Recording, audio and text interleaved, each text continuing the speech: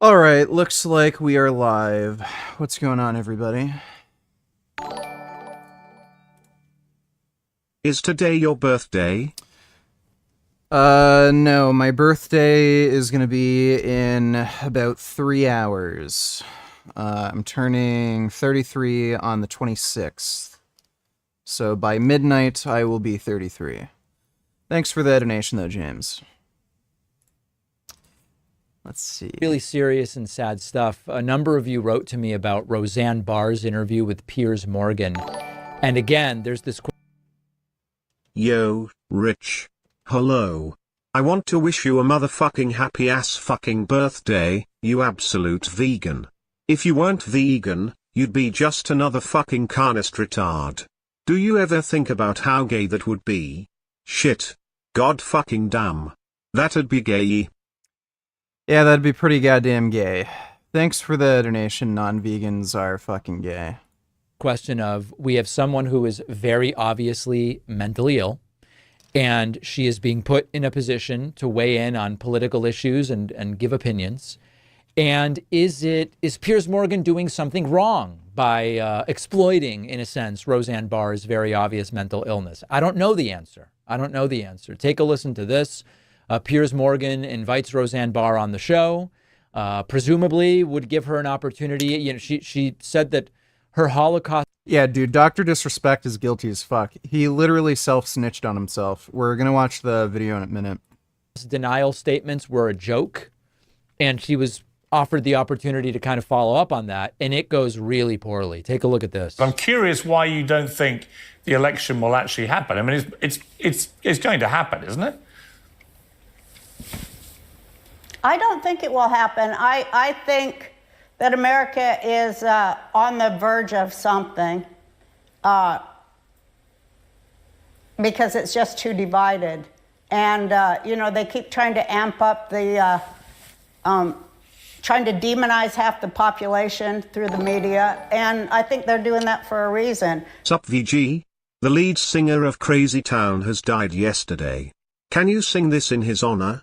Maybe later on after a few reactions? May you rock in paradise, Shifty Shell Shock. Also happy motor fucking birthday. Well, thanks for the donation, Grey Knight.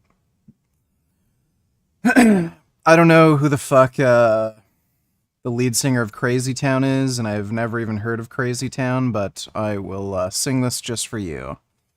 Thanks for the donation again, Grey Knight. Any new Frank vids to watch? You sound well rested. Yeah, there are. We're gonna watch the new Frank Tufano video in just a few minutes. Thanks for the donation, James. Nipple Clamps donated $2. Is this real? Let me see. German woman who criticized migrant gang raping a 14-year-old girl sent to prison for offending the migrants, receiving a longer prison sentence than most of the men who committed the crime. The woman has been sent to prison for sending hateful messages to one of the migrants, telling him that it was a disgusting miscarriage of justice that he got off lightly with the crime. She has received a longer prison sentence than 8 out of the 9 attackers. Authorities in Hamburg are investigating up to 140 other Germans for sending harmful comments to the migrant gang.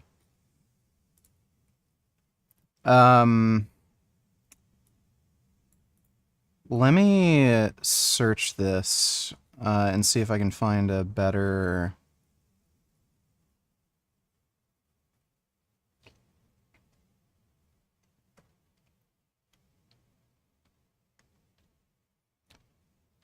Looks like it's mostly like right-wing news sources that are covering this.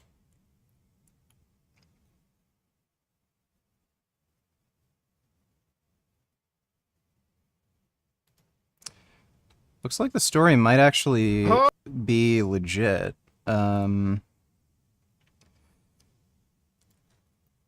20-year-old woman in Hamburg, Germany is being sent to prison after making hateful remarks towards a migrant who was involved in the gang rape of a child. The woman is just one of 140 people being investigated for making harmful comments towards the rapist.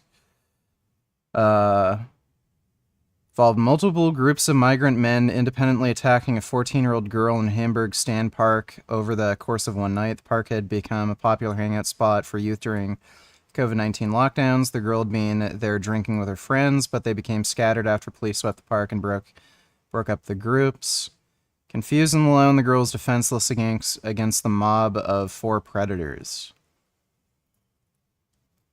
Total of 11 men were initially charged, but 2 were acquitted quickly due to a lack of DNA evidence. The sperm of 9 of the men, however, had been successfully recovered. Holy shit. So, apparently, if you criticize gang rapists who rape a child, you're a criminal in Germany. Despite DNA and WhatsApp evidence, 8 of the 9 men convicted walked free with probation and spent no time in prison at all. The 9th was sentenced to 2 years and 9 months in prison.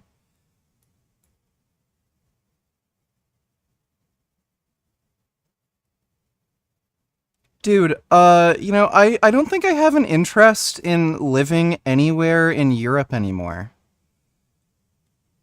So, yeah, fuck Germany, apparently. That's retarded. Thanks for the donation, nipple clamps. Aaron Brown shit talking Noah Lyles. Pretty funny. What's good, everybody? It's the GOAT Aaron Brown, and I am... Alright, I'll take a look at that in a minute. Thanks for the donation, Matthew.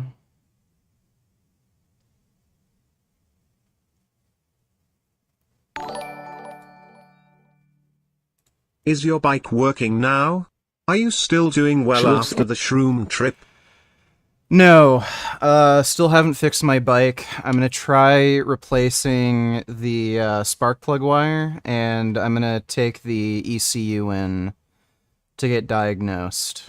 But yeah, I'm still doing good after the stream trip. Don't have any depression. Thanks for the donation, James.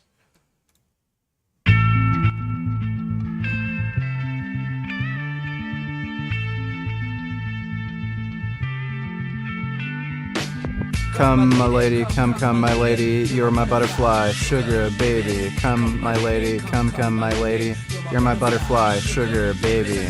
Such a sexy, pretty little thing, fierce nipple pierce, you got me sprung with you. I ain't gonna lie, 'cause your loving gets me high, so keep you by my side, there's nothing that I won't try. Butterflies in her eyes and looks to kill. Time is passing, I'm asking, could this be real? 'Cause I can't sleep, I can't hold still. The only thing I really know is she got sex appeal. Can feel too much is never enough. You're always there to lift me up when going gets tough. I was lost, now and found ever since you've been around. You're the woman.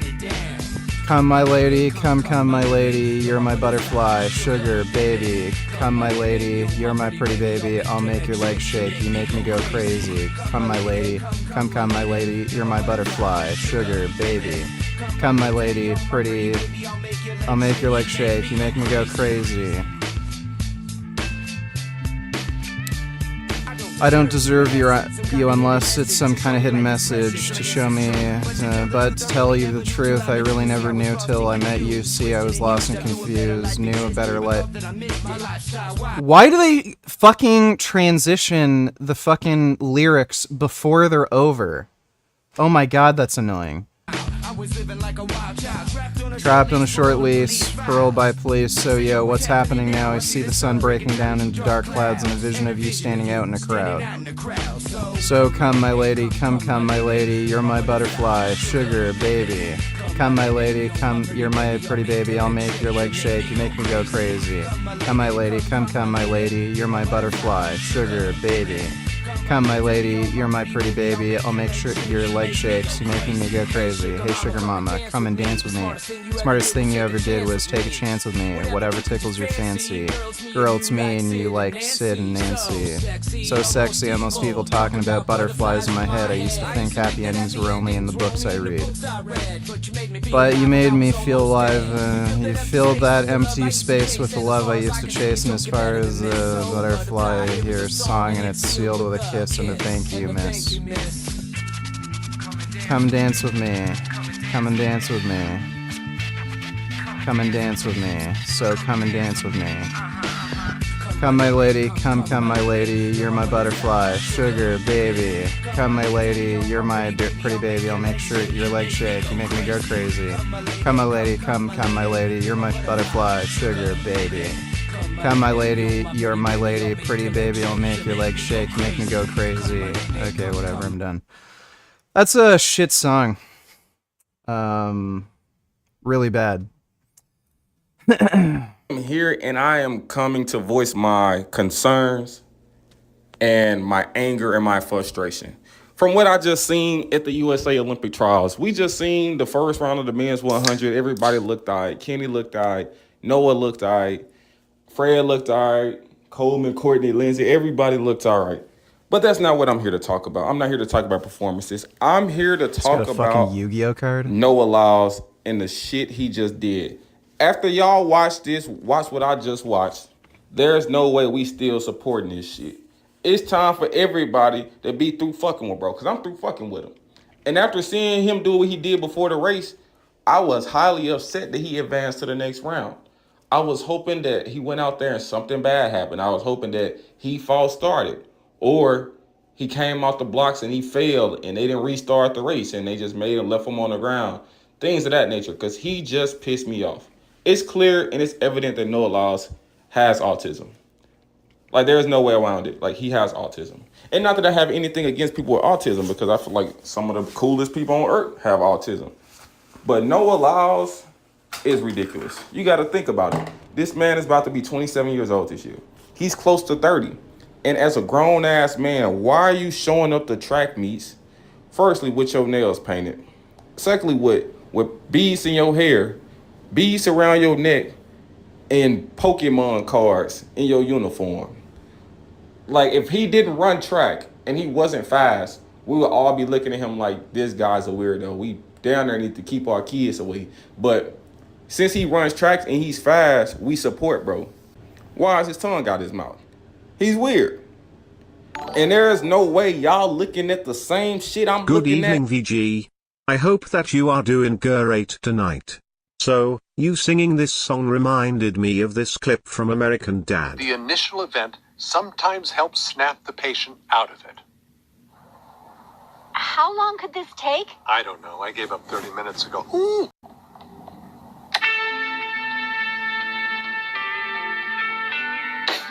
Come my lady, come my lady. Can you check out my band's video please? Vegan BTW. Sure, I'll do that in just a minute. Thanks for the donation, Stink Brute. Okay. Thanks for the donation, Ben.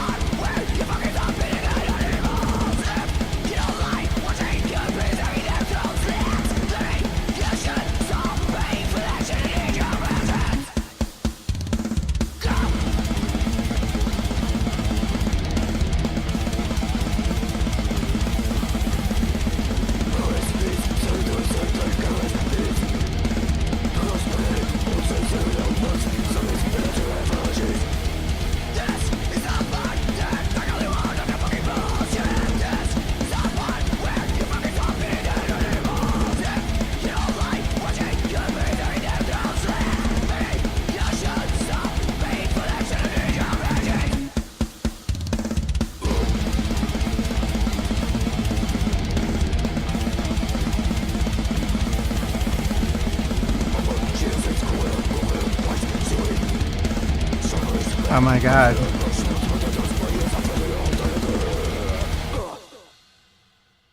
Oh, it's a nice cow. That was pretty dope. Thanks for that donation, Sting Brute. And y'all still supporting, bro. I'm through fucking. I've been through fucking with bro a long time ago, 2, 3, 4 years ago. I've been through fucking with bro, but I just feel like he goes out, and I can't really blame Noah Lyles. Like, I know I express a lot of anger and frustration with Noah Lyles, but it's really not directed towards Noah Lyles because I know he's not the person who's in control of himself. He's just a puppet. I like this vid. What's good, everybody? Yeah, it's good. Thanks for the donation, James. Ridiculous. Not directed towards Noah Lyles because I know he's not the person who's in control of himself. He's just. Thoughts on $8, smash or pass? Let me see. Cameraman out of pocket. Mom getting arrested. I don't know what the hell going on. They got mom hemmed up. God. What the fuck?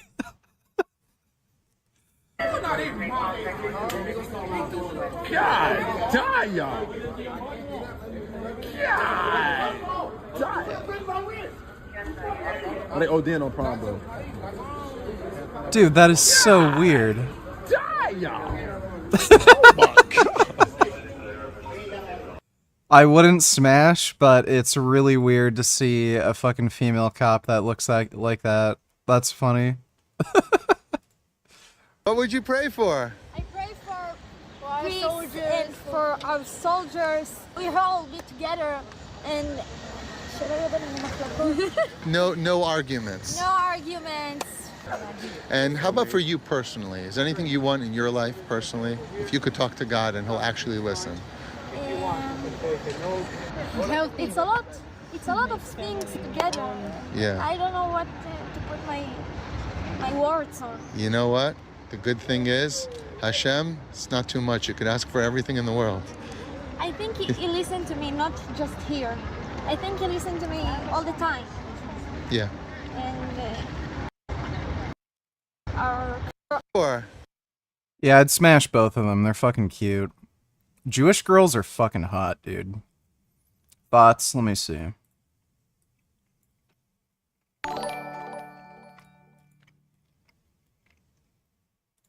Well, it's the same old story every single time. The overly aggressive dude getting out of the vehicle, trying to act macho, when we all know that he's far from macho as he tries to smack the phone out of the old man's hand, but ends up tasting that hand and taking an involuntary bow for his efforts, starched and now involuntarily doing the Stifler. What an idiot, and now his girlfriend, person, place, or thing comes to his rescue. Let's take a quick look at the replay. Look, whatever the case is, man, you get out of the vehicle, you start acting aggressive, you don't know who the hell that guy is. This guy's probably been in combat several times, and booyah, you're just a freaking twig in the wind. And as the fire truck passes... Yeah, that guy got exactly what he deserved. Thanks for that donation, Thoughts. Animal Liberation Donate Tellers, what do you think McDougal's cause of death was? Isn't 77 kind of young? Do you think his stroke at 18 had anything to do with it? Did McDougal die? Dr. John McDougal death. Let's see. Well, he was, like, old and frail. I don't know. Statement: his family described him as beloved husband, father, grandfather, blah, blah, blah. McDougal pursued a healthcare career after suffering from a stroke, age 18. He was left with a lifelong disability as a result of the stroke, which gave him a passion for transforming the healthcare system. That's super fucking young to have a stroke. That's crazy. Like, he was just very skinny and frail. I don't know exactly how he died, but, yeah, I saw him, like, a few months ago. He got really, really thin. So, I don't know. Could be anything. He's probably just old as shit. Thanks for that donation, Animal Liberation. Just a puppet. NBC... they force Noah Lyles to do certain things so he can be like the star of the sport. He can't say no or they're going to take it away. They're going to ban him for doping. They're gonna expose the positive test that he potentially have, and all of that. So he has to do whatever they say. They say Noah, paint your nails. If they say Noah, put this anime shit on. If they say Noah, put these heels on and go run this race in these heels. He has to do that. So I can't really put all the blame on Noah Lyles, but it's the fact that I respect people that stand for something. Because if you don't stand for nothing, you will fall for anything. And this is just a direct reflection of Noah Lyles falling for anything. You see his brother, he was super fast coming out of high school, but his brother ain't the type to throw no heels on. His brother ain't the type to paint his nails. His brother ain't type to let somebody control him and do some shit that he don't believe in. If you believe in it, go ahead and do it. But if you believed in it, you would have been doing it. He would have came in the game when he was 16 years old or 17 years old at the Olympic trial with his nails painted. Or even 2 years ago would have showed up with his nails painted and booty shorts on and shit of that nature. But now, this is ridiculous. This is getting out of hand. He's a poor representation of what sprinters supposed to be in the United States. Sprinters in the United States, especially, they're supposed to represent this country. They're supposed to be masculine men. They run fast. They're supposed to be tough. They're supposed to be strong. And he's the direct opposite of all of that. He's a grown man, but he acts younger than Quincy Wilson. He's fast. You can't deny the fact that he's fast. Like, he has talent. Like, nobody is ever hating on Noah Lyles' talent. I just hate the fact that he don't stand for nothing. Like, he let them use him and make him do things that he doesn't probably agree with or even want to do, but he has to do it for the money. Like, he really selling out for the money. If they say Noah Lyles, go out there, we're gonna play some Cardi B when you walk out and bend aside. All right, Dr. Disrespect. Oh boy. You know, the last video I uploaded, I was looking into Twitch's biggest mystery. Former, I believe, director of strategic partnerships at Twitch pretty much said that, yeah, the guy was messaging minors. Now, there wasn't actually any evidence, but, you know, the doctor didn't really do much to alleviate his symptoms, because he pretty much just said outright... Sorry to say, but our old pal McDougal had it coming. He claimed that he wouldn't ever go vegan and would have a roast turkey once a year at Thanksgiving out of spite for the crazy vegan activists. You got what you deserved, pal. W for the turkeys. Yeah, he's a jackass. Hey man, love your streams. Can you react to this crazy stuff from Cops What's New? Thanks, faggot. I'll take a look at this. Thanks for the donation, blast my ass N-word. Yeah, apparently McDougal was lying about eating like a slice of turkey every year, but just saying that is fucking stupid. I don't know why he has an issue with vegan activists. He's just a fucking dipshit. So, I don't particularly like a lot of his diet advice either. He made some pretty stupid recommendations. Thanks for the donation, Soy Goose.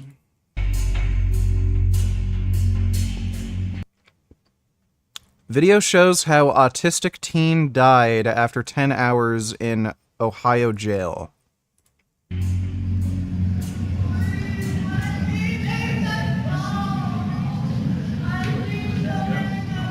Dude, this guy is a teenager and he's already this fucking bald? Whoa. Holy shit, those are some bad fucking hair genetics. Oh my god. You could see in his mugshot how distressed he was. Yeah, bro, this guy is balding like a fucking 50-year-old. I had nightmares for months. The fear. He was terrified. Then have a seat and chill out. It is me, Gigglyardo. When did you start streaming full time? I vaguely remember watching in early 2019.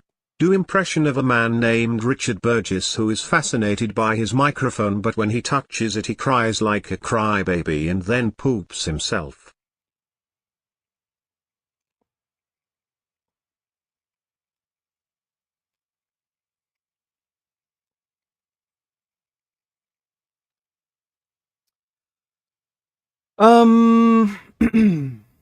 Streaming full time.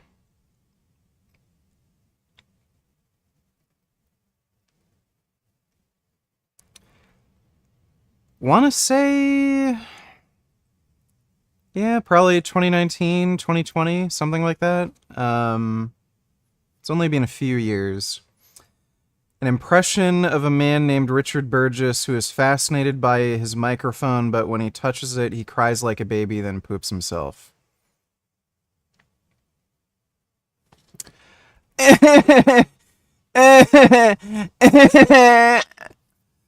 Okay, there you go. There's my impression of myself doing that. Thanks for the donation, Gigliardo.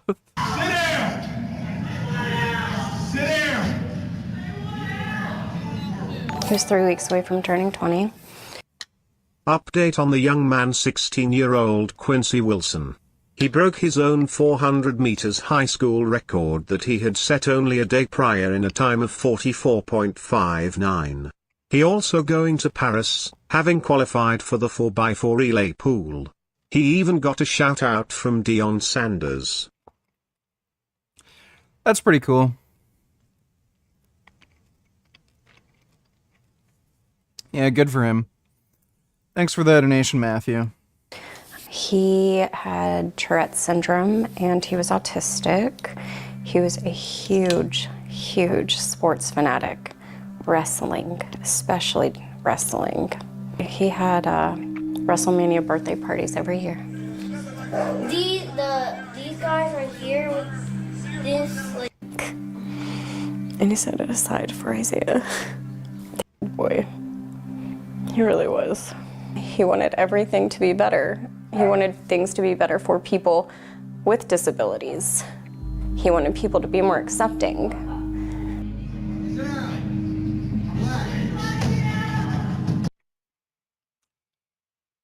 Arrested in his Lebanon apartment during a mental health crisis after a neighbor called the police. Lebanon?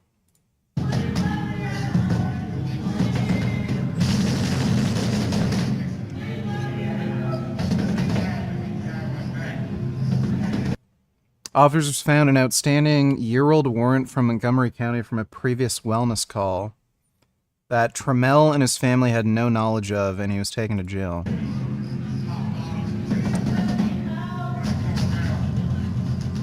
They're saying that there's nothing that they can do for him.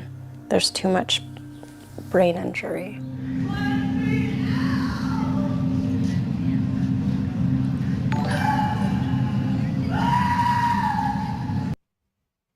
Nibble Clamps donated $2. As a worker myself, I used to...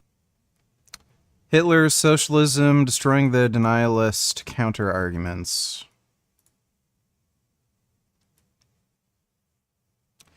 Some continue to believe that Hitler and National Socialism wasn't real.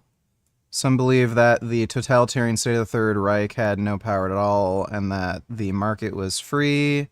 They want to believe that Hitler and his state had no control over the economy and the ideology of National Socialism didn't call for the creation of a people state after the conquest of Lebensraum. Yes, 80 years after the events in question, blah, blah, blah, da-da-da.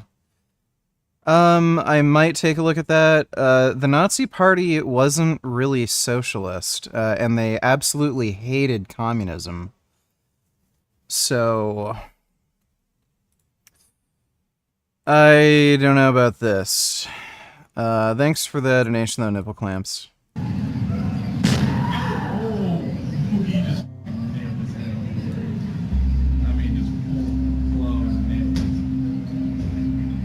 He just kept hitting his head. Stemming some people, it just helps them to calm down. It's not something they can control.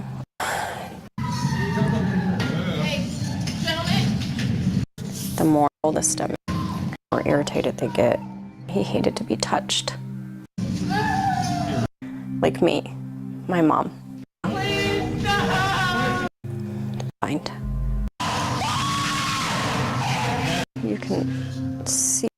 You can see it in the video.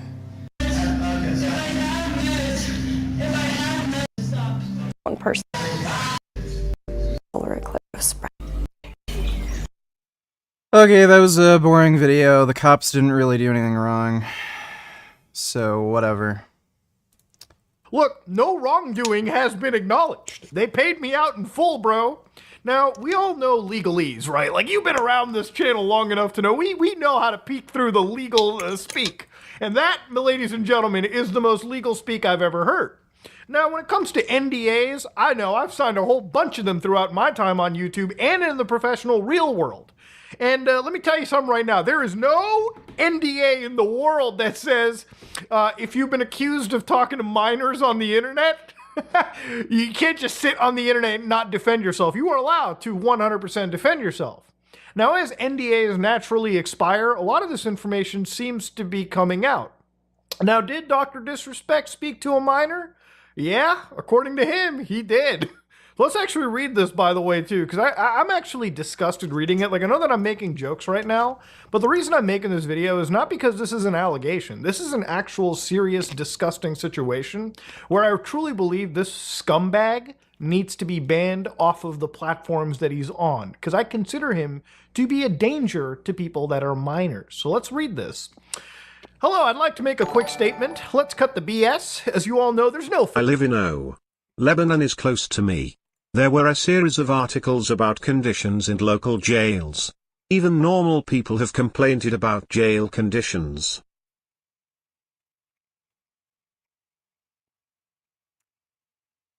I don't even know where that took place. Everybody was speaking English.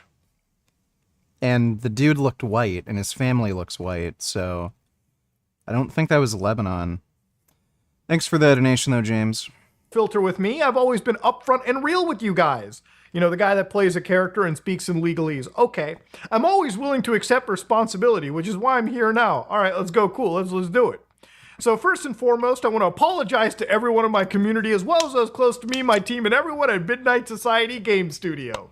Now, for those of you who don't know, the reason why this situation has taken a very, very dark turn is that the company he owned, Midnight Society, where they were making this like NFT vertical looter shooter game, I believe it's Dead Drop, they ended up actually like basically cutting ties with him. And they straight up said, we assumed his innocence and began speaking with parties involved, and in order to maintain our principles and standards as a studio and individuals, we needed to act. For this reason, we're terminating our relationship with Guy Beam immediately. While these facts are difficult to hear and are even more difficult to accept, it is our duty to act with dignity on behalf of all individuals involved. Especially the 55 developers. Let's be fucking real, the studio's dead in the water. Without the face of the company, their game is not going to succeed. Now, obviously, this is pretty scary. Now, a lot of people have asked... That happened in Lebanon, Ohio. Oh, I see. It's really weird. I didn't know there was a Lebanon, Ohio, jackass, alright? Thanks for the donation, James. For proof about these situations, and I agree. There should be proof before we call somebody, you know, the P word by any stretch of the imagination, obviously. But it's kind of scary when professional relationships get cut this quickly, especially when the studio you co-founded and you are basically one of the co-owners of, when they boot you out, it's not a good look, okay? You know, if I had these kind of allegations and like the companies that I was a part of decided to oust me and remove me, that would be a pretty bad look on my part. So let's go back to Dr. Disrespect's statement here. A lot of people have been left in the dark about what happened yesterday with Midnight Society, and we made the painful decision collectively to have me step down. So here he like, you know, says the team is great and everything. Bro, that was not the same statement. Those guys straight up said they believed you were innocent, and now after they... Yeah, dude, that video was fucking annoying and stupid. So, the cops were called for a wellness check. They found that there was an outstanding warrant. If there's an outstanding warrant, they have to arrest you. They can't just decide whether or not to arrest somebody despite them having a warrant. They have to do that. And then when he started hitting his head, they immediately grabbed him and restrained him. What the fuck did the cops do wrong? Like, it's stupid. And then you have this fucking annoying bitch mother, like, talking in this weird, annoying, whispering voice, acting like she's being... like somebody killed her son. Like, your son's a fucking retard. He hit his own fucking head, and it's not the cop's fault. They looked at the facts again. Oh boy, they are disgusted by these facts. So, yeah, this is obviously such a weird PR statement to write. Again, when a guy says that they're real and you read shit like this, they're not fucking real, okay? They're not absolutely in reality land. You can literally look at the other post and see that there's a clear discrepancy. So everyone has been wanting to know why I was banned from Twitch. That's true, I wanted to know too. For the reasons outside my control, I was not allowed to say anything for the last several years. Now that 2 former employees have publicly disclosed the accusations, I cannot tell you my side of the story regarding the ban. This is where the juicy shit is. Were there Twitch whisper messages with an individual back in 2017? Yeah. Whoa, hold on. You're like Muda with an individual? Ladies and gentlemen, I just want to take you to it. This tweet's been edited. A lot. Okay? In fact, the first version of this post said individual minor, not an individual. So, boys, let's whip out the diff checker, okay? Now, for anybody that doesn't know what a diff check is, in computer science mumbo-jumbo, we can check what changed in a file. So, looking at the first post and the second post, there's been one change. The word minor got removed. Now, this is where I believe Dr. Disrespect might be completely fucking stupid, because you could... Oh, he's stupid, all right. Oh, he is stupid. I could have just deleted this post and re-put it up there. This just makes you look really, really, really disgusting. Why would you remove the word minor? Like, why? Why would you obfuscate the age or, like, you know, the threshold of someone's age? Now we know it's clearly a minor. The answer is yeah. So the guy was talking to minors. Okay. Were there real intentions behind these messages? The answer is absolutely not. So what, was blood just yapping? Was that what we were supposed to see? These were casual, mutual conversations that sometimes lean too much in the direction of being inappropriate. What the fuck do you mean leaned in the direction of being inappropriate? Like, what does that even mean? Okay, you know, I've spoken to, like, minors who interact with me on my platform, okay? You know, people in the community, they reach out to me. It's like, hey, Muda, I'm, like, in high school. I'm graduating. I want to be in cybersecurity. I want to learn about computers. What certification should I get? Muda, can you help me with virtual machines? I get messages like that, and I'll respond back to any minor in my platform, and I'll tell them stuff. Like, that's a very, very, very, very key difference. That's not inappropriate at all. What is inappropriate is if you start building relationships and you start asking them to meet out with you and you start to get maybe a little too degenerate, so to speak. That is inappropriate. There's like such a binary difference between appropriate conversations and inappropriate conversations, especially when it comes to being a minor. This guy is a fucking sack of shit. At least be upfront and at least talk about this stuff. So he says nothing more, nothing illegal happened. No pictures were shared. It's a shame that everyone is aware of and talking about this situation, but no one is talking about Svaria, who is far worse. Yeah, especially after I made that video pointing out that the guy literally wants to have sex with his own children. It's kind of weird how people haven't picked up on this and, like, mentioned it. I'd like to see people like Mutahar or even that fucking jackass Penguin Zero talk about that dipshit. Thanks for the donation, though, nigga. Shared, thank God. No crimes were committed. I never even met the individual. Again, what were these conversations that lean too much in the direction of being inappropriate? I wonder. I went through a lengthy arbitration regarding a civil dispute with Twitch, and that case was resolved by a settlement. Let me be clear. It was not a criminal case against me, and no criminal charges have ever been brought against me. Okay? But, like, you just admitted to talking to a minor, in some cases, inappropriately. And what's even wilder, too, is that at no point does he even actually say in this entire mention that I didn't even know this person was a minor at the time. Like, it's insane. There's not even a denial in that front either. Like, he didn't even say, you know, I didn't know this person was under 18 at the time I was even messaging them. And you'd think that, you know, covering a statement like this, that would be imperative if it were actually true. So that's another red flag here. Like, what in the... What? Now, from a moral standpoint, I'll absolutely take responsibility. I should have never entertained these conversations to begin with. That's on me. Yeah, you're the adult in the situation. You know, if any minor comes and interacts with me in a dirty manner like this, it's an immediate block. Like, it's not even a thought to think. You know, the easiest part about making content on the internet is just not getting involved with minors. For some reason, these creators just can't understand that. So that's on me as an adult, a husband, and a father. Bro, I hate this shit so much. How are you gonna write a husband and a father? Like, the dude cheats on his wife, and now he's getting caught texting inappropriately with minors by their own admission. How can you pretend to be the loving dad and the husband? The dude's a scumbag. It should have never happened. I get it. I'm not perfect, and I'll own my shit. This was stupid. You know, there's a lot of dumb shit that I know people do, because obviously human beings are not perfect. We all... What a fucking retard. I have just never seen such insane stupidity in my fucking life.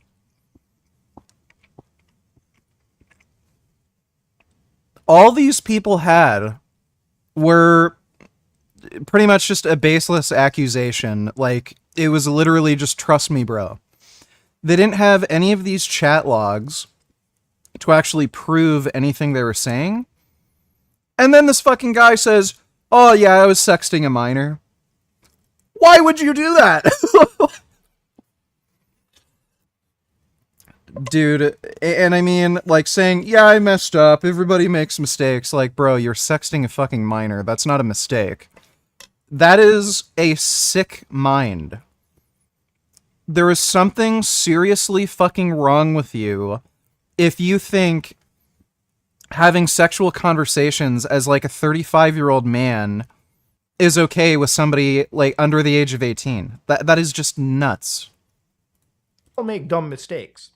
Inappropriately talking to a minor over the internet, when you say sometimes lean too much, meaning it happened more than once on plenty of occasions, apparently, that's not... That should never have happened. There are some things that I firmly believe should not happen. There are some lines you don't cross, and when you cross those lines, you're a disgusting person, and this is just one of those lines.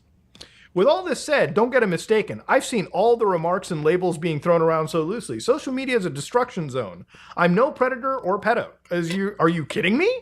Anyone that truly knows me knows where I stand on those things and those type of people.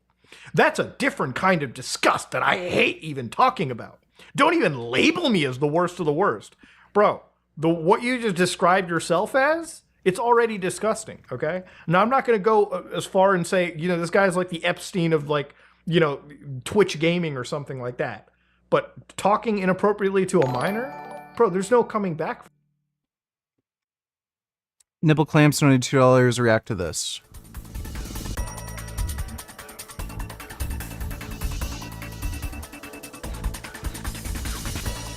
Foundation for the Defense of Democracy, who I work with weekly here at PJTV, made an appearance on The Daily Show with Jon Stewart. Now, Cliff and Mr. Stewart were having a heated argument on the subject of what constitutes torture and what is merely coercion. Here's how the conversation unfolded. In the World War II, we did not inflict pain and suffering on suspects in Europe and Japan. You I would think hope we we didn't waterboard people. I would hope that's we why did do Hiroshima. You think Truman is a war criminal for that? Yeah. You do? Yeah. Okay. Okay, look, this view expressed by Jon Stewart and shared by millions is becoming ever more widely held the further away from the event we become. Stewart and others maintain that the atomic bombings were... I actually used to have that opinion on Hiroshima and Nagasaki, but I changed my view. It's not as simple as, like, a war crime, and given the knowledge and intelligence the U.S. military had at the time, it's not an unreasonable decision. Were criminal acts claiming that the targeted cities received no warning, or that they were of no military value, that the Japanese resistance was crumbling and their use was unnecessary, and that Japan was trying to surrender at the time of the bombings, which were therefore nothing but an unjustified and brutal signal to merely show the Soviets who's the boss. None of these positions stand up to the facts. We'll come back to the moral issue in a moment, but let's begin with the historical facts. Here's what Jon Stewart himself had to say about the whole idea of warnings. Here's what I think on the atom bombs. I think if you dropped an atom bomb 15 miles offshore and you said the next one's coming and hitting you, then I would think it's okay. To drop one on a city? So at the time, there were only 2 atom bombs to use. So wasting one that would do nothing would be just untenable. They were massively, massively expensive to make. There's no way you could get the U.S. military to just literally waste a bomb and say, oh, next one's, going to be the real one. And kill 100,000 people? You think that would? I think that's criminal. Okay, so Mr. Stewart's main point is that if the Japanese had been warned, quote, then I think it would be okay, unquote. But the Japanese were warned. Because after 6 minutes of grueling research, I was able to discover this leaflet. The U.S. did warn them. The U.S. warned them that they were going to use this new special super duper bomb, and if they didn't surrender, we're going to fuck you over, and then they just ignored the warning. This is a photograph of the front side of Office of War Information Notice number 2106, dubbed the LeMay bombing leaflet. Over 1 million of these were dropped over Hiroshima, Nagasaki, and 33 other Japanese cities on the 1st of August 1945. That's 5 days before the Hiroshima bombing. The Japanese text on the reverse side of the leaflet carried the following warning, quote, "Read this carefully as it may save your life or the life of a relative or friend. In the next few days, some or all of the cities named on the reverse side will be destroyed by American bombs. These cities contain military installations and workshops and facilities which produce military goods. We are determined to destroy all of the tools of the military clique which they are using to prolong this useless war. But, unfortunately, bombs have no eyes. So in accordance with America's humanitarian policies, the American Air Force, which does not wish to injure innocent people, now gives you warning to evacuate the cities named and save your lives. America is not fighting the Japanese people, but it is fighting the military clique which has enslaved the Japanese people.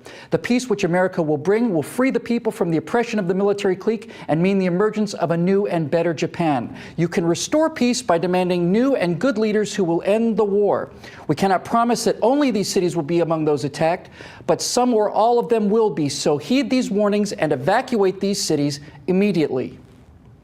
Now that's certainly more warning than our sailors got on the morning of December 7th, 1941, but was it enough?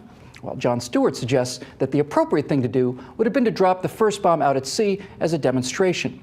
Well, now let's follow Mr. Stewart's line of reasoning here. The effort to develop the atomic bomb was codenamed the Manhattan Project, and it was spectacularly expensive. To give you some idea of the scale of it, the small town of Oak Ridge, Tennessee, where the fissionable materials were produced, consumed 1/6 of all of the electricity generated in the entire United States. The Manhattan Project... That is insane. Yeah, literally the only reason we have nuclear power today was because it was subsidized by the U.S. government. Alone likely used more electricity than was generated in the entire nation of Japan. After many years, this mighty effort produced 4 bombs, 4 of them.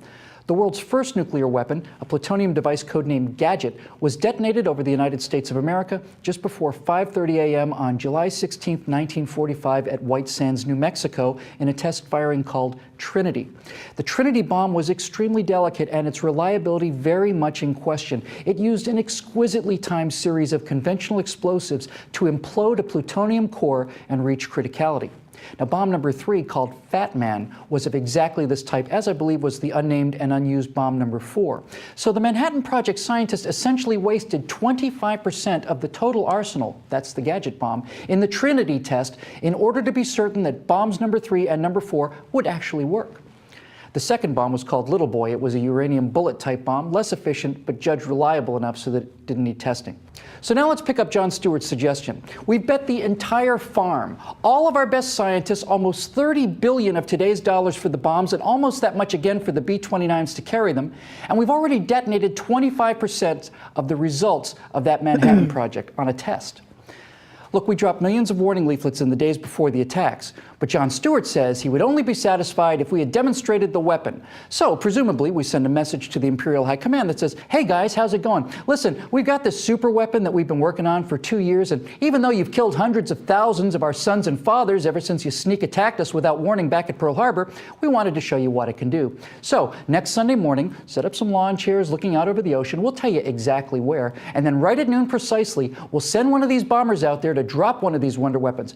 But no fair trying to shoot it down just because you know exactly where and when and what to look for, because when you see the kind of splash this thing makes, well, either you're going to give up on the spot or you'll suddenly somehow deserve what's coming to you when you wouldn't have deserved it otherwise if we hadn't dropped one out in the bay." If all of this is a little morally confusing, don't worry. Some snarky narcissistic comedian will explain how that works for you 64 years from now.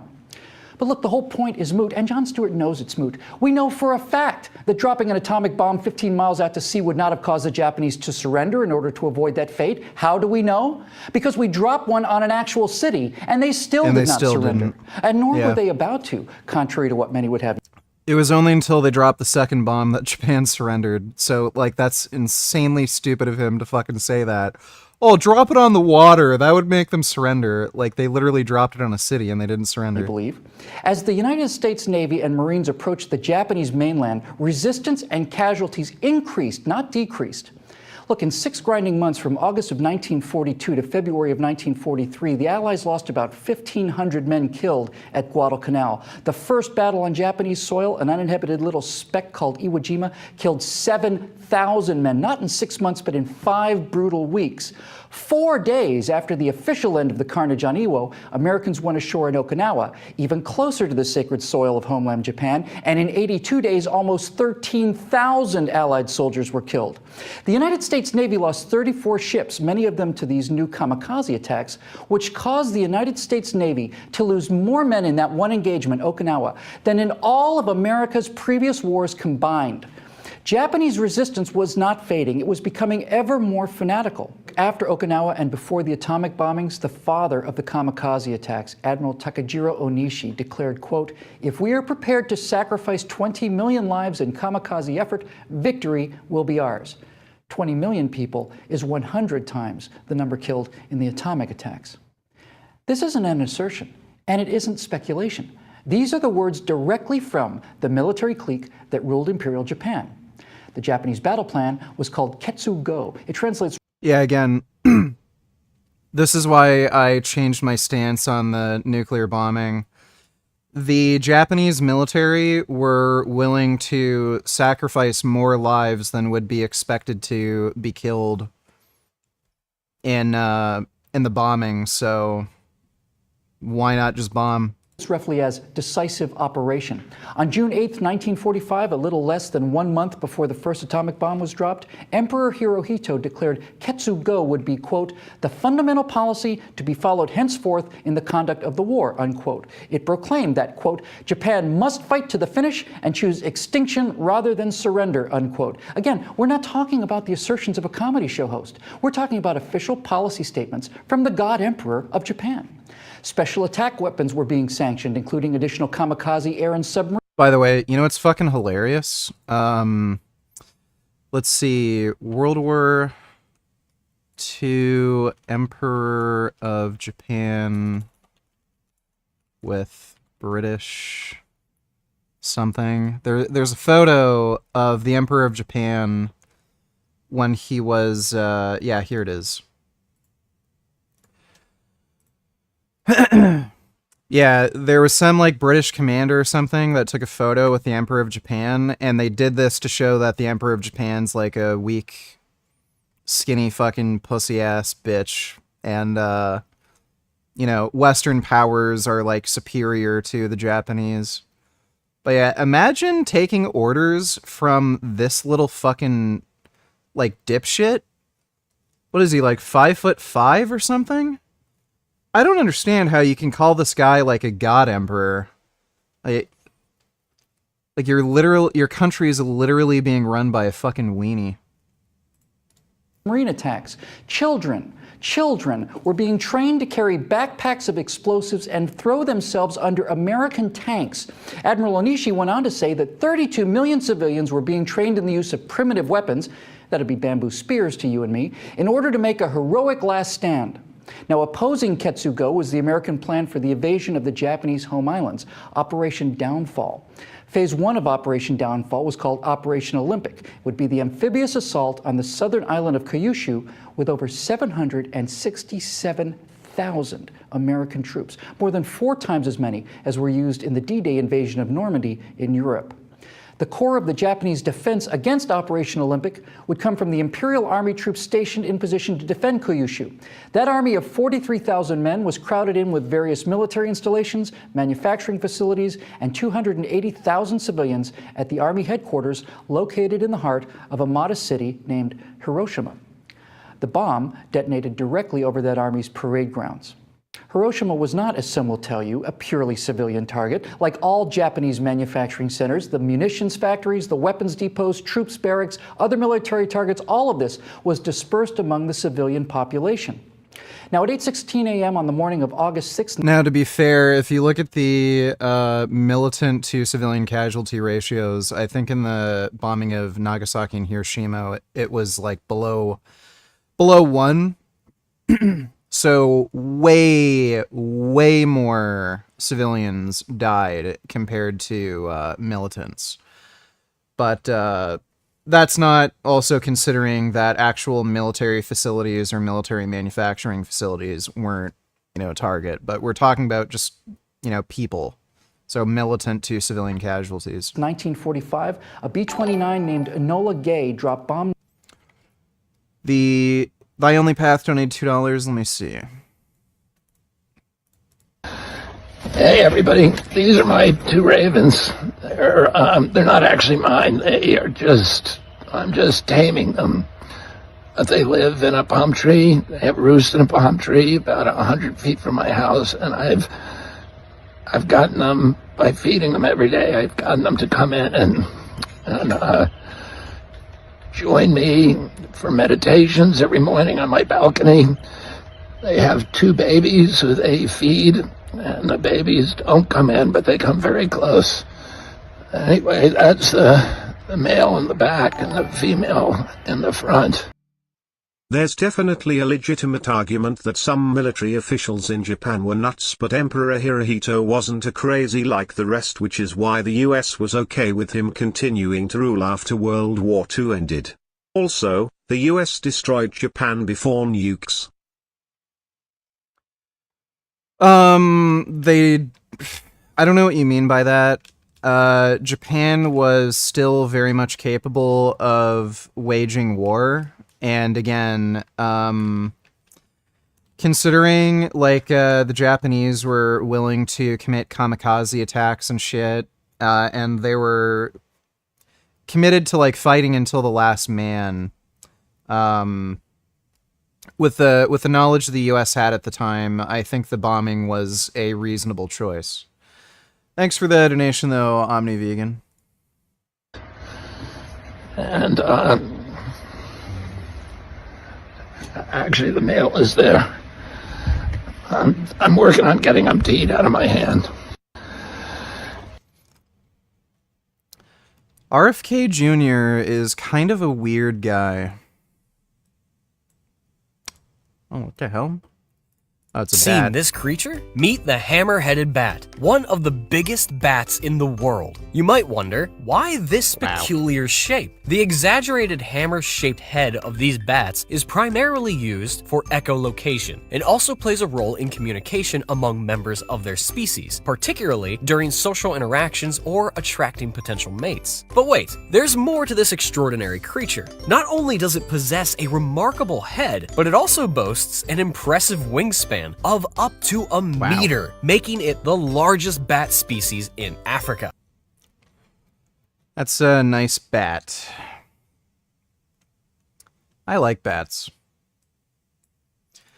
My mom was sleeping in her bed and she felt something like fuzzy on her pillow, and then she like grabbed it or something, and then it started screeching. And then she like freaked out and she turned the lights on, and then there was this bat flying around her fucking room. And then the neighbors heard her screaming, and then one of her neighbors helped to get the bat out of her room. It's pretty funny.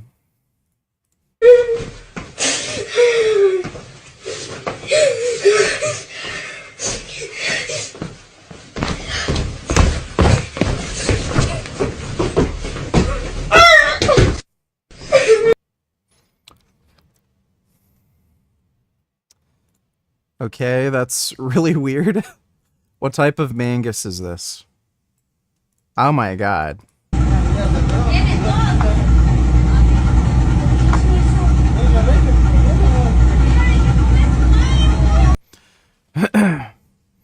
Dude, monkeys are so funny. That monkey's just like a little fat person. Look at his little hands. That's a really fat monkey. I wonder how it got that fat.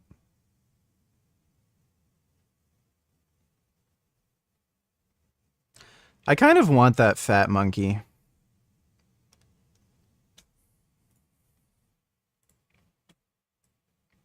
Oh my god. Oh my god, that prairie dog has clothes. He looks so handsome in his jacket. That's amazing.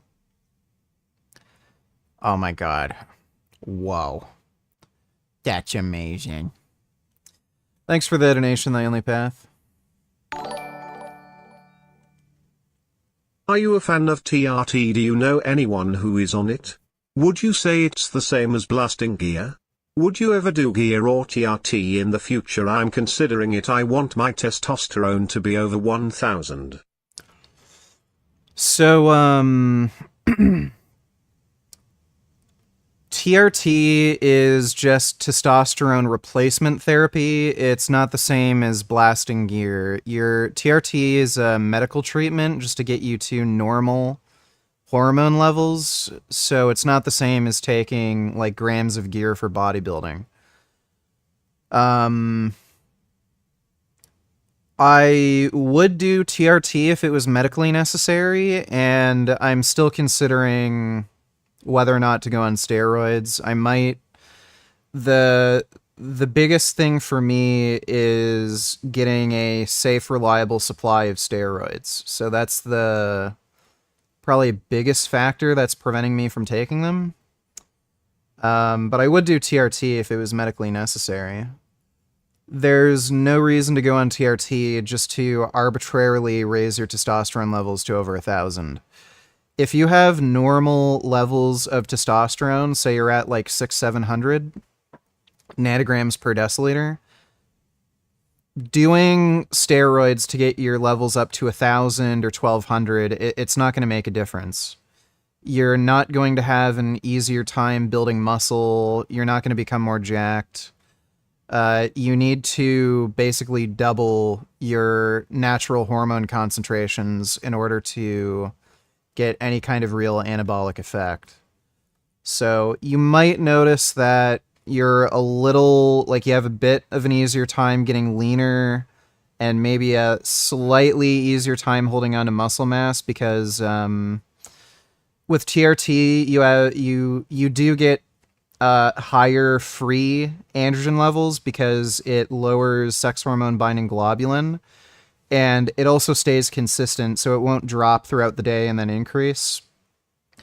So it might have a slight benefit, but it's not worth doing these drugs just for a minor benefit. Thanks for the donation, though, Tool. What were your thoughts on the Second Iraq War?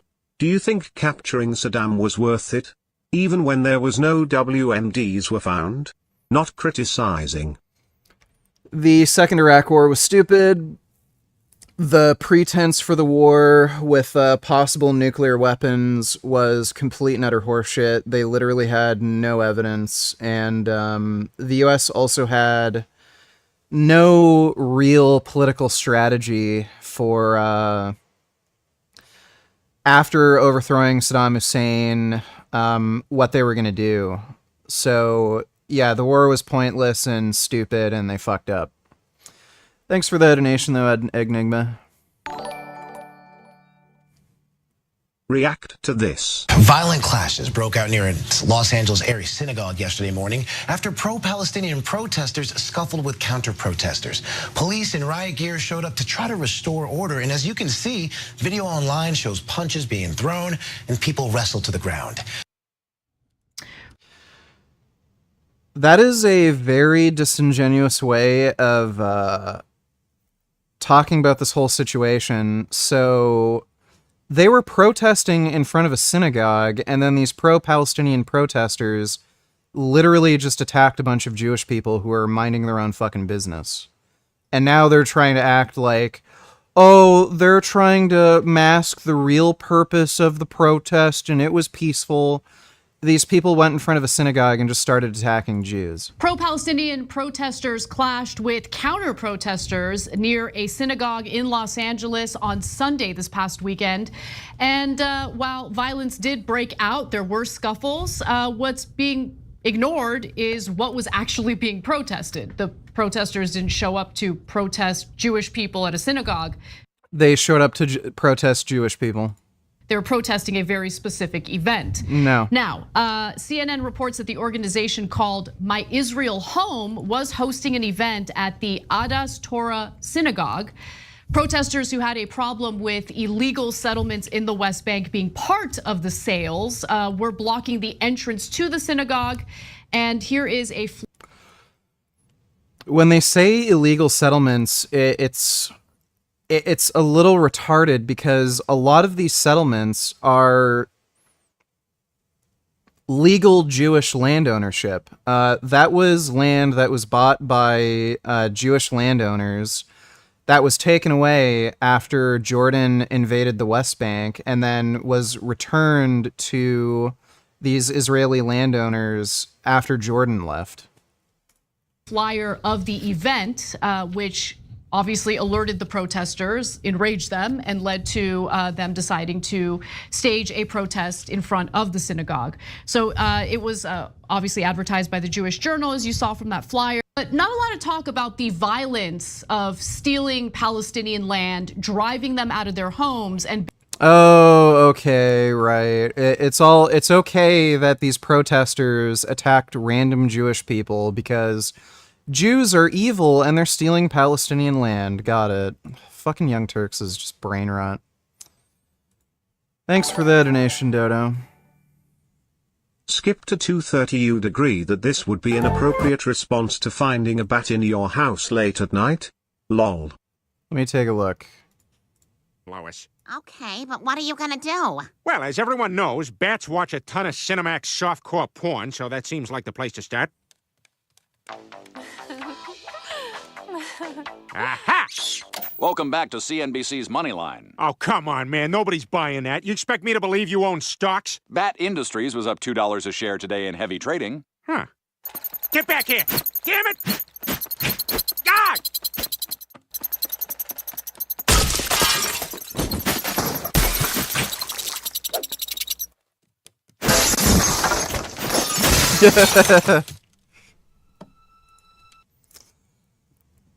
I'd be a little worried about a bat having rabies, but I like bats. I don't know why people get freaked out about like bats in their home. I'd want to like pet them. Thanks for the donation, Ben.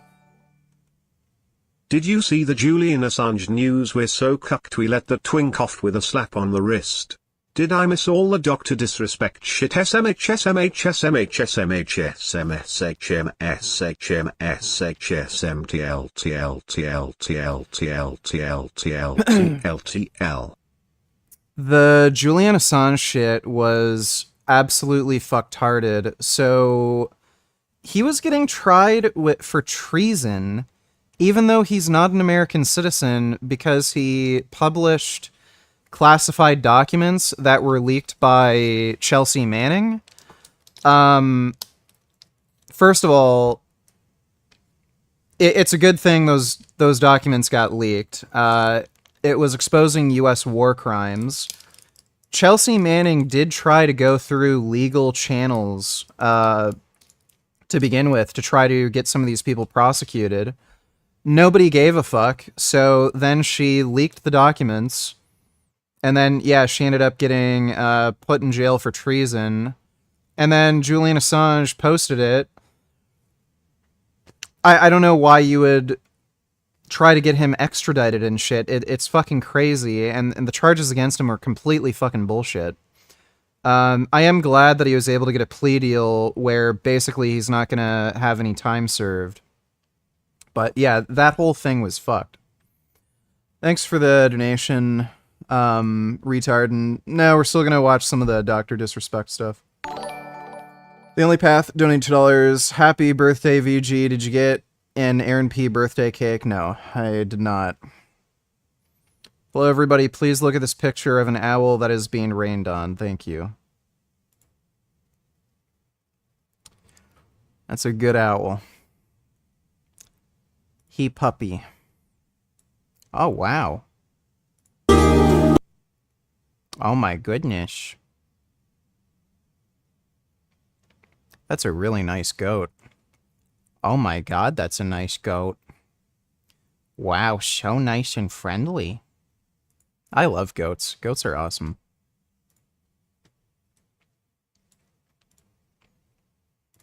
Yeah. Love ya. Love you. We'll talk more. All right. Drive safe. Yep. Don't forget it. Parents are always worried if you ride because there's a lot of dumb drivers out there. And, well, she definitely wasn't wrong. Yeah, his own mom hit him. So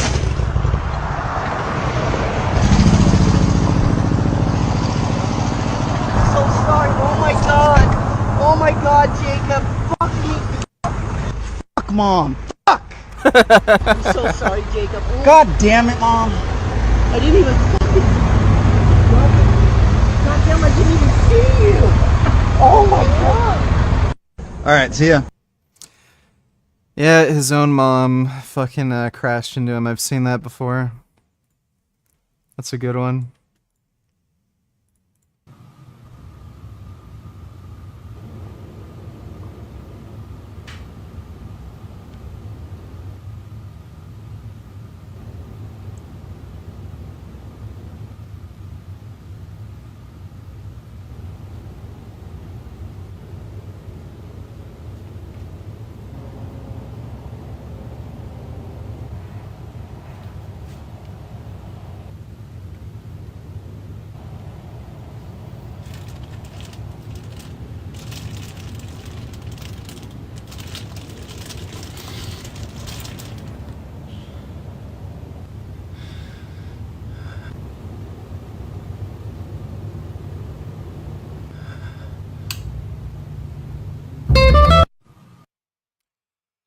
Alright, well thanks for the donation, The Only Path.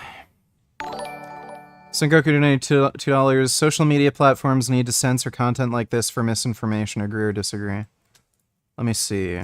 Versus an egg. When you eat an egg, 48% of the egg can become muscle tissue.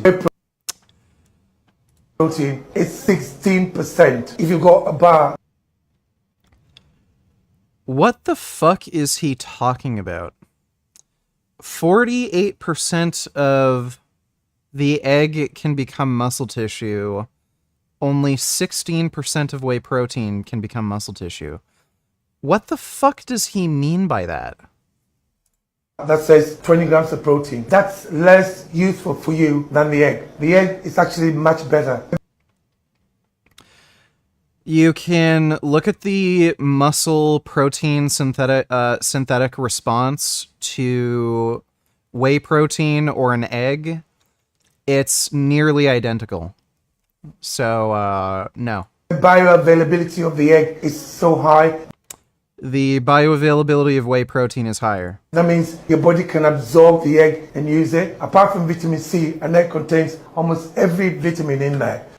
It does not. You can look up the nutrition facts of an egg. Eggs are not particularly high in vitamin content. When you eat a protein bar, that's been filled with synthetic shit and emulsifiers and all of that. It's not food. The body converts most of it into sugar.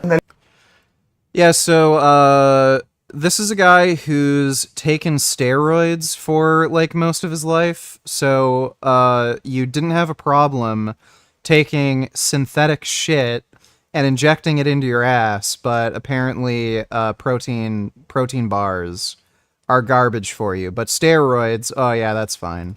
A little bit of protein there, which is about 16%. Wake up, an egg is much better for building muscle than whey protein.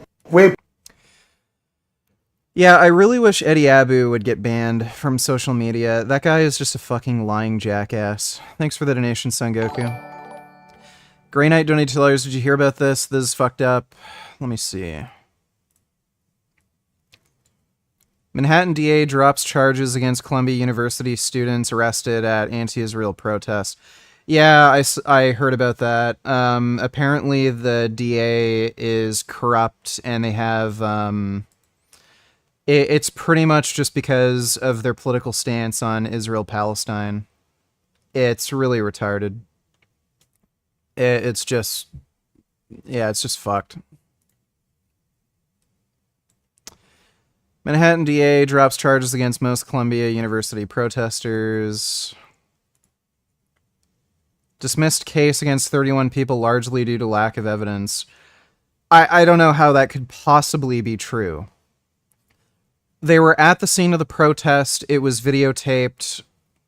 That's just complete nonsense.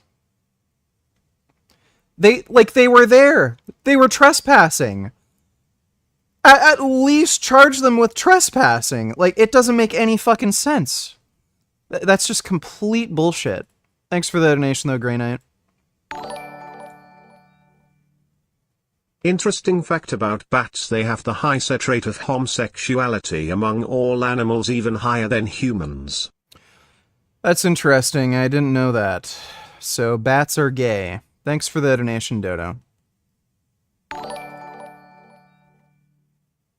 Assange is a Dunning-Kruger incel retard. Sorry, I don't give a fuck that he begged Chelsea for 4K footage of us smoking Iraqi civilians. He doxed a bunch of informants assisting us against the Taliban cause he didn't give a fuck to review and redact any of it.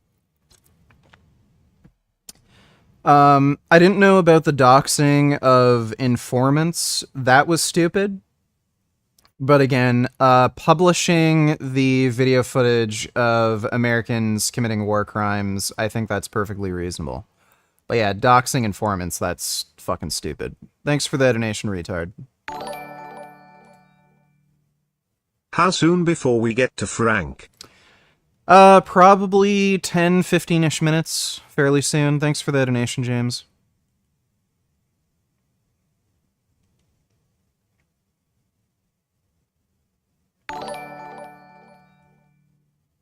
The new Tekken gameplay is so good. Storyline is good too. Way better than Street Fighter. Yeah, I would agree. It is way better than Street Fighter. Street Fighter would have been pretty much perfect if they didn't have that fucking impact drive system. That is the stupidest fucking mechanic I've ever seen in any fucking fighting game. It ruins the fucking game. I fucking hate it. It is so stupid. If they had just left that out of the game, that would have been by far the best Street Fighter yet. But they completely fucked it.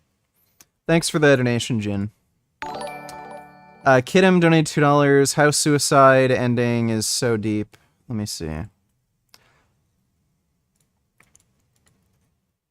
Middle East North African criminal migrant causes a gay couple in Amsterdam for their... curses a gay couple in Amsterdam for their degeneracy, exactly the kind of Europeans who undoubtedly support the invasion and replacement of the indigenous population by such intolerant foreigners in the first place. I don't know what the fuck he meant by that. Okay, so this guy here is saying that he is with a Jew, cancer, homo. Say more.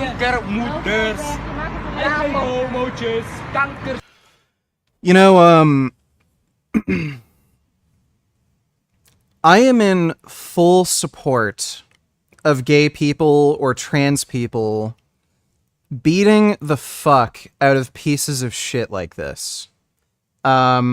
These fucking skinny twerps have such a big mouth, and they need their fucking mouth closed with a good punch to the face. Why even let these fuckers in? Like, what is the deal with Europe? Why is Europe so cucked? Why do you want degenerate fucking Muslim retards who hate like Western culture, hate Jews, hate gay people, and form these fucking gangs? Why the fuck do you want them in? And if they do come in and they act like this, beat the fuck out of them. Just beat the shit out of them. Like, carry a fucking face mask with you. And when you see somebody doing the shit, put on your face mask, beat the fuck out of them, walk away, and then, you know, I think everything would be better if you just beat the fuck out of these losers. So, okay, welcome to Amsterdam. I was walking and holding the hands of my boyfriend, and then this guy said that we are cancer homos, that gay is not normal. So look, they say that the police... Yeah, I think I'd steal this guy's phone and beat his ass. I think I'd probably do He's that. not gonna make anything because he said that he is gonna call his lawyer here. So.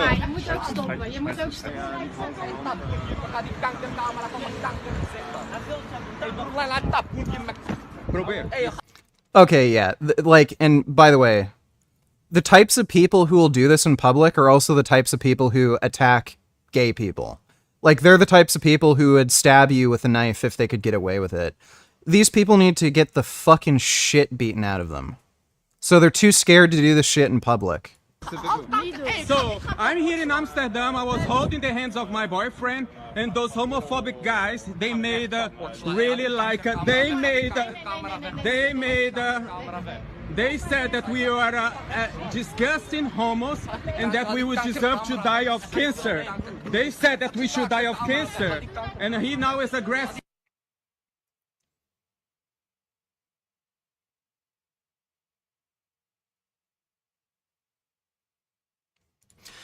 Yeah, so this is some of the shit that I mean that, like, words can be violent, and when you see somebody acting like this in public, these are the types of people who are promoting violence against marginalized groups. They need their asses kicked. Like, fucking Nazis, homophobes, transphobes, these people who will shout, like, call you a nigger in public, the types of people who will call you a faggot or, like, an abomination because you're trans, they need to have the shit beaten out of them so that they're too scared to say the shit in public, promote their hate, and they'll be too scared to also act upon it. If they got their fucking asses beat every time they fucking said this shit, they wouldn't do it. We need to have a society that just doesn't tolerate intolerance. And it's so stupid. Like, the police and government and shit protect these people, and they're like, oh, well, they're from a different culture, and oh, it's free speech. Like, it's not free speech, it's hate speech. And again, these same people are the people who will kill trans people for being trans. They're the type of people who will burn somebody's house down if they find out you're fucking gay. If you just beat the ever-living fuck out of them, you know, to an inch of their life where they can't fucking walk, they can't fucking wipe themselves, they won't fucking do it. And then problem solved.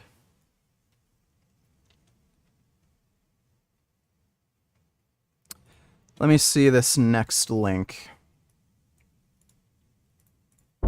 Maybe we'll see each other again, V. You, me, Jackie.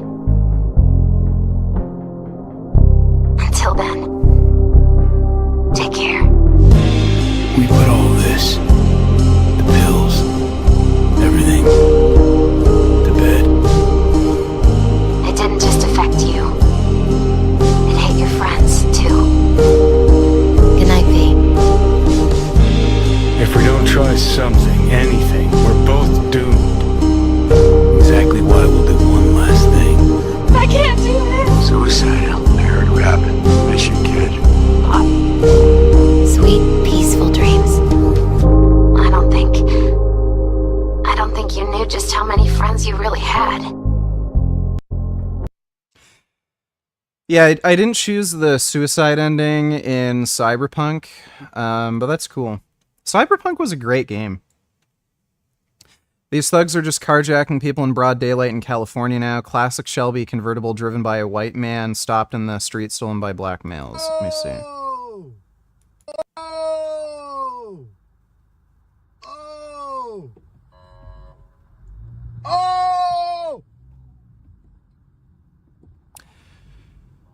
That's California for you.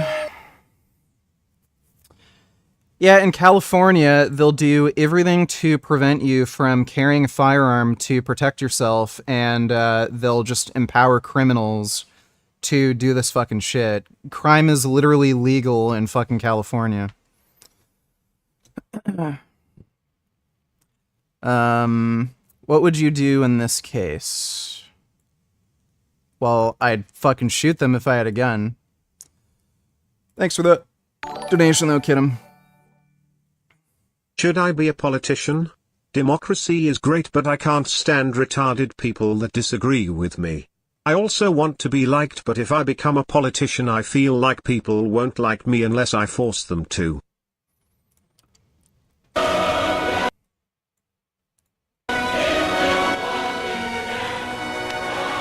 Можно мне вас поцеловать, товарищ Сталин? За все! За все, что вы сделали для нашего народа! Для нас! Товарищ Сталин! Иван Сталин! Ивнотр Сталин! Мира и счастья всем вам, друзья мои.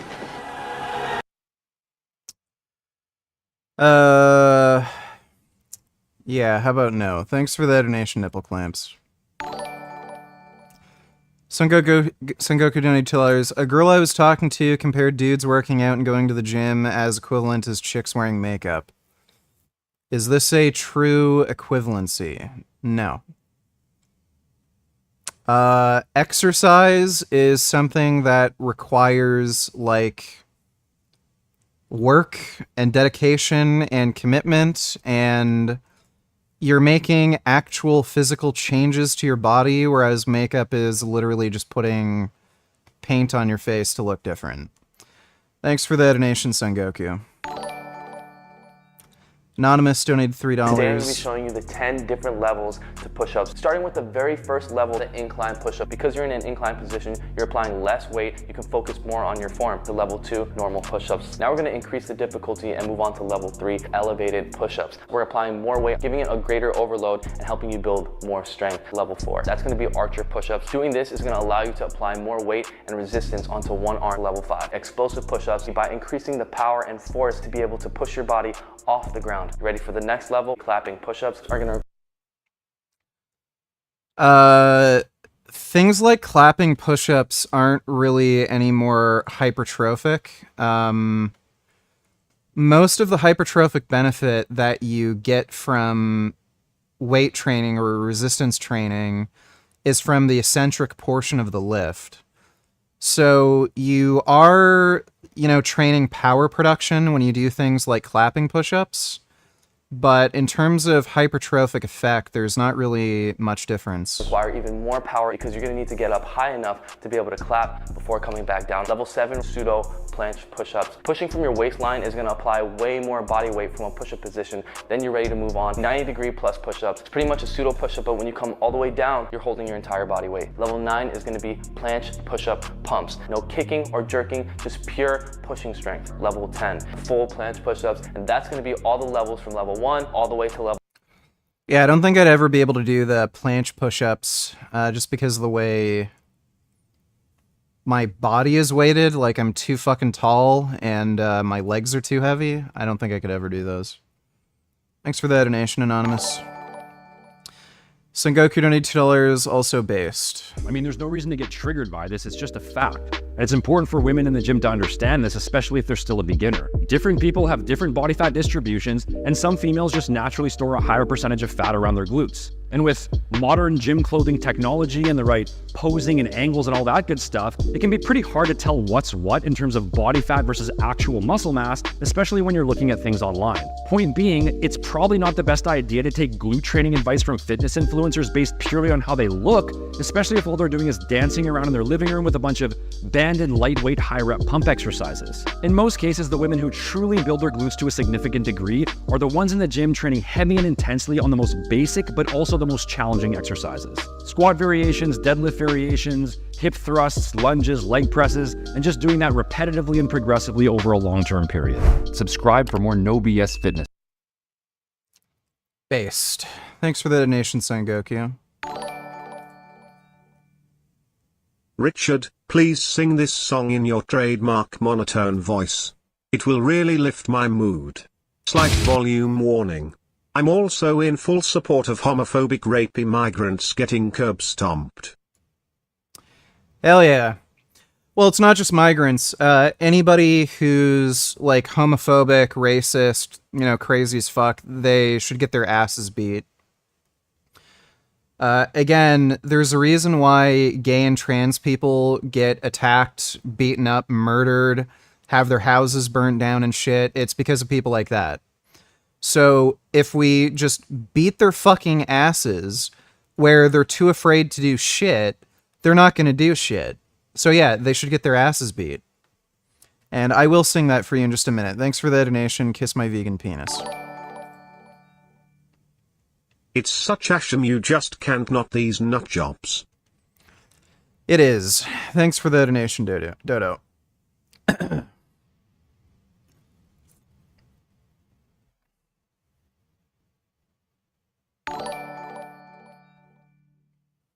This is the initial 18-count indictment charges letter labeled in bold just so you know Edward Snowden was way more based and it's our fault he's now a Russian asset. Hopefully you can open this link. Chrome://external file /Assange superseding indictment _1.pdf. Cannot open up the file. Yeah, that link doesn't work for me. But thanks for the donation, retard. Thanks for the membership in Kindu. Appreciate it. I have not tried the new A&W root beer. Jay $20, Jimmy Neutron looking motherfucker. Panda family meal versus the double triple orange chicken. Family meal. Triple orange chicken, both sides of chow mein. Thank you. Yeah, bigger plate, triple orange chicken, and double family meal. So let's start with the 2. One. So now we're doing. So that is £3.6. Let's do. So that is £1 from the family meal. Pounds. This to feed our family, so it's a total. Yeah, that's gross. This video will convert you.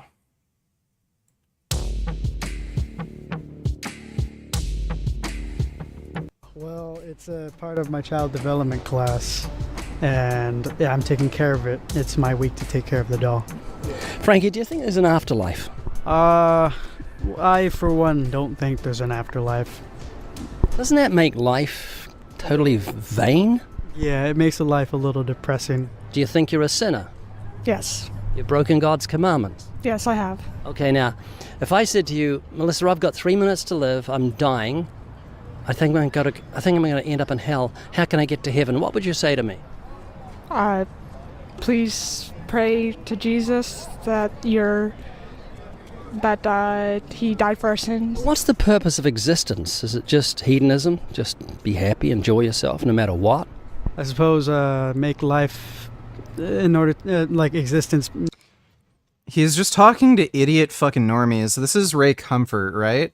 There's no purpose to existence. Whether there's a God that exists, whether there's a heaven or hell, that doesn't mean there's a purpose to existence.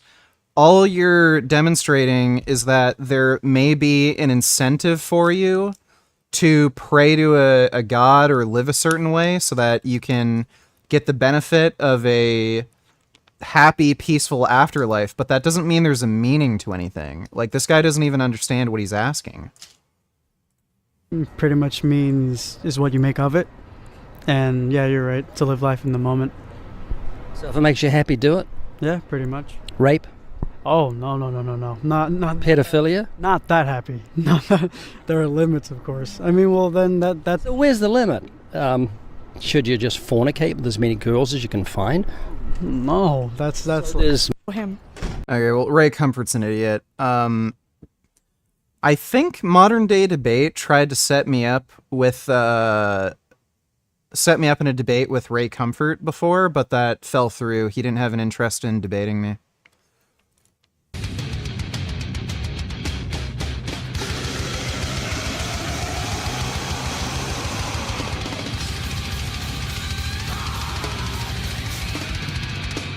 Yeah.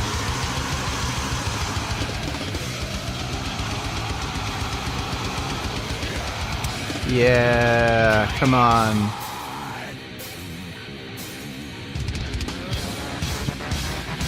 Here we go again, motherfucker.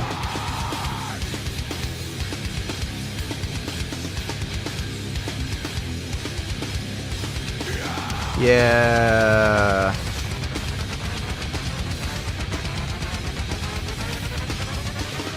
Come on down and see the idiot right here. Too fucked to beg and not afraid to care. What's the matter with calamity anyway, right? Get the fuck out of my face. Understand, I can't feel anything. It isn't like I want to sift through the decay. I feel a wound like I got a fucking gun against my head. You live when I'm dead.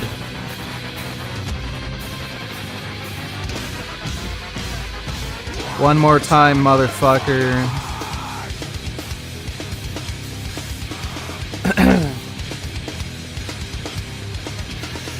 Everybody hates me now, so fuck it. Blood's on my face and my hands, and I don't know why I'm afraid to cry. But that's none of your business.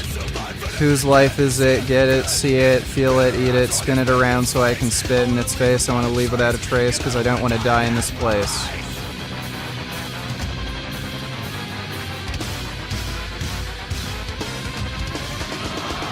People equal shit. People equal shit. People equal shit. People equal shit. People equal shit. What you gonna do? People equal shit, because I'm not afraid of you. People equal shit. I'm everything you'll never be. People equal shit. Yeah. Okay, that's the most I'm gonna do, because I'm worried about getting a copyright claim on stream. Kumar Muhammad Jap Burgess III. How are you doing, you dirty son of a bitch? Hope you're having a good day. Watching any Frank today? Thanks you Gainaga. We are going to watch Frank, so long as we don't get bogged down with too many donations. But thanks for the donation, Kumar Bitchard. This should work. The fucked up shit starts on page 11, letter labeled F, but read all the charges cause it paints a clearer picture.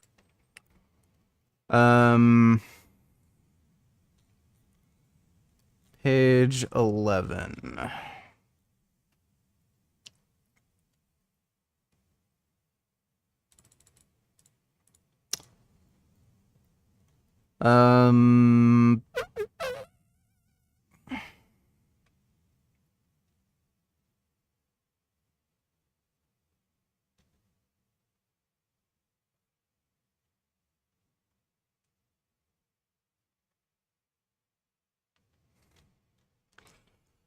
Assange spoke about the purpose of this insurance file, stating that it contained information that WikiLeaks intended to publish in the future, but without harm minimization. That is to say, without redacting of things like names of confidential informants that could put lives at risk. When asked how these insurance files could be used to prevent prior restraint and other legal threats, Assange responded that WikiLeaks routinely distributed encrypted backups of materials we have yet to release, and that means all we have to do is release the password to the material and it's instantly available. Now, of course, we don't like to do that, but because there is various harm minimization procedures to go through, but Assange continued, the insurance file is precaution to make sure that sort of material is not going to disappear from history regardless of the sort of threats to this organization. Okay. Assange revealed the names of human sources and created a grave and imminent risk to human life.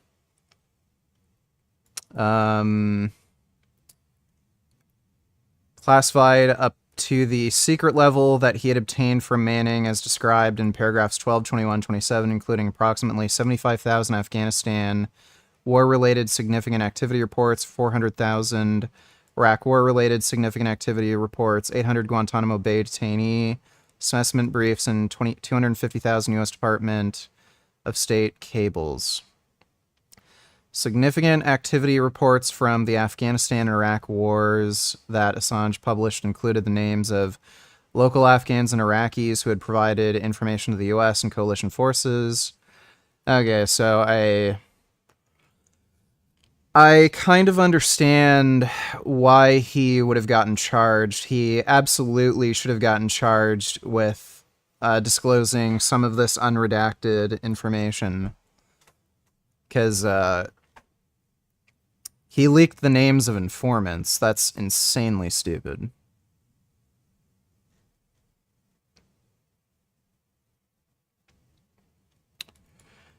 Yeah, that's pretty stupid. Thanks for the donation, retard. Sonago donated $2, natty or not. Let me see.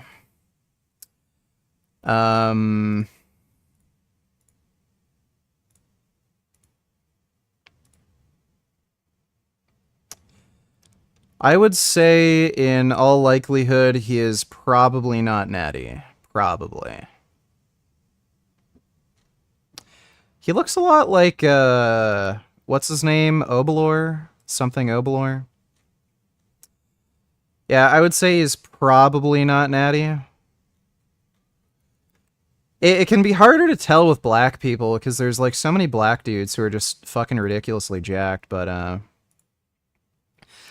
don't know, he might have a Jeff Nippard thing going on, where he's, like, 5'5" and just really thick. What are his lifts like? Like, especially with, bench, it's pretty easy to tell if somebody's not natty when their bench numbers are just ridiculous.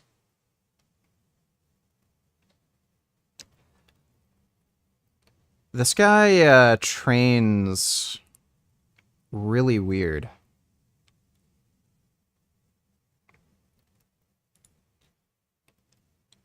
Stiff leg deadlifts with 70-pound dumbbells? Like, what the fuck?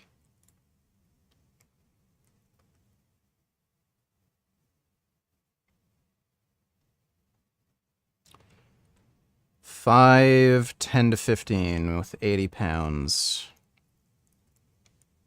He doesn't seem to be particularly strong.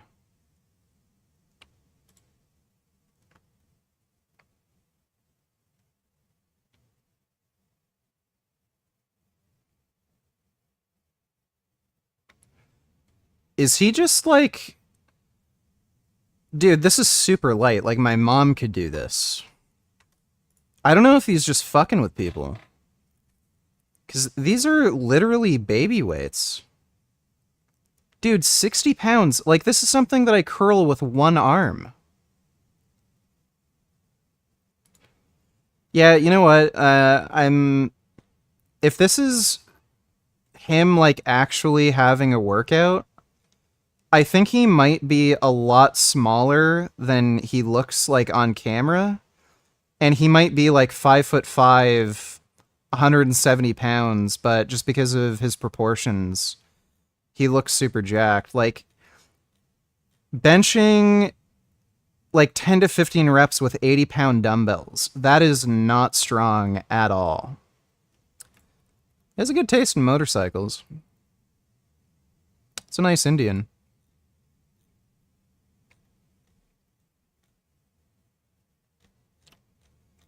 Just trying to find more lifting footage.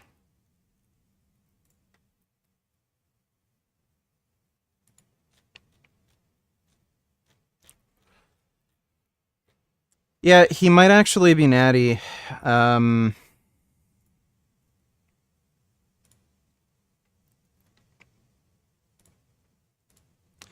Because again, if the best he can do is like 10 to 15 reps with 80-pound dumbbells, I'd be really fucking surprised if he was on steroids. Let's see, 365 on the squat. Yeah, he's not a very strong guy.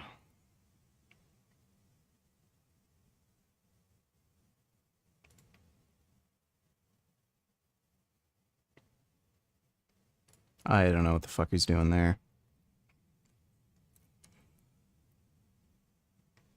Yeah, that is not a good lift for... Like, I'm pretty sure Natasha Offey can lift more than he can, dude. Yeah, I'm actually leaning towards him being natty now because he's not very strong at all. I think he's... Again, if I met him in person, he'd probably look a lot smaller than he does on Instagram, and if he was on gear, he'd be able to lift like a lot more. That'd be my guess. Thanks for the nation, though, Sango. Homophobes and transphobes are the scum of the earth. I couldn't agree more. Thanks for the donation, Dodo.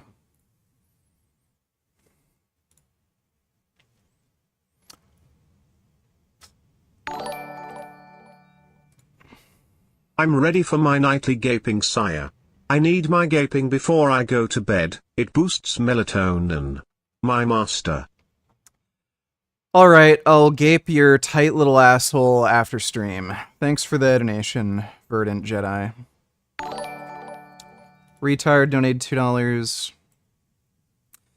Posting this today for no reason.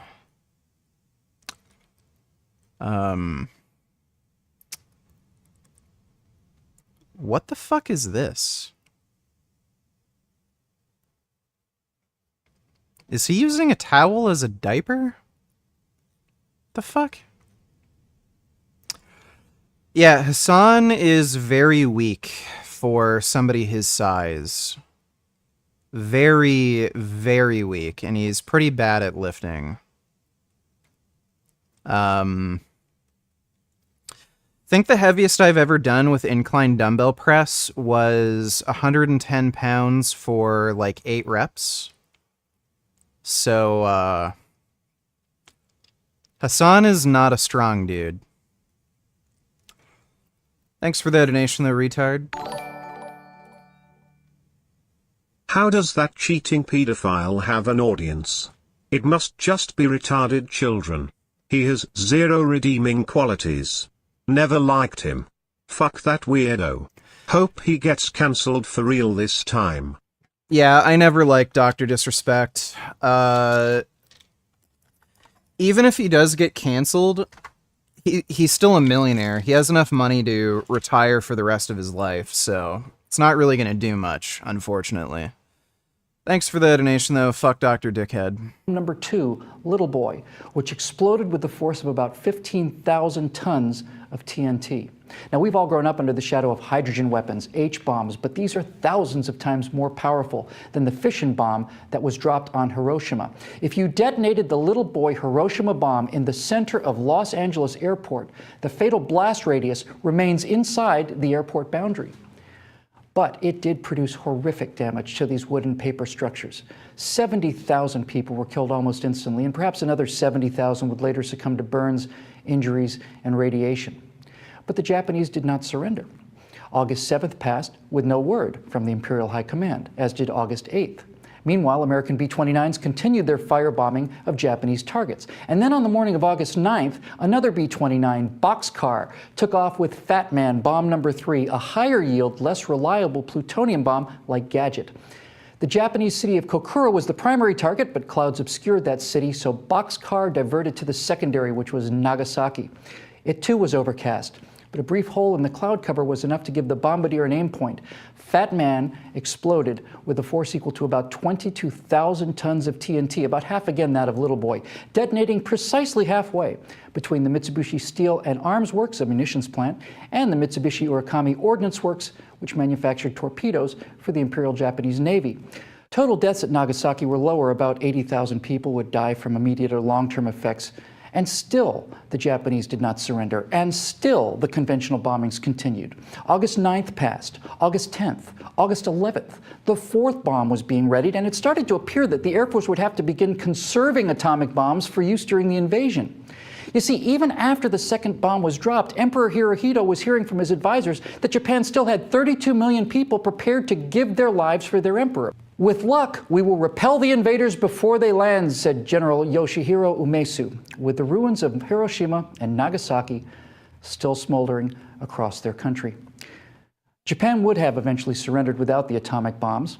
It might have taken an invasion with perhaps 1 million American soldiers killed or wounded, and 3 or 5 or 7 or 20 million Japanese civilians as well. A post-war American bombing survey concluded that Japan probably would have capitulated by November or December prior to an invasion, but that was only because the firebombings would have continued for another 3 months or 4 or 6. You know, before the atomic bombings, 40% of the much, much larger city of Tokyo had been flattened as effectively as ground zero at Hiroshima or Nagasaki. Kobe, the size of Baltimore, had been about 55% scoured, that is, wiped clean off the map by conventional bombs. Osaka, with a population equal to Chicago, let's say, had about 35% of its structures destroyed. Almost 60% of Yokohama, about the size of Cleveland, had gone up in flames in conventional bombing raids. None of this devastation had brought Japan to its knees, but the atomic bombs did. On August 12th, 3 days after Nagasaki, Hirohito was asked by a relative if the war should continue if surrender meant the loss of the imperial family and their social structure. Of course, he replied. August 13th then passed, and finally, on August 14th, the emperor relented, and as he was traveling to the radio station to announce the surrender of his empire, he narrowly escaped kidnapping by imperial Japanese officers determined not to let even the God King end this war. But he did end it, and when he finally ended it, he said why he ended it. The enemy now possesses a new and terrible weapon with the power to destroy many innocent lives and do incalculable damage. Should we continue to fight, not only would it result in an ultimate collapse and obliteration of the Japanese nation, but also it would lead to the total extinction of human civilization. This is the reason why we have ordered the acceptance of the provisions of the Joint Declaration of the Powers. Japanese pilot Mitsuo Fushida led the air attack against Pearl Harbor. This is not a pacifist. After the war, he told Paul Tibbets, the pilot of the Enola Gay, quote, "You did the right thing. You know the Japanese attitude at that time, how fanatic they were. They'd die for the emperor. Every man, woman, and child would have resisted the invasion with sticks and stones if necessary," unquote. The use of the American atomic bomb saved, at minimum, hundreds of thousands of Japanese lives from the continued conventional bombing. If the invasion had been necessary, and no one at that time had any reason to think it would not be necessary, given the pattern of increasing resistance, then millions more Japanese would die holding bamboo spears and wearing explosive backpacks. Hundreds of thousands of American soldiers would have been killed, perhaps including this one. Now, I got to know this man over the course of my life. He was just a regular Army second lieutenant who got to Germany just as the war there was ending. He and all of his friends knew where they were headed next. And having watched the Marines fight and die for every inch of sand that they took, they frankly did not think that they were going to come home. When word came of the Japanese surrender as a result of the atomic bombs, these men were stunned. The Marines were stunned. Navy pilots, tough, battle-hardened men who had seen horror that Jon Stewart and I will never be able to imagine thanks to them, those men burst into tears at the news. They were bursting into tears because they knew they had a chance to live. They were going to go home because of that decision that Harry Truman had made that day.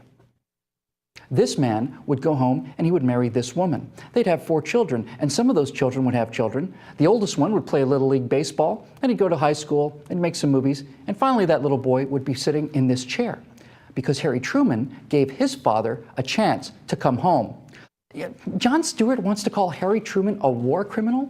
If Harry Truman is a war criminal for the atomic bombings, then Roosevelt is one for the fire bombings of Tokyo and Dresden. And if Roosevelt is a war criminal for causing the fiery deaths of civilians, then Abraham Lincoln, whose Union armies burned Atlanta and Columbia to the ground in order to end that war, well, he must be one too. And if by the snowy standards of these liberals' Olympian intellect and morality, if Harry Truman is essentially the same creature as Adolf Hitler, both war criminals, then these people, the actual victims of real war criminals, well, they become just a little bit less to worry about, don't they? Mr. Stewart, you do not exist on some superior intellectual plane, and you most certainly do not exist on a superior moral one. You can slander the men who have given you a life where your toughest decision is what you're going to have your assistant get you for lunch. But those people who came home as a result of Harry Truman's courage deserve a hell of a lot better than to be told that their lives are worth less than your moral discomfort. And the de facto voice of a generation should not be someone quite as self-centered as you.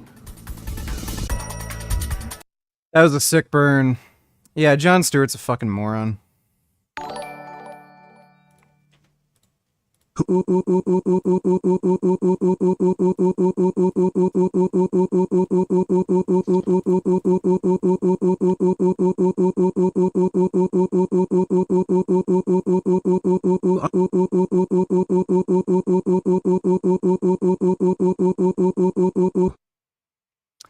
Thank you for that, 9014. Excellent spam as always. Appreciate the donation, dude. What a nice day today.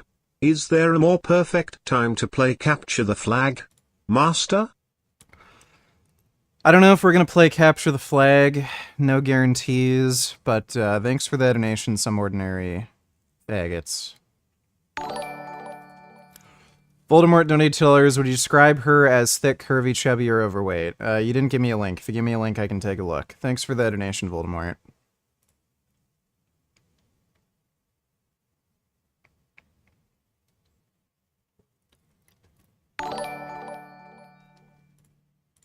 On top of that, why can't these homophobes or transphobes just understand that what other people whom they don't even know do in the bedroom or with their own bodies is none of their business? Well, they're dickheads. So what do you expect, Dodo? Thanks for the donation, though, dude. Steve donated $2. Couples that do cuckoldry for relationship issues or just a kink, racist? No. Cuckoldry also has nothing to do with race. Unfortunately, no religion says you go to hell for eating animals. If heaven and hell existed, people judged based on moral character, not diet. Do you hate society for this? Life unfair.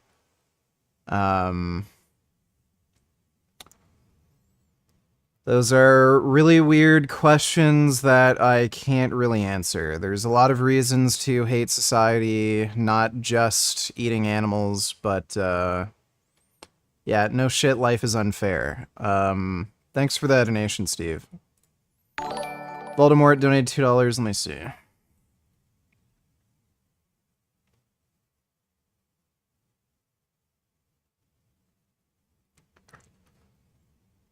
Well, she's obese. Yeah,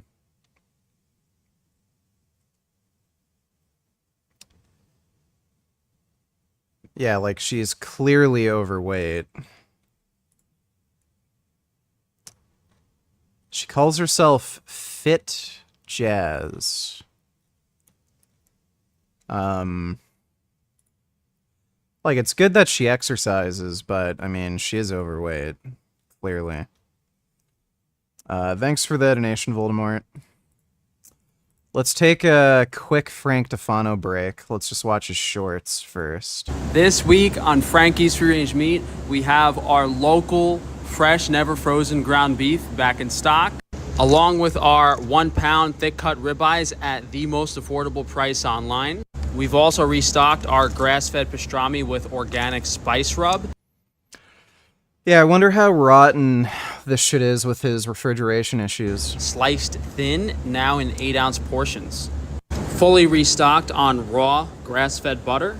Our 30-hour slow-cooked collagen bone broth is $10 a jar. We have whole beef tibia, pipe-cut marrow bones at a very, very low price. Wagyu skirt steak is also back in stock. Yeah, so it's not Wagyu beef. This is just a scam. Very affordable compared to other Wagyu cuts. Something completely new. Organic lemon sorbet made with glass bottled mineral water and the highest quality ingredients. And on Frankie's Naturals, we have a new clay shampoo available. Everything can be seen on frank-tufano.com. That looks absolutely terrible. That is one of the worst labels I have ever fucking seen in my life. And his eyes also aren't cross-eyed. Like, this eye should be pointing, like, way over here, and this eye should be straight. So it's not even accurate to the way he looks. I am so excited to show you guys our new organic lemon sorbet we have on Frankie's Free Range Meat.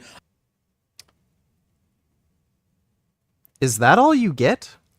$12 for sorbet, and it's literally one scoop. I had to stop myself from eating this whole thing the first time I tried it. It is amazing, and what makes this so special is that we used glass bottled mineral water, because typically whenever someone is making something that requires water, whether it's bread, sorbet, so many different products, they're using tap water, fluoridated, chlorinated, chemical, antibiotic, estrogen-filled tap water.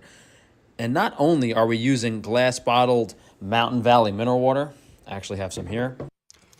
I'm pretty confident that's literally just tap water. It's all organic ingredients: organic lemon, organic honey, sea salt, organic gelatin, the highest quality ingredient. He put gelatin in sorbet? That's not how you make sorbet. You could possibly make out of a lemon sorbet, and it's delicious. I'm really going to enjoy having this, and we also have a bunch of delicious ice cream flavors.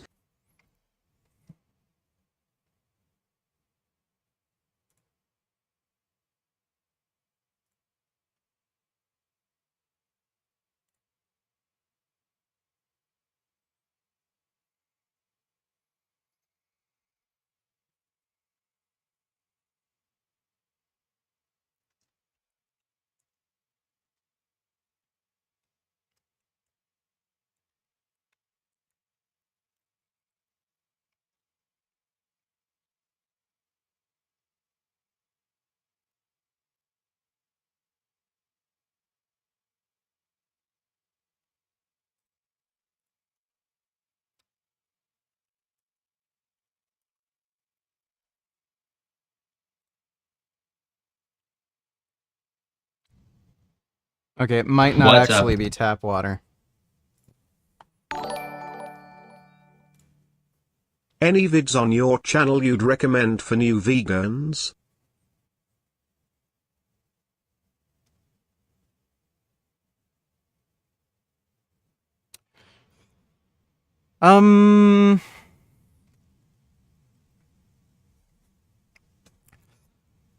I don't know if there's any videos in particular that are good for new vegans.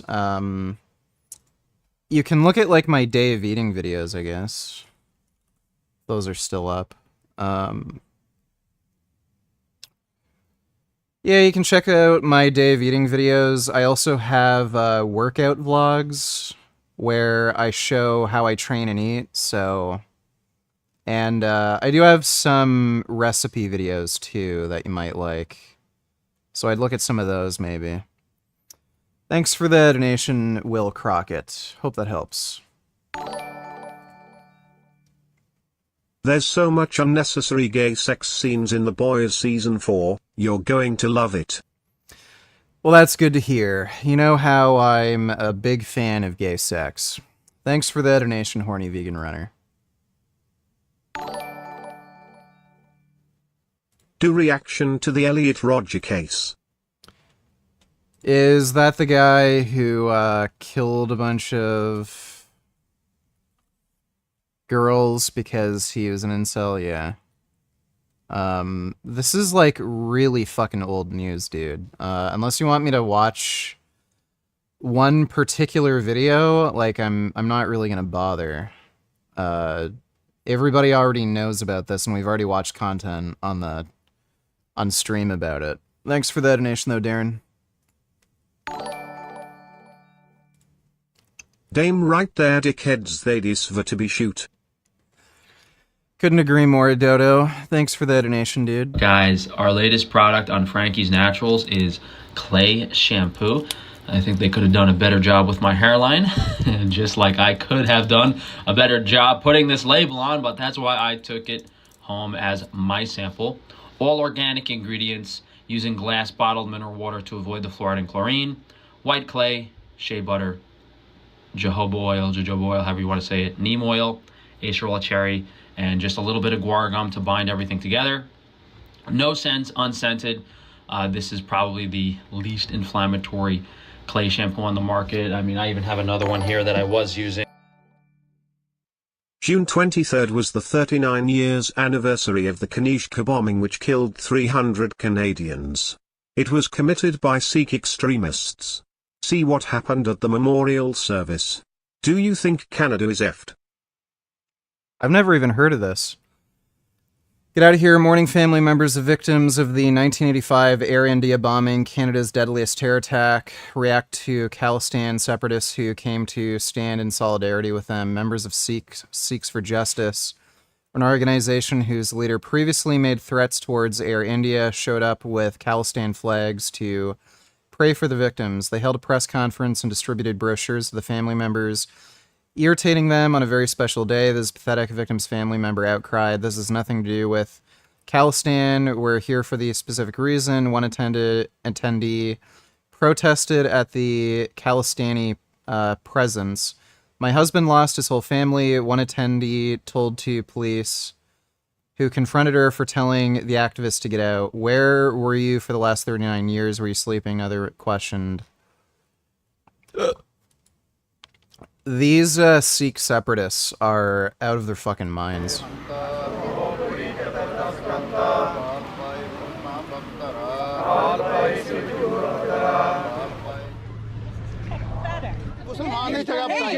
has nothing to do with Khalistan. We are here for the specific reason, a specific reason. Did you find their conduct today respectful? It was not why we gathered. We are here to remember 331 people that perished, and for them to undermine that by being more prominent to say we want an independent state has nothing to do with the issue. They are saying it was the Indian government. Okay, but why didn't they say it was 39 years ago? Why did they leave it till now? On this day, were you expecting to see the face of Nijar on their t-shirts? I didn't expect to see them at all. Nijar already got his one moment of silence. I'm questioning why the federal government is not here today to recognize 331 people, 285 Canadians that perished from Vancouver, and what makes one person stand out and have a moment of silence when we haven't resolved this issue? I don't see anyone from the federal government here today. Invariably. Yeah, Sikh separatists are just nuts. Thanks for the donation, though, Tommy Kunwar. Is he jacked? Is who jacked? You didn't give me a link. Thanks for the donation, though, James. You know, if you look at the Yeah, so I wasn't aware that shampoo was inflammatory. ingredient list of any other brand, you have a bunch of things that you can't even pronounce. Saponified, you know, there's a lot of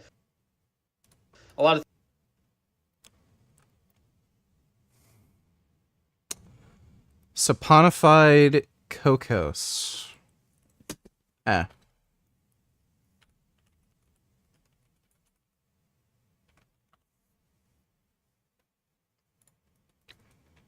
Sodium cocoate is the result of reacting coconut oil with sodium hydroxide and water. This process is called saponification and is the traditional method of soap making. So it's literally just soap. things, even though this is still a decent brand compared to what you can have minimally, it's not close. Frankie'sNaturals.com. Well, Frank's an idiot. We already knew all of that. From that. Like, the guy is, in my opinion, he's a danger. How can you, as a father, make that statement and then still try to, like, fucking puff your chest out and talk like this? Like, you're a disgusting freak, okay? You're a danger to children, in my opinion, and you should be far away from them. You should be far away from interacting with any child. You should be far away from being a YouTube or Twitch streamer. That right, in my opinion, if I was running this platform, that is the one line you just don't cross. Can you please react? Well, Bible study with Sydney. Okay, I can look at this in a minute. Thanks for the donation, Animal Liberation. Yeah, like, it's especially fucked when you think that, you know, Dr. Disrespect is a father. Like, I'm sure he wouldn't want his kids to be preyed upon by a predator, and then he preys upon other people's kids. Okay? But trust me when I say this, to all my haters that live and breed social media with zero real-life experience, I don't give a shit about you. Well, I have real-life experience, you know, with the world. Am I a hater? No, I'm just really, really disappointed. I don't really have the energy to hate people. I'm just disgusted as a freak that this guy is. Finally, if you're comfortable with this entire statement and think I'm a piece of shit, that's fine, but I'm not going anywhere. Guy was literally talking about going on vacation, and sure, he might still be, but that's pretty much what it comes down to. So, yeah, not a good look. Not a good situation. Now, I feel like in the last few days, the amount of people that have been defending this guy, you know, because they thought maybe the woke mob was after him for whatever reason. Bro, this is his own words. His own company ousted him. There was no mob. Like, the guy literally admitted, and I'm glad that he admitted it. I'm glad that he outright just said that he was speaking inappropriately in some cases, in certain cases, to a minor individual. So, well, by the way, this is him portraying himself in the most flattering light. We don't know exactly what he said, but it was bad enough for Twitch to ban him. It was bad enough for his company to get rid of him. He was probably, like, talking to this minor about, like, wanting her to suck his dick or something. And, again, him admitting this in this sort of way, this is the most flattering way he could put it. Oh, I talked a little inappropriately with a minor. Well, what exactly does that mean? He was probably, like, he probably wanted, like, some really young girl, definitely under the age of 18, to, like, suck his dick or something. Vegan Spider-Man donated $2. Do you view people who engage in meaningless casual sex with many people, like close to 100 for fun, immoral or disgusting? No. Morally bankrupt or degrading? No. Do you have more respect for people who want genuine relationship while dating and knowing the person? No. People can live their lives however the fuck they want as long as they don't hurt anybody. Why would I give a shit what anybody does with their own penis or vagina? People who look down upon people for having, like, casual sex and shit, they're just fucking losers. Thanks for that donation, Vegan Spider-Man. You know, at the end of the day, this is just a gross thing to be doing. And there is no defense for this kind of behavior. And I firmly believe, like, as, you know, even on YouTube, like, this guy shouldn't even be streaming anywhere. Like, what is proven is if you are interacting... Dr. Disrespect wouldn't want his kids preyed on cause that's his job. He's a pedo, but he's also a selfish one. Yeah, I don't know how young the girl is. That information still hasn't, you know, gotten leaked. Look, it's shameful enough for him to not mention how old this person was. He's not saying, oh, she was 2 months before, I was talking to her like 2 months before she turned 18. So who knows? It could have been a girl who's like 12 or 13. Who the fuck knows? Thanks for the donation though, retard. Acting in a negative fashion with anybody that is a minor, you are not to be trusted on any social media platform whatsoever. Now, last time we talked about this a day or two ago, I mentioned that this whole situation was weird because, you know, this got settled in court. Twitch paid out the remainder of the contract, which makes me kind of wonder if this had happened and Twitch had full understanding of this, why not just outright get involved with the law enforcement agencies? And sure, there's a minor involved, and maybe they didn't want to have the cops and they didn't want to have this whole like trial and traumatize the child. That absolutely makes sense the more I think about it.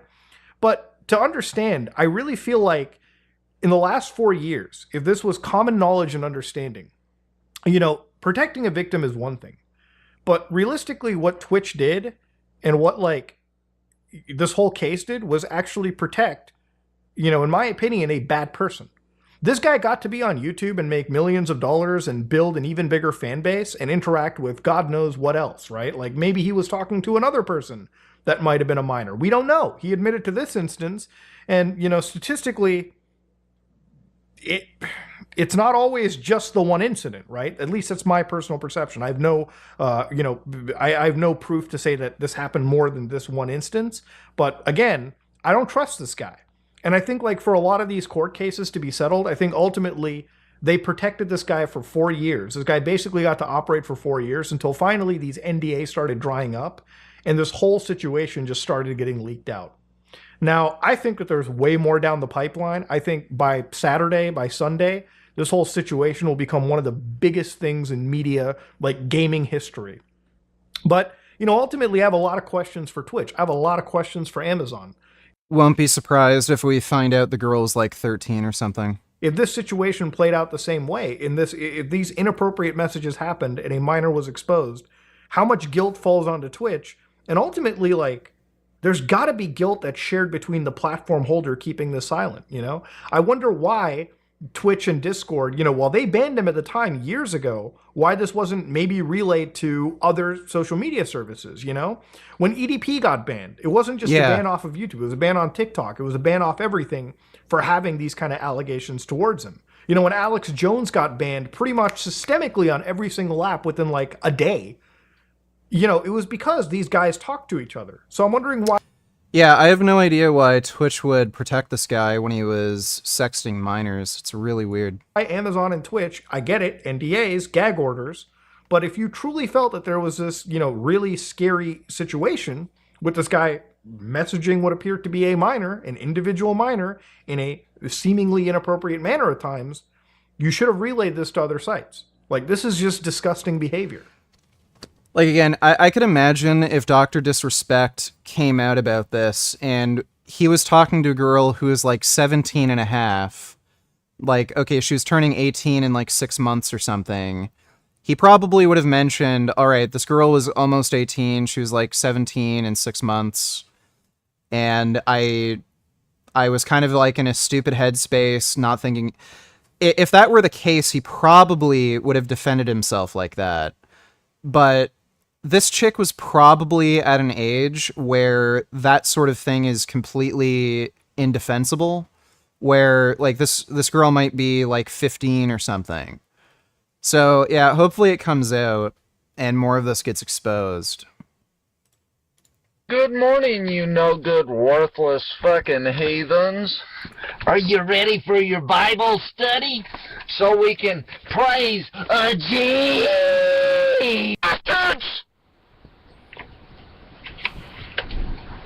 Wasn't he just wonderful?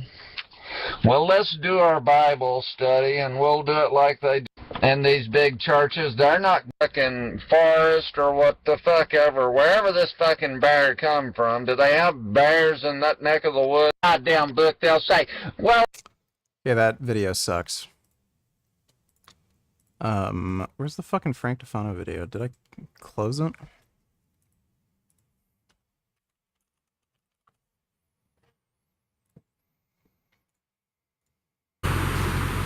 What's up?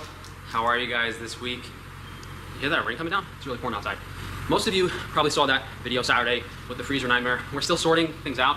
Thankfully, you know, the freezer hasn't gone completely AWOL and spoiled me. So we're still good. I'm out a lot of money, but we're okay for the time being. And I was like, not the best time to be filming a vlog. Are we gonna do one this week? But as usual, new products, new stuff to show you guys, and a few things I wanted to add. So if you can help us out, place a meat order. We want to get as much out of the freezer as possible so that we can spray foam it and fix everything. That requires us powering down the freezer, getting it to room temperature to spray foam it and fix all the equipment in there. So in order to do that, we got to put the meat in reefers, trailer trucks, and I'm a lot more comfortable doing that if there's less meat to do it with. So that's how you can help us out. Also, order some eggs. That's very easy for us to ship. Haven't Eggs are seen very The easy for us Boys to ship. season 4 so if you yet. need eggs, please order them, more eggs for your friends, whatever. And also organ supplements. If you guys place a supplement order, just so I can have a little more cash on hand to deal with this problem. You know, we're spending at least $150 on the reefer, probably $100 in gas leaking out of that thing. I am bleeding money, to say the least, and I haven't even spent it on the stuff I need to do to fix this freezer. So we're in a tight spot, but it looks like we're going to be just fine. So no GoFundMe is asking for $300 grand because the State Department of Agriculture took my $50 donkey horseshoe. Is that what the other companies are doing? I don't know. I gotta have some integrity, right? So let me bring up my some of you guys, or like a few people email me complaining about a small order ice fee. I really don't want to raise the order minimum again, but unfortunately, like if someone orders 5 pounds of pastrami, like it's going to go bad if I send it with a regular amount of ice. So guys, if you can, please try to order at least 10 pounds of frozen meat to avoid the small order ice fee. I would say about 20 to 30% of the orders are too small right now, particularly some California orders. So guys, just keep in mind, 10 pounds of frozen meat will allow it to stay cold in transit, especially in the heat. But let me bring up my list of stuff to talk about today. 4th of July, order this week. Because 4th of July is next Thursday. So if you order next week and we ship on Monday, you might not get your meat for 4th of July on Thursday. Keep that in mind. So if you want meat, hot dog, we have the highest quality hot dogs available online. Crazy culinary recipe. No one's going to go to the extent that I do to put collagen broth and organic fresh onions and all this quality. Best hot dogs, best sausages, a lot of really high quality, unique stuff that you can't get anywhere else if you want to have it. Dude, the way he makes food is so strange. Who the fuck puts like collagen broth in a hot dog? It must taste fucking weird. Hey you game Muslim Muhammad teabagging faggot. When we're done with Frank, can we watch this debate? Destiny debating Israel and Palestine. Damn. Ben Burgess. Don't know if we'll be able to watch it on the stream, but we'll see how the night goes. Thanks for that donation, Kumar Burgess.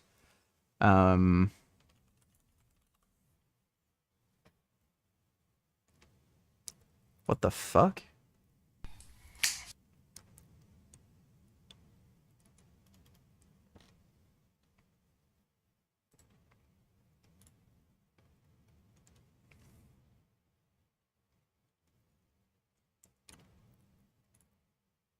Life's not about where you start, it's about where you finish.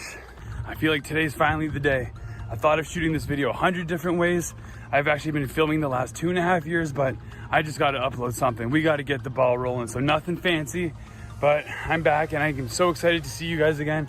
I know it's been a long time, a lot's happened, and we can get into that, but the long story short, we are bringing this channel back. Like a phoenix from the ashes, me, myself, am rising. I still got a few things I gotta work on. I gotta quit vaping and I gotta quit drinking. I'm done with it. So today marks day 1 of that journey. I'm bringing you guys with me along. And the mission in my heart has always been the same. I'm gonna help save people. I'm gonna help save animals. and I'm going to help save the planet in my own way, to the best of my ability. I'm not saying it's going to be easy, but we're going to get it done. Oh, my water station. Let's get some water together, guys.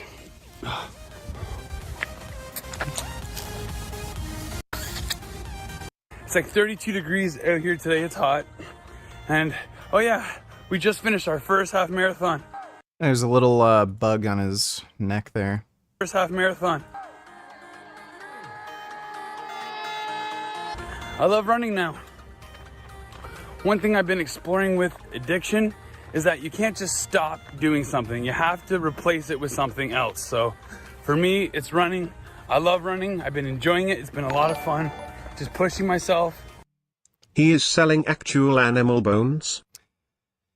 Yeah, Frank sells bones so that you can either eat out the bone marrow or create your own bone broth and shit. It's fucking gross. Thanks for the donation, James. And oh, yeah.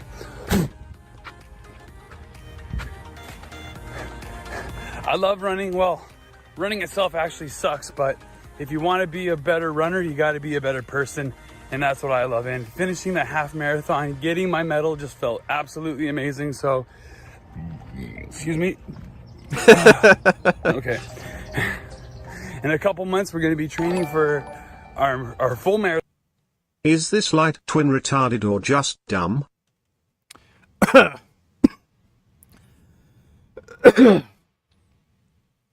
I've hung out with both the Light twins. They're really cool guys. They're not dumb. I don't know if they have autism or something. Maybe they do. But they're actually pretty smart dudes. Thanks for the donation, Kumar. Marathon. So we just ran the half one. We got a full one coming up in a couple months. And we're going to stay focused on that and use that to quit. Use that as motivation to help quit smoking and drinking. And I want to bring you guys along for the journey, because you can't give away something that you don't have. And I got to help myself before I can help others. And I know I'm not the only one struggling with addiction. And I think it's important that I show this, because I know in just a couple of years, we're going to be turning everything around. And I'm so excited for the future. And it all starts with one day at a time. So I'm back, guys. I love you. I ain't going anywhere this time. This is a game of tortoise in the hare. Life's not about where you start. It's about where you finish. I'll see you guys tomorrow. Let's go. My legs are cramped so bad right now. Alright. They're so cramped. I've never felt this before. It's 5 in the morning, guys. You know what time it is. That's right, it's race day.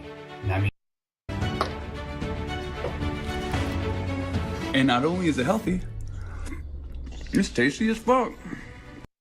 It's been a while, but it's good to see you. Out of the foot. Old, and today we get to you know. Just here for a good time. Thank you, boss. All right, we just passed the 5K. I'm not gonna lie, I'm hurting a little bit. I thought I'd feel like this at 10. Years old, I quit drinking. At 37 years old, we're back to finish the first half marathon.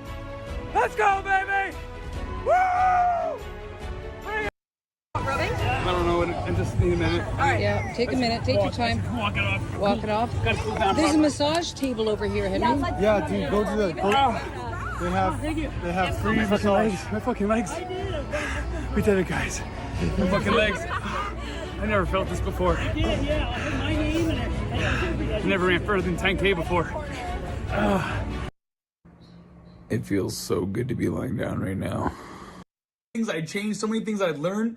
Our dream target goal was 2 hours. We got 2:08. It feels like we got under 2 hours with how we pushed through, and I've never ran more than 10. Well, good for him.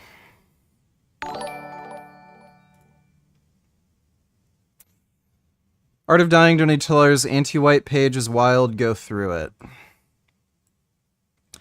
But immigrants commit less crime. Latinos accounted for 40% of all sentenced federal offenders, more than triple their share, 13% of the total U.S. adult population. Composition of sentenced federal offenders by race, ethnicity, and citizenship.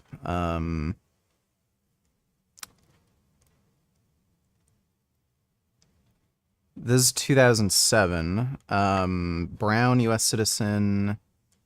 Wait. Non-U.S. citizen.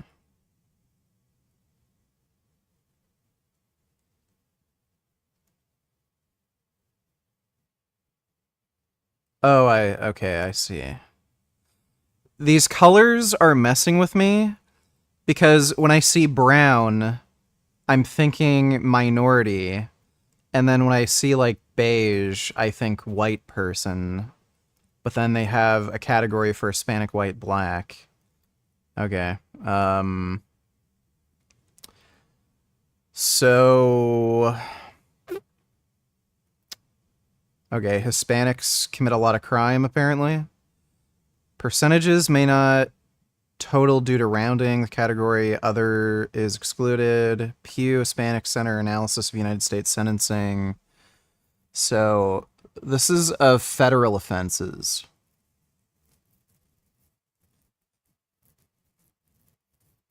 People don't think immigrants commit less crime. People think racist white people want all people of color kicked out of America and Europe. Anti-white watch.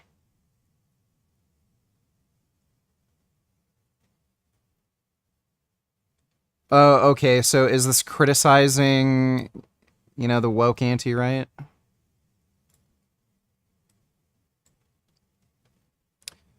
They are continuing to try and silence me. Every person who disagreed or insulted me about this is either fat, broke, autistic, retarded, gay, tranny, disabled, a liberal, geriatric, or some unholy combination of all of these.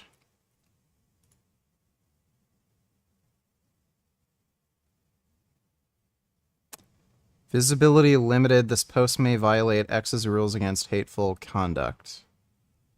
And this looks like somebody's making a raspberry smoothie. Okay.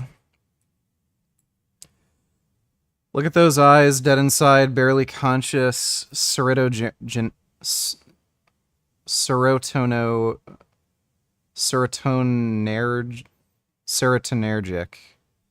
May have high IQ, but that has the same merit as saying a calculator has a high IQ because it does numbers fast.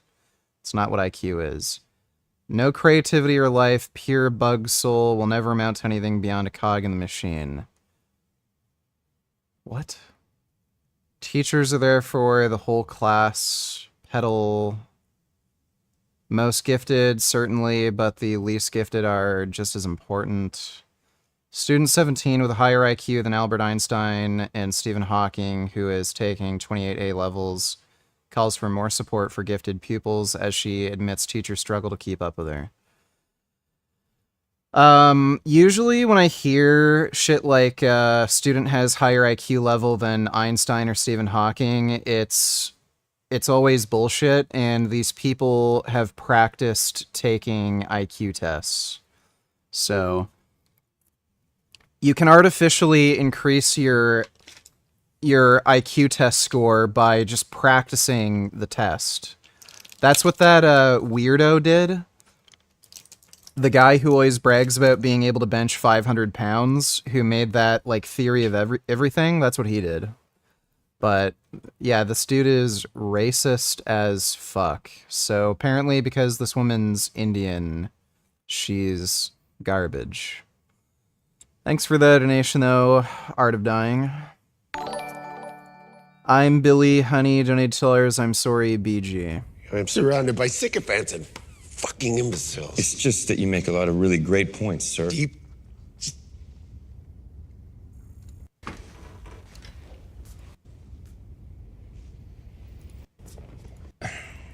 Sex is just a spectrum, right, bro? Has the stomach to on my shoulders. Okay, I'll be sure to watch that. Thanks for the donation. I'm Billy, honey. Dodo Tellers, did you take any Nigga medication? Blackie let the Oh, donos player getting backed up homie plier. Yeah, don't worry. I'll play the donos, alright? Thanks for the donation, the Cock Twins. Dodo Tellers, do you take any medications currently? I've been having really bad anxiety. Do you recommend anti-anxiety meds? I don't take any medications currently. Occasionally I'll get feelings of anxiety, but since the mushroom trip and since practicing meditation, I'll get a feeling of anxiety for like a few minutes and then it'll just go away.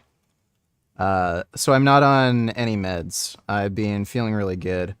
If you are having issues with anxiety and you're not able to get those feelings to go away with things like meditation practice, exercise, you know, stuff like that, then yeah, just take anti-anxiety meds. It'll just make your life a lot easier if the medication works for you.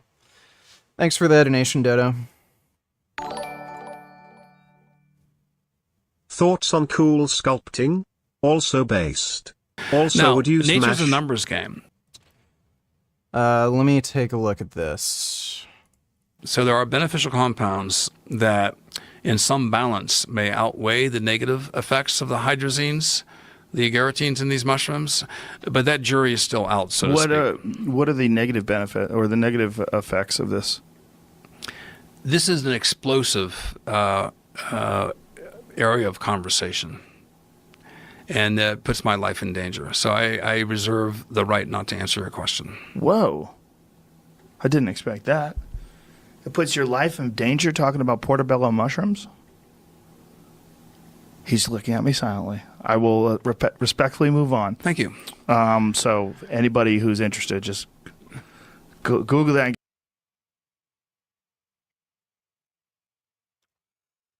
Yeah, that clip from Joe Rogan Experience really weirded me out. I don't know what the fuck he was talking about with a portobello mushroom mafia. All right, guys, most surgical procedures, most medications. Oh, this is gonna be stupid. Cool sculpting? What the fuck is cool sculpting?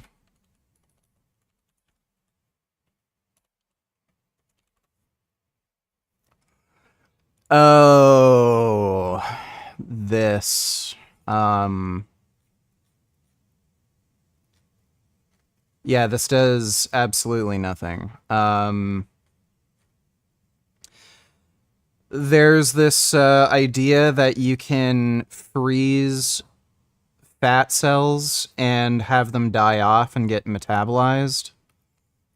It doesn't work. Yeah, like, this is just fucking bullshit. If any of this actually worked, their doctors wouldn't perform liposuction anymore. So, like, this cool sculpting shit is just complete bullcrap. Let me see this. Here are the 3 biggest ways. This is gonna be stupid. All right, let's talk about. This is gonna be stupid. What I smash.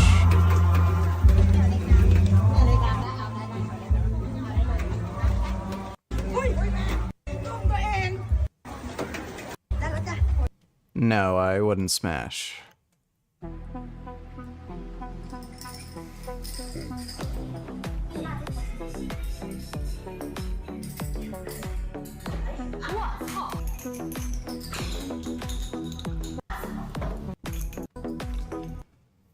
She's alright, but yeah, same. I wouldn't smash. Thanks for the donation, Big Mushroom. Grey Knight donated $2. Some more life hacks from Andrew Tate. Lol. Cook anymore. Cooking is probably the lowest ROI activity that anyone can engage in, because the time you spend shopping, cooking food, cleaning up after yourself is enough time to literally become financially free. You can order food for cheap, hasn't got to be unhealthy, you can get rotisserie. Ordering food is far more expensive than just going to the store and buying your own food. Chicken and a bag of salad. Or instruct a female to provide sustenance. Cook and get back to world conquest. You have better things to do. Oh, everyone cooks. Everyone's wrong. Don't cook. Yeah, that's just stupid. I've seen a few rich people talk about how, oh, the time it takes you to cook, you could just order food and then you can get so much more work done.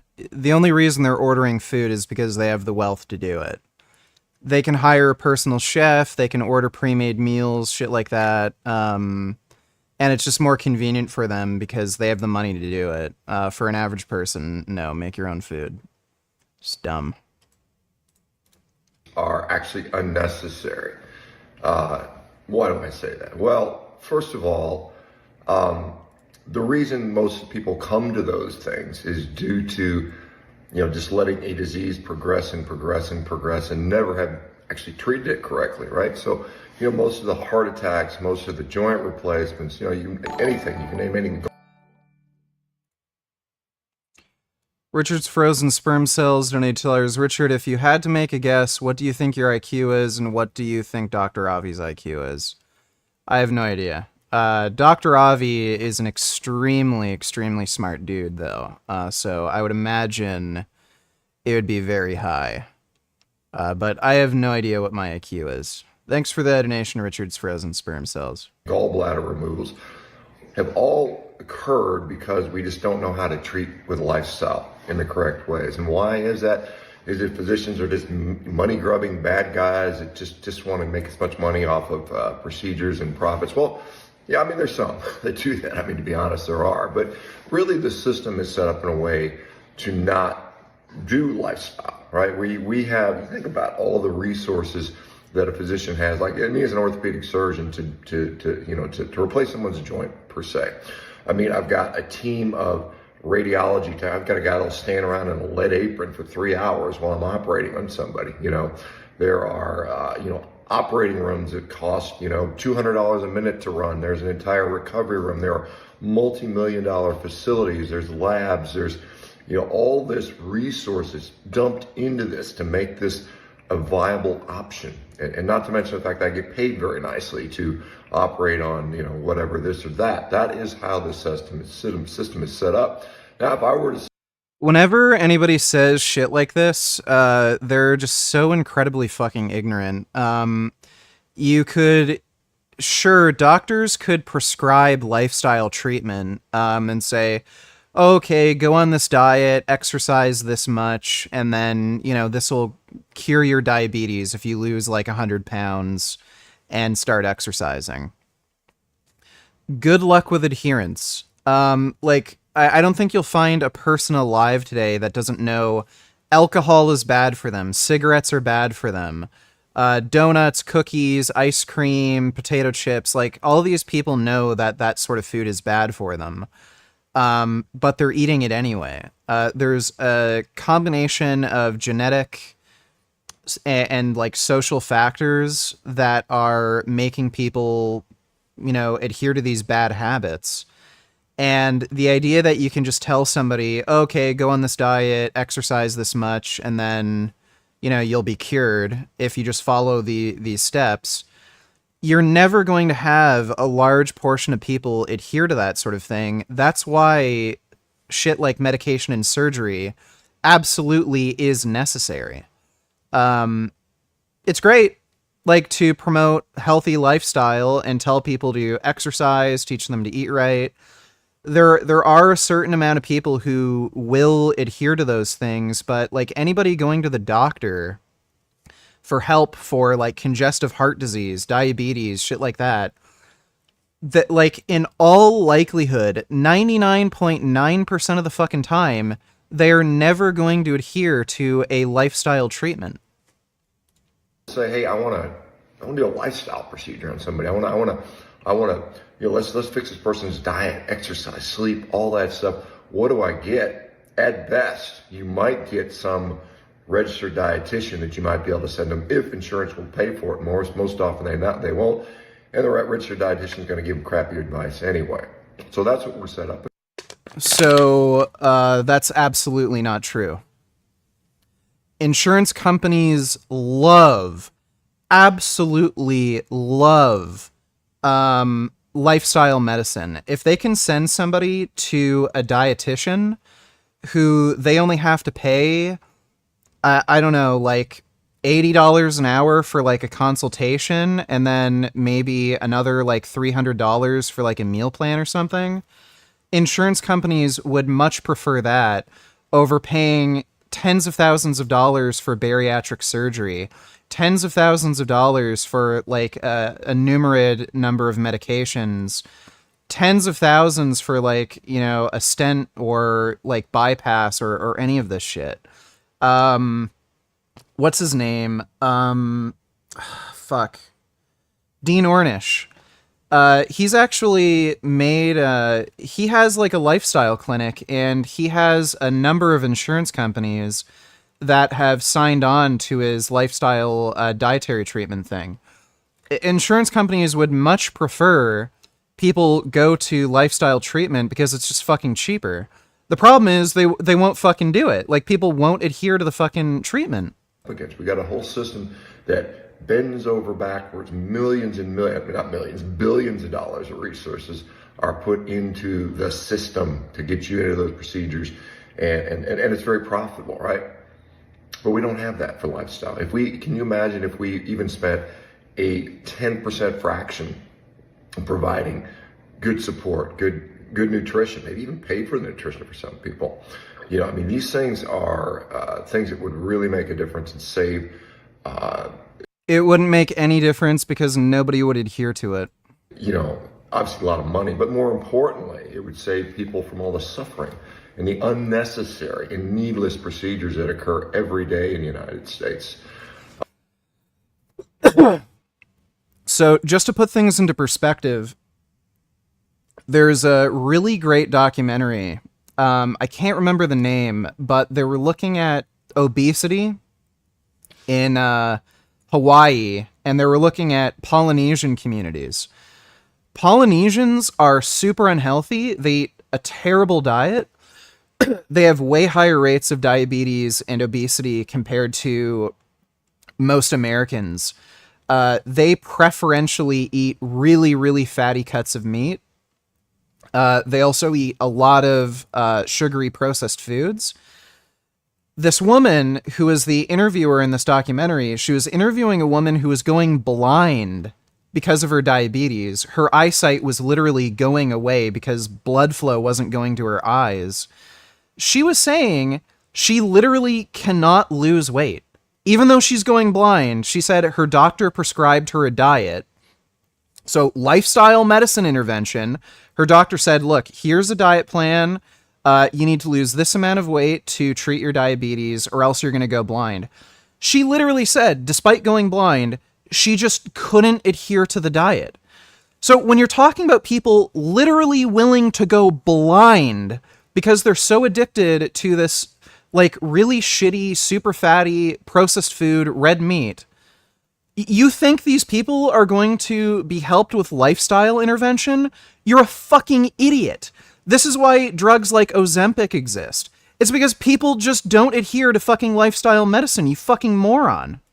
You know, it's one of the reasons we started Rivero. I mean, you think about it, as a physician, as an orthopedic surgeon, I didn't have anywhere to send anybody to. All I had was, here, go watch this video, you know, maybe read this book. That's it. It's all the support I have. Now I have an entire dedicated team of, you know, health coaches and patient education materials and daily feedback and tracking of markers and community meetings, which I participate in. This is how we change the system, but you're not getting any support here. So it's all grassroots. I want to thank those people that have, you know. This guy's an idiot, and he doesn't even understand his own selection bias. People who go to a dietitian or go to lifestyle medicine intervention clinics, they're the type of people who are more likely to adhere to a treatment because they're actually willing to go down that road. Those are people who don't want to take medications, and they're interested in lifestyle medication, lifestyle intervention. So if you're running a lifestyle intervention clinic where you give diet plans, exercise plans, shit like that, you're going to have a greater degree of adherence than somebody who's just going to a general practitioner, and the general practitioner is, you know, recommending, okay, we'll go on this diet, blah, blah, blah. This is just selection bias. I think it's a good thing for lifestyle, intervention clinics to exist for people who are interested in that sort of thing and for people who are willing to adhere. But that's not the case for the vast majority of people. Just look at my 600-pound life. If dieting was that easy, nobody would be getting gastric sleeve. Well, yeah. Yeah, exactly. Every single person on my 600-pound life knows their diet is shit. They know they're eating too much, but they still do it anyway. It doesn't even take that much lifestyle modification for you to go from 300 pounds to 600 pounds or to go from 600 pounds to that incredible, insane morbid obesity where you see people at plus 50% body fat. It doesn't require much to get to prevent that level of obesity. It's literally the difference between eating sugary sodas and just drinking diet soda. That's how simple it is.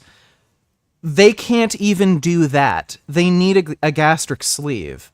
So for him to say, oh, well, we could just fix the medical system by, providing lifestyle intervention. Idiot. Just absolute fucking moron. Thanks for the donation, Grand M. This nigger is retarded FR father 4. Real. Does anyone want to gape me?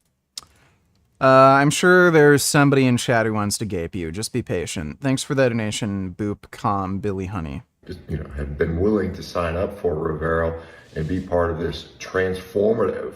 Okay, so this is just stupid. Ways to reduce your exposure to microplastics. Okay, so number one, first most important way to minimize your exposure to microplastics, do not drink out of plastic.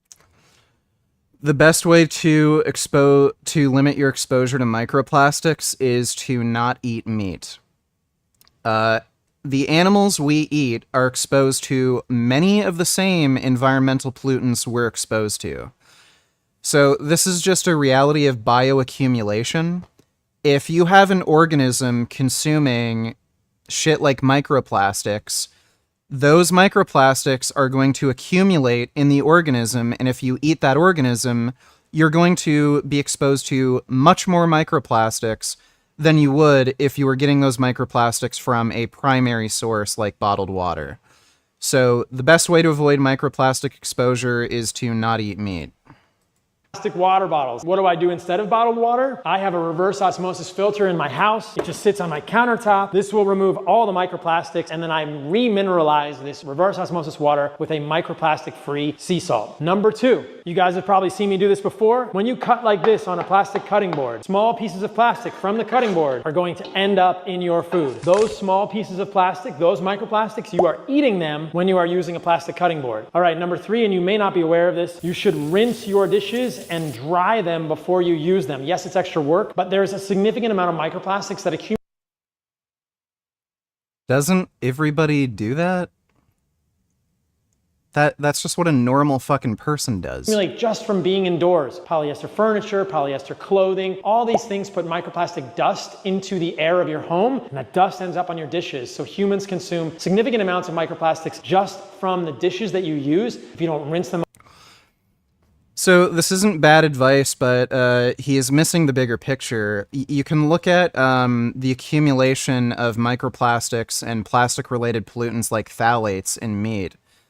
Chicken is probably the highest source of environmental phthalates you can consume. But he won't mention that because, meat good. A high-fat carnivore diet, and while I certainly see many people improving and putting a number of health conditions into remission via that approach, namely things like disorders of the nervous system, central nervous system, things like multiple sclerosis, many of the mental health disorders, depression, anxiety, bipolar disorder, on and on and on. It often sometimes helps people with food addiction. It often changes our perception of hunger. There are many people who have lost weight doing a high-fat carnivore diet, and I think that's great and wonderful, and many people would benefit from that approach. Now, how do we define high-fat carnivore versus a lower. Meat meaning meat of any kind. Fish, depending on the source, can be particularly bad. So I think white fish is usually the absolute worst. So like tilapia is extremely bad. Tuna is extremely bad. Farmed fish is usually extremely bad.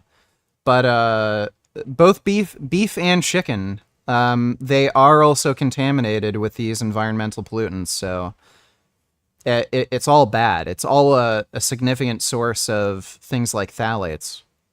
Or low-fat carnivore. Now remember, the average American, standard American diet is about 30% of its calories coming from fat, 15 from protein, the rest from carbohydrates.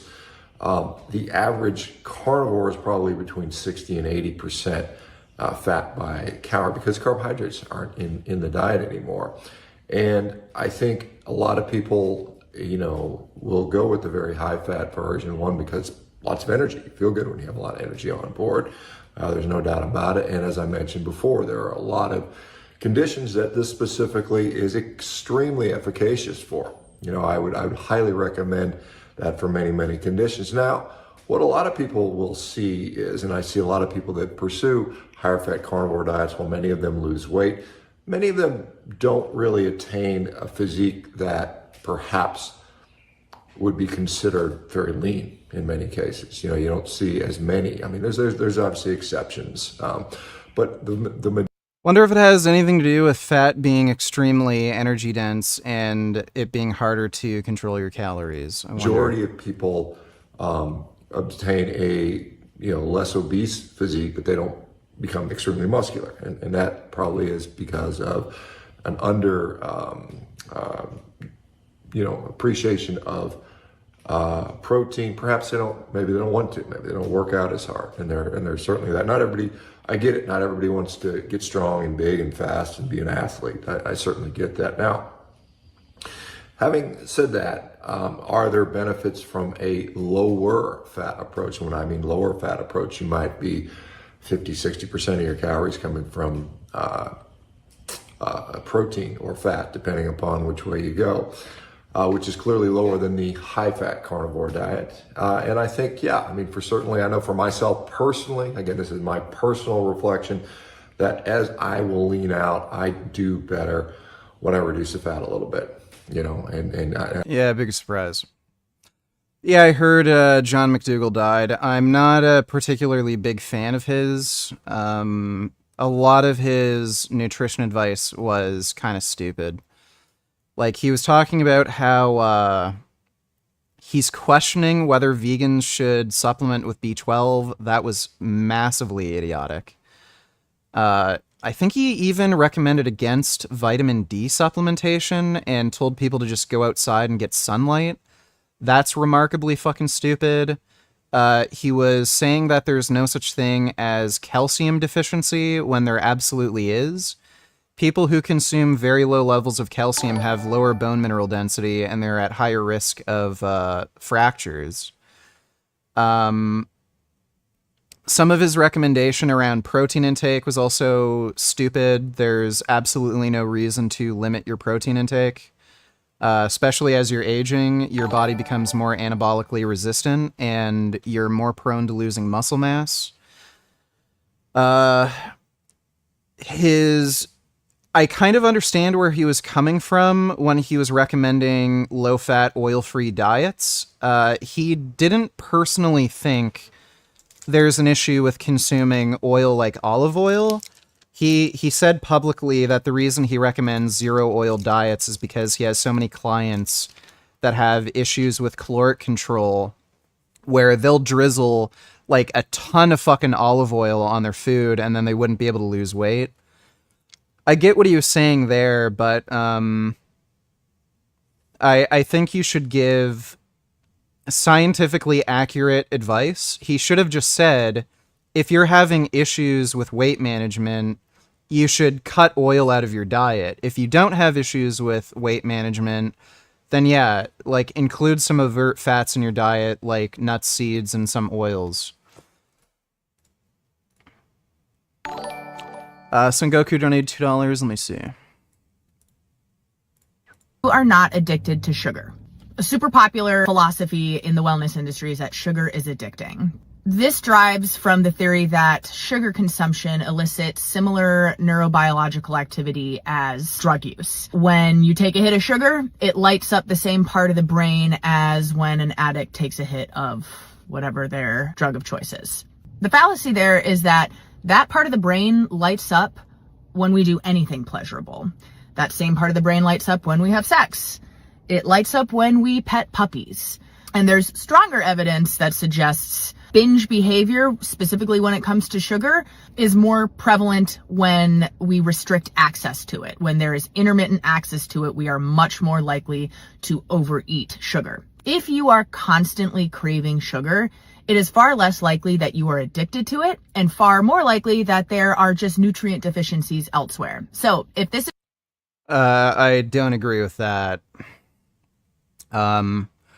That theory of energy compensation, I've never seen any evidence in support of it. Like the idea that an iron deficiency is causing you to compensate by over-consuming processed foods.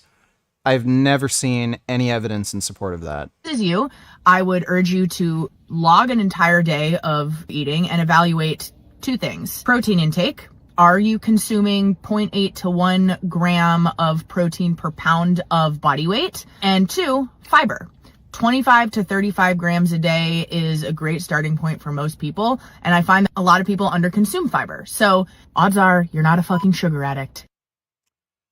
Yeah, so there's a lot of weird factors that can make somebody gravitate towards certain foods. Some people like really savory, fatty, salty foods. Some people like really sugary kind of foods. There's likely a genetic basis for this where you're just more prone to consuming, you know, very sugary foods, or you might really like salty, savory foods.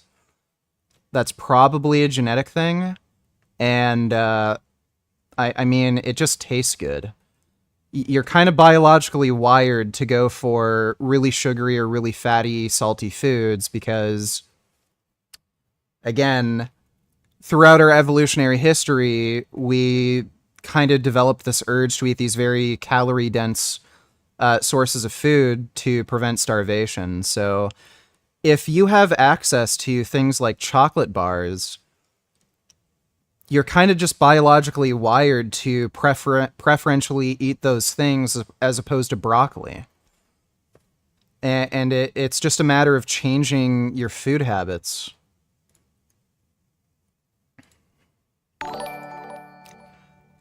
Big Mushroom donated $2. Would you say food is an addiction to obese people? I don't know. I don't know what the scientific definition of addiction is and exactly how it's classified. I mean, colloquially, you could say people who are morbidly obese, who like literally can't stop eating junk food.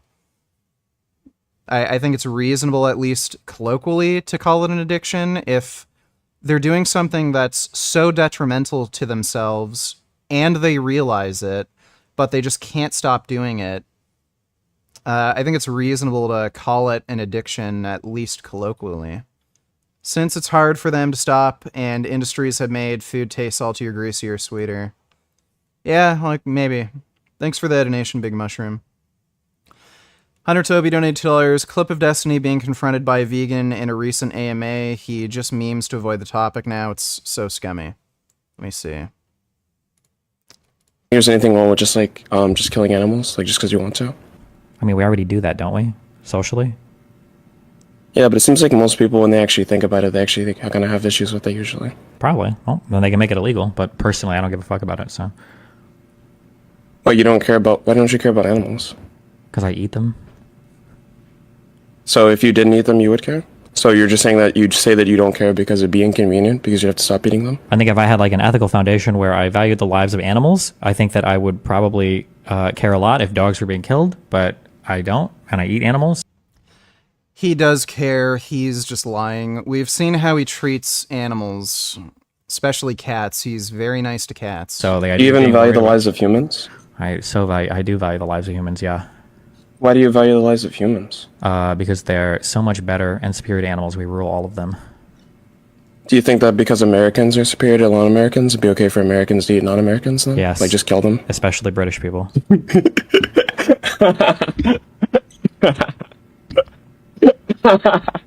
So you don't think there's... Yeah, that's what he does now. Thanks for that donation, Hunter Toby. Dodo, donate $2 really sad. Let me see. Tonight, legendary boxer and Pensacola native Roy Jones Jr. announced that his son has died. Jones posted online saying his son DeAndre took his life over the weekend. He thanked the community for their support and asked for privacy while his family grieves. Now, if you are experiencing a crisis or need help finding resources, I wouldn't be surprised if it's from head trauma. Severe head trauma seems to lead to depression and suicide. I don't know if his son is a boxer. Let me see. DeAndre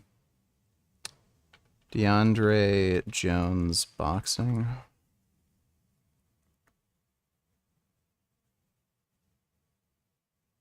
Yeah, did he do boxing? Boxing legend Roy Jones Jr. reveals his son DeAndre has died. The Jones family is mourning a harrowing loss after Roy's son DeAndre Jones died by suicide June 22nd. Public in a post on X and Instagram, acknowledging the father who also... Yeah, maybe he didn't do boxing. Maybe it was just depression for whatever reason. I don't know. Thanks for the donation, Dodo. At your 4th of July barbecue, order today. Order it this week so we can get it to you in time for the 4th of July. We had the freezer emergency.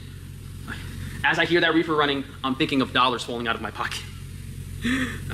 What's really big, the potato chips are finally back. We'll talk more about the potato chips. Pastrami is back in stock. That's pretty big too. We have pastrami back. We'll talk about that when we look at it. Fresh ribeye and fresh local ground beef. So we brought the fresh local ground beef back, $8.50 a pound, fresh never frozen meat. Guys, if you put a 50% discount on it, how is this guy still in business? I'm losing my mind doing this stuff for you guys. But we have fresh meat options available, which is kind of a bad idea considering we need to empty out the freezer. Selling fresh meat when we need to sell frozen, but okay. And we have lemon sorbet, made with glass bottled mineral water. So normally, sorbet is frozen fruit treat, but the water they use is bad. So we finally made. So I'll show you guys that too. But we're not going to focus on the freezer stuff today because that was in the vlog. But I might show you a clip of me climbing up there and what I was doing to fix it. So over here in the front, we got the jarred Honeycrisp apples, jarred potatoes. If you guys want to support the local Amish farms. They might have left the potato chips in the warehouse and the light is off. Yeah, we got the potato chips. Oh, it's kind of dark in here. You guys probably can't see. But we got all the potato chips in. So we are the only place selling, and I mean only person selling organic potato chips, and that's because organic potatoes are very hard to find. Not fried in a seed oil. So we have coconut oil. Is there really any evidence that microplastics actually cause disease? All I drink is bottled water and I've done it for literally the past 10 or 15 years. Is this bad? I figure it's better than drinking soda and shit at least. Well, soda is bottled in plastic as well. Drinking bottled water is better for you than drinking sugary soda, certainly. I really wouldn't be able to, quantify the kind of health risks you could possibly have by drinking plastic bottled water. I don't know if there's any research on that whatsoever.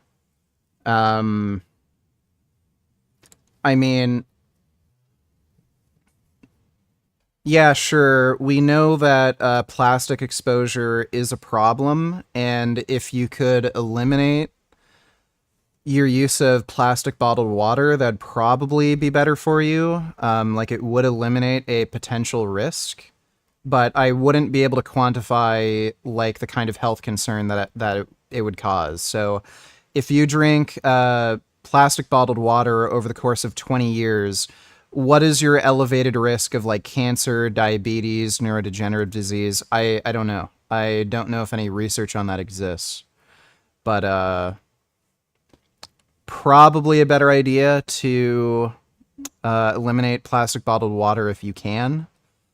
Thanks for that donation, though, white, rich, straight male. And Wagyu beef tallow. Unfortunately, the price of potatoes went up. The potato chips are $7 a bag, up from $6.50, mainly because this Amish guy is overcharging me a little bit to make these. Hopefully we can make them ourselves soon, but right now, unfortunately, they're $7 a bag. If I charge less than $7, I'm breaking even, which is, there's no point in me selling these. Plus, I found there's this company selling corn tortilla chips fried in beef tallow. So they haven't copied my potato chips yet, but someone else is selling like corn tortilla chips fried in beef tallow, $10 a bag. I think it was even 11. I was like appalled. I thought that me selling the highest quality potato chips, organic, best, for $7 to me, I'm still not, I don't like doing that. I want to provide affordable, healthy stuff for you guys. This other company is selling them for $10, $11 a bag and has all these influencers promoting it. I was like, look, there's a difference between something being a little more expensive because of the higher quality, or like a little too expensive because of the higher quality, versus an unachievable and completely ridiculous business model of selling chips for $10 a bag. Frank thinks somebody copied his idea to fry tortilla chips in tallow or lard. Buddy, people have been doing that for a very fucking long time. Like, since potato chips existed, there have been potato chips and French fries fried in lard. It's just that people mostly stopped doing that, one, because it's cheaper to use seed oils like canola oil, and two, there's been a crackdown on like unhealthy frying processes that increase the saturated fat and trans fat content of food. So there's more saturated fat and trans fat if you fry potato chips or French fries in lard as opposed to canola oil. You idiot. Bag. That is not sustainable. That is not acceptable. That should not be done. Okay, I don't know how they're able to do that and how they even have people buying those chips, but it's just, you can buy beef jerky at that price, you know? What am I doing here? Oh, we also got another new product. Finally did the clay shampoo for you guys. I gotta label these tomorrow, but you know, talking about this for a while, and we should have some other new products on naturals within a few weeks. Yeah, hopefully before the summer's over, I can get you guys some sunscreen, but we finally found a company that can manufacture the products for me on a reasonable scale, so I'm looking forward to get, but that's a little ways away. What's closer is the probiotic should finally be coming this week. So keep an eye on organsupplements.com for the probiotic. I mean, I haven't tested it myself yet, and I'll talk briefly on it. There's only certain probiotic powders available for commercial use. So I took all the ones that are available, I formulated the best one. So hypothetically, on paper, if a probiotic supplement would ever work in pill form, this one would work. We don't know yet, but hypothetically, on paper, I copied the microbiome profile percent by percent. No other company has ever done that. We'll talk more about it when we get it, but if there was any possibility of it working, of making it work, I'm the guy that would have been able to do it. What else? Let's go in the fridge. Before we hop in the fridge, speaking of bad timing, I bought this right before the freezer fiasco. And if any of you guys are familiar with Burkle slicers, you will know that these are top of the line, super expensive. I got this for a few $1,000s. Should I tell you how much it is, or should I make you Google it? These brand new are $14,000 to $16,000. And it's Italian made. I gotta find out where to grease this up because it is used. There's even like I don't know if I gotta grease this part specifically too, but it's not turning as well as it should. But this is like a manual slicer. And the purpose of this, compared to like that one, electric one, is for prosciutto and Iberico ham. This is the only machine that... I wonder if Frank is genuinely delusional because he keeps saying people copy him when his ideas aren't original. Also, do you think Frank is schizophrenic or has some kind of mental illness? Frank has signs of schizophrenia. One of the signs is extreme paranoia. And he's talked about how he thinks the government is, like, surveilling him. He's talked about how he thought a satellite dish was aimed directly at his house and the government was behind it to try to, like, fry his brain or something.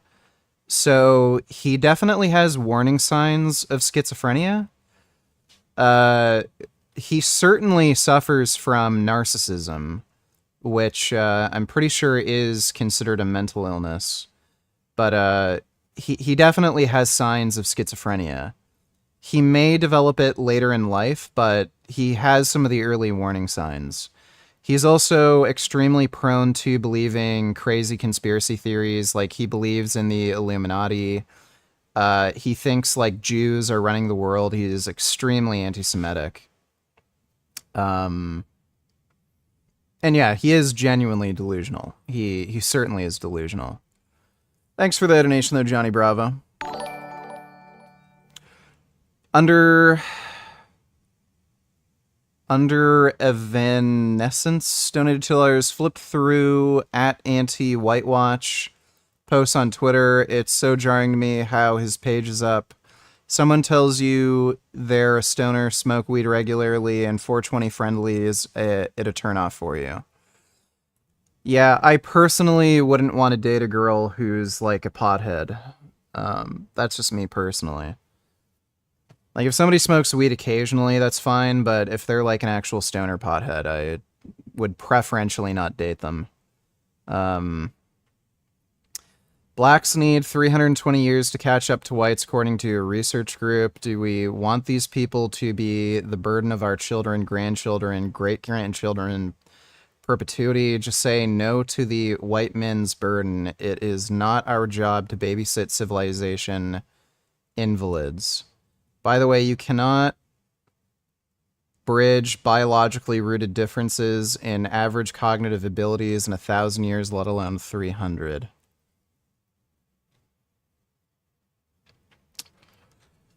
Well, how many followers does this... Yeah, holy shit. The reason this guy's page is still able to exist is because Elon Musk is a white supremacist, and he intentionally goes out of his way to boost the algorithm for, like, racist white supremacy pages. He also has made mandates to Twitch's terms of service to ensure that these, like, white Christian nationalist pages, you know, stay up and don't get banned. But yeah, that's Twitter now. There's a reason why all the advertisers left the platform, so enjoy Twitter while it lasts. Thanks for the donation under Evanescence. I can get it paper thin. So as soon as we sell what's left in the freezer, all of the new prosciutto and ham is going to be cut on this. It's going to take a lot more time, but since it's not electric, the blade stays colder and it gets a lot thinner, and it's going to be good. This I said, all right, look, we're not selling as much prosciutto and ham as we should, so if we got the highest quality product possible in, this is the only way to do it. This was the only way to do it, and at that price, I could not turn this down. To get this for a few $1,000s was absolutely unbelievable compared to what you have. Because what? I'm not going to spend $15,000 to cut the prosciutto a little thinner. It'll never pay for itself. But in this case, hey, maybe it'll pay itself back after a year if we can sell the prosciutto and ham thinner. So as usual, guys, we got the fresh raw A2 dairy in this week to ship out for you guys. We're able to stock up on a little more butter this time, although we didn't actually run out last week. We just made it. Guys, please buy the water kefir before I throw it out and make a new batch. I don't know, we might have to give up the water kefir game for a little while. I might have to throw all this out, just keep a small amount, because I guess with how the economy is now, people just making their own, which I don't mind. It's just, you know, we used to sell a lot more of this per week, and the price that we're selling it at, it's already almost not worth it, but that's what you get for using high quality stuff. We got a marinade going with all the corn and soy free chicken that came in. It's an Italian and Greek style marinade with like super high quality organic coconut aminos, garlic, honey, lemon, oregano, thyme. Really, really delicious, like Italian Greek style chicken marinade. So that should be available late this week or next week. So when you go to the chicken, you're gonna be able to select plain regular chicken or the Greek marinade. Like I know you guys saw last week, we have the buffalo chicken wings. It's gonna be like that for the other products. So for instance now, like next week, like later this week when we have it, if you go on the chicken wings, it's gonna say chicken wings, buffalo chicken wings, Italian Greek marinated chicken wings. So you're gonna have options. And like and for the Italian, like for the buffalo sauce, we just did a lot of you guys are asking for an eye update. I have bad nerve pain here. If that answers your question. It's not going well. But for all of the different chicken cuts, if you want a whole roast chicken, Greek marinade, if you want breasts, if you want drumsticks, everything is gonna have the Greek Italian marinade option. I don't know, I've always wanted to do it. Not that, this is like with all this fiasco going on, and I'm doing like all this crazy stuff, new stuff, like, oh yeah, my freezer almost failed and destroyed the whole meat inventory for my business, but I'm marinating Greek chicken. It goes to show you how, you know, you're running a business, you're doing things every week, and then emergency happens, and those things are still there. They don't just disappear. So we got a lot of fresh beef in for you guys. The fresh local ground beef is packaged better. We got the vacuum machine all fixed up. So if you want the local ground beef, or if you want fresh ribeye steaks, we have both available for you guys. They're at the top of the page. Same price as frozen. I'm crazy, I know. I'm crazy selling fresh meat as the same price as the regular stuff. No one else is doing that. This is the beef bacon. We got beef bacon back, and the pastrami. The pastrami is a big restock too. So if you guys want... Why does all of this look rotten? Like, it literally looks like it's gone bad. It's more affordable now. We did 8-ounce packages instead of 1-pound packages, and we sliced the pastrami a little bit thinner. So this is good. This is going to be really good. Last time we did a little too thick, but we have a ton of pastrami for you guys. I think it might actually be the same price as the roast beef. I'm just selling stuff way too cheap. Still a decent amount of pork bacon there, but that's it for the pork bacon. We're going to run out soon. We actually have the beef barley stew in here cooling off too. I wasn't going to make it, but I had to order ingredients for the chicken marinade, so I decided to order ingredients for the beef barley soup because we ran out. But it's like summertime, who's gonna buy beef barley soup? And then our Amish buddy unexpectedly sent me some beef broth, so I just used his beef broth to make the beef barley soup. Yeah, so thankfully we're okay here in the freezer. We're actually down to 4 degrees right now. 4 degrees, very cold. We got up to 20 degrees in here at some points, which I was very nervous about. I've been climbing up there on that ladder, cleaning up the ice off every day. I'll show you the clip that I recorded yesterday right now. So we're up at the top of the freezer on this platform to show you guys what happened with... Dude, I hope he falls off. Gig looks like a red-haired Chris Hemsworth. You should ask him to collab with you on OnlyFans or at least let him send you nudes. Those supple lips and Viking beard will stiffen you completely. No homo, all homo. Would you open mouth tongue fuck Frank 1 meter? No, I would not do anything with Frank, but, yeah. If, Gig wants to do an OnlyFans collab, we can do that. Thanks for the donation, Alawali. Yeah, dude, just imagine Frank falling off from that height. He has to do this every day, dude. Every day.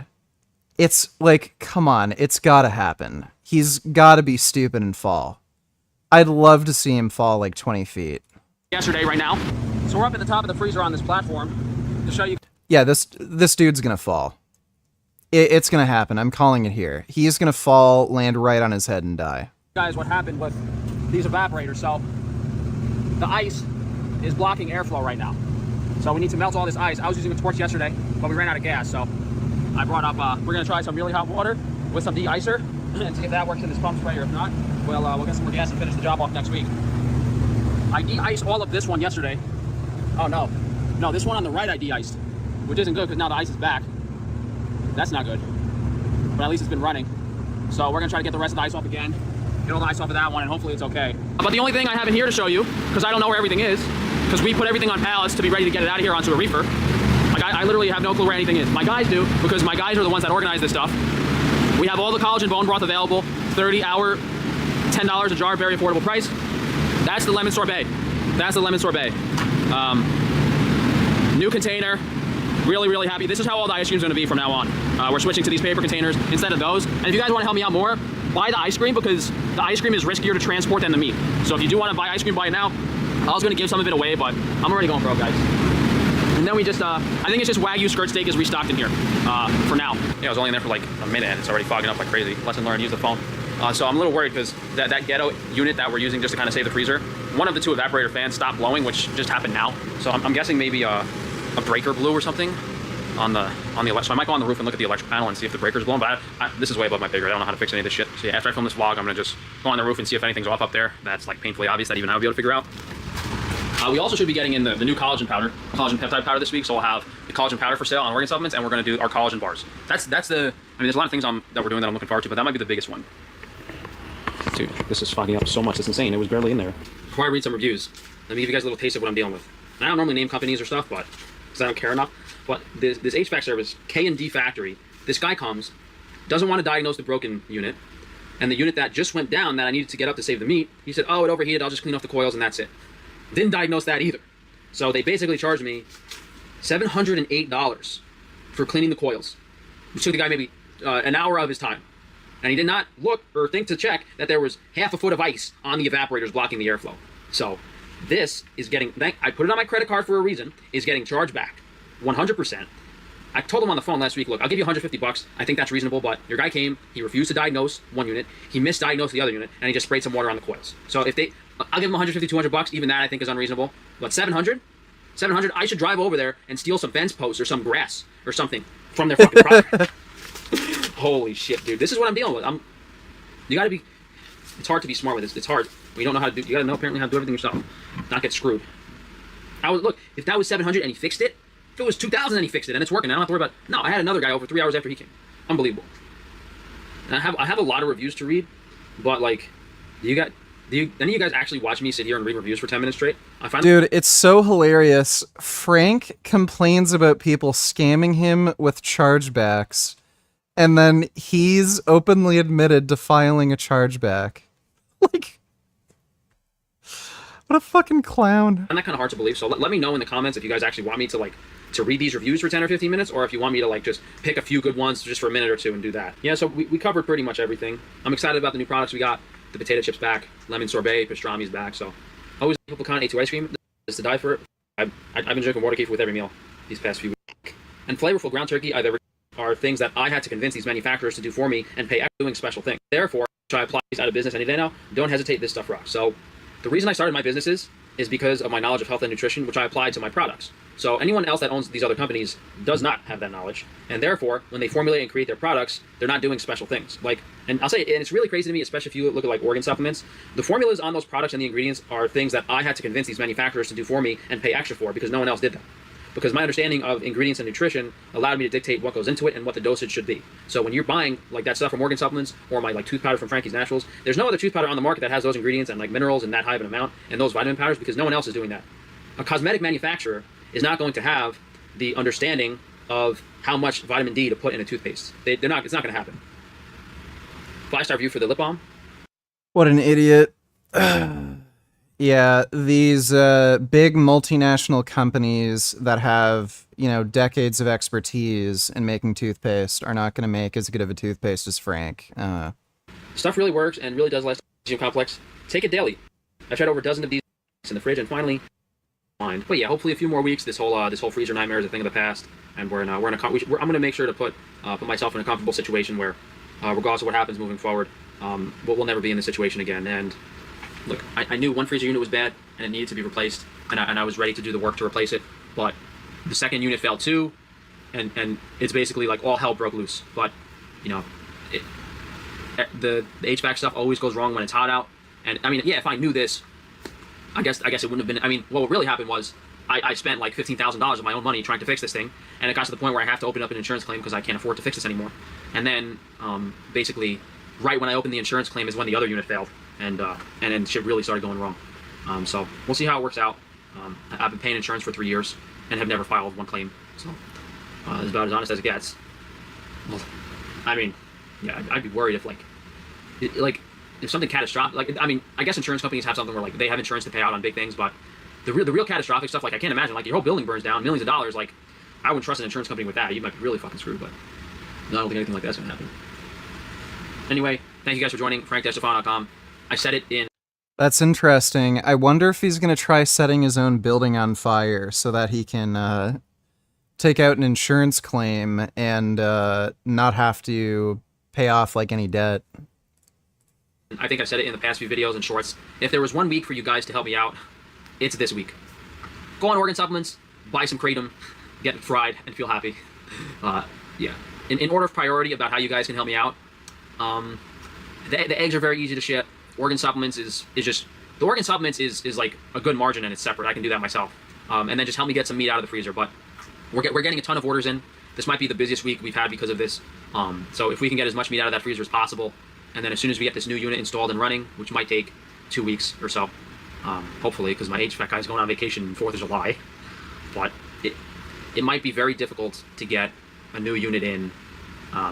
So the problem with that is then I'm stuck paying for this reefer rental for a few weeks, which is $150 a day, and I don't know if the insurance is going to cover that. So $150 a day, 14 days, it's like $2,000. It's not the end of the world, but if it gets to the point where it's 3 or 4 weeks and I've been paying this reefer rental for 3 or 4 weeks.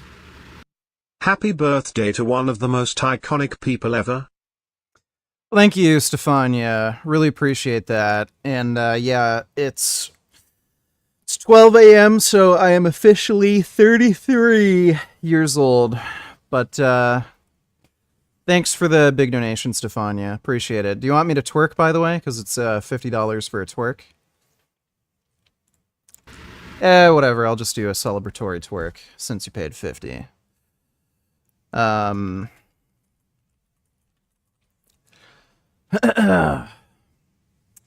Your Cum Won't Last. My favorite song.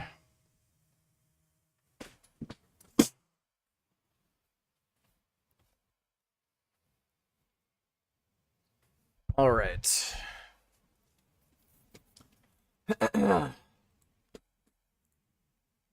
Father of lies, come in disguise. Your cum won't last. There's a snake in my ass. the cum father's secret stash. Come stomp me flat. I'm going to fuck your dad. Coming high into the morning sky. Vape come from my bum till I die. Watching Arthur with a cock in my ass. Riding hard, eating ass masterclass. Sacred cum blade, fuckling crusade. Fatal cum theft, give me cum or give me death. Elon's Musk, Jesus crust. Stealing donations from the cum czar's trust. A cum smoothie, gulp smoothly. Consume the cum chalice, fuck everyone named Alex. David Hayter, cum crusader. The holy cum wars, razor blade masturbator. Margaret Thatcher, the cum snatcher.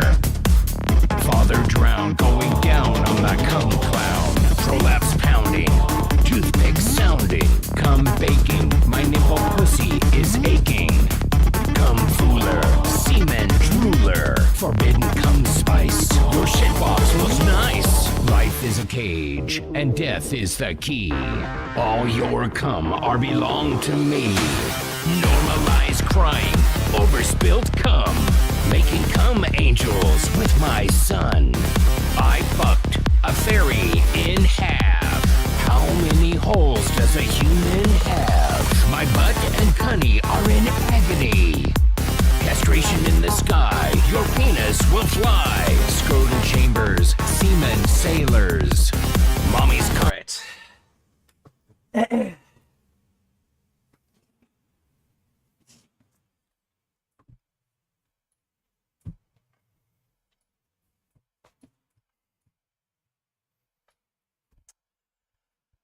Hope you enjoyed that twerking, Stefania. Thanks again.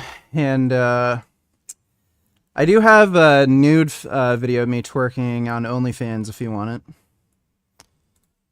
Tax, grind my balls on an axe. It's tight. It's tight.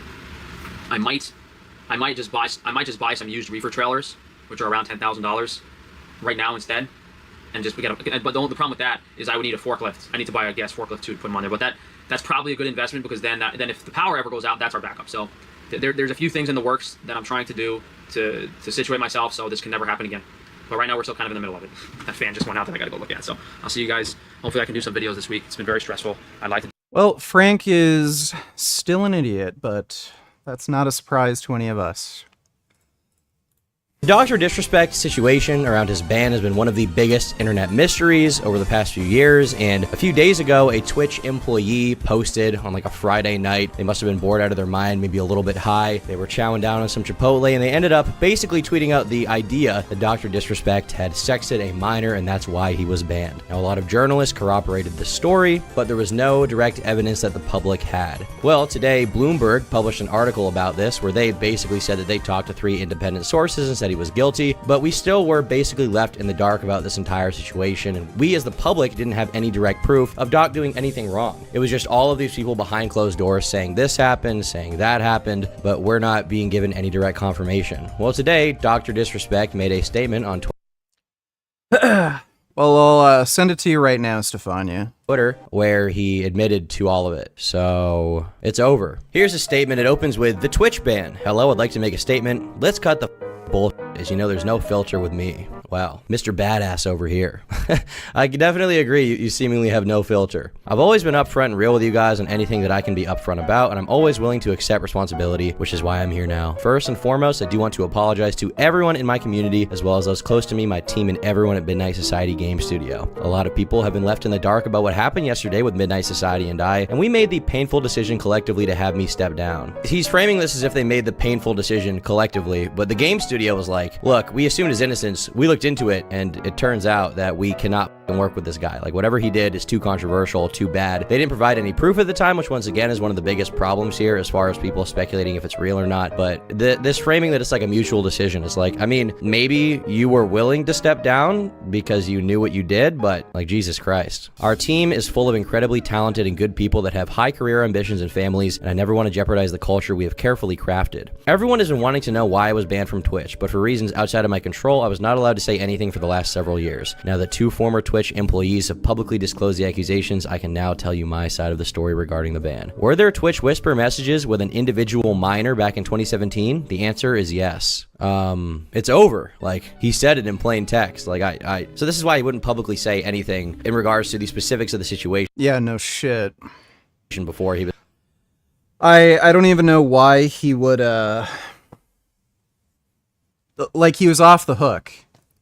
Even after this Twitch employee came out and said what was up, he was still off the hook. There was no, like, actual physical proof that he did anything. He could have just kept his fucking mouth shut, and now he's just ruined his fucking career. It was like, I didn't do anything illegal, no wrongdoing was acknowledged, I, was never held in court or anything like that, because, sure, maybe he didn't do anything illegal, maybe no pictures were exchanged, but he still apparently sent inappropriate messages to a minor. I don't know how old they were, they could have been 14, they could have been 17. I think the difference does matter, but whatever it was, like, you still, what the f***, Doc? He says, were there real intentions behind these messages? The answer is absolutely not. Well, think about it from the perspective of the kid, right? Like, whether the intention... That is some of the most stupid cope I've ever heard. Oh yeah, I was just sexting with a minor. I didn't intend to do anything. Like, that's what every fucking predator says. Look at every single Chris Hansen To Catch a Predator moment. They all fucking say, oh, I wasn't actually planning on doing anything.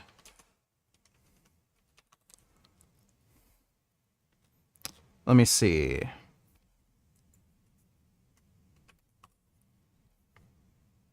The fuck?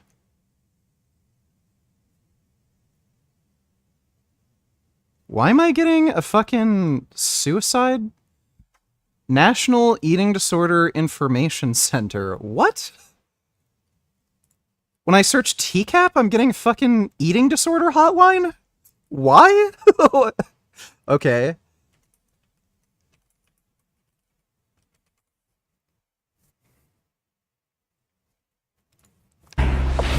It's Saturday night in the Connecticut suburbs. I'm sorry. Are you okay? Yeah, I'm okay. Sorry. Are you okay? I'm okay. Are you okay? No, not really. I mean... Are you telling me the truth? I mean, I've met girls... So, let's deal with this whole contract thing, because I'm just going to be thinking... In a text that will turn your stomach, Sokol talks about a marriage contract and even suggests they elope. Do you want me to check? Somebody here. I'll get to that in a minute. Who are you? Who are you? You tell me first. You're Jeff, right? Yeah. And what are you doing here tonight, Jeff? Hanging out. Hanging out with whom? With her. Who's her? I want to know who you are. I want to know a little bit more about you first. Can I eat first? Sure, go ahead. He's so relaxed and convinced of his innocence, he eats a slice of pizza. Tell me who you are, because, I didn't know there would be other people there. Well, what did you expect to happen here tonight, Jeff? Didn't have any expectations. No expectations whatsoever? No. So you drove 2.5 hours? Sure did. From Boston? Who are you? To come here. Are you her dad? To meet a young girl. Are you her dad? I will get to that in a minute. Go ahead, have a bite. Sokol probably should have brought napkins. I haven't done anything wrong. Coming to meet somebody? What's wrong? What is that against the law? Coming to meet a young girl? Yeah, is that against the law? It is after this chat. How? Did you bring some kind of a contract with you? Some sort of marriage contract? Okay. Let's see if any of this sounds familiar while you enjoy your pizza. I should come see you on Saturday. Well, since your mom isn't home, it's the best time to do it. This Chris Hansen victim was never raised to be a lie-along.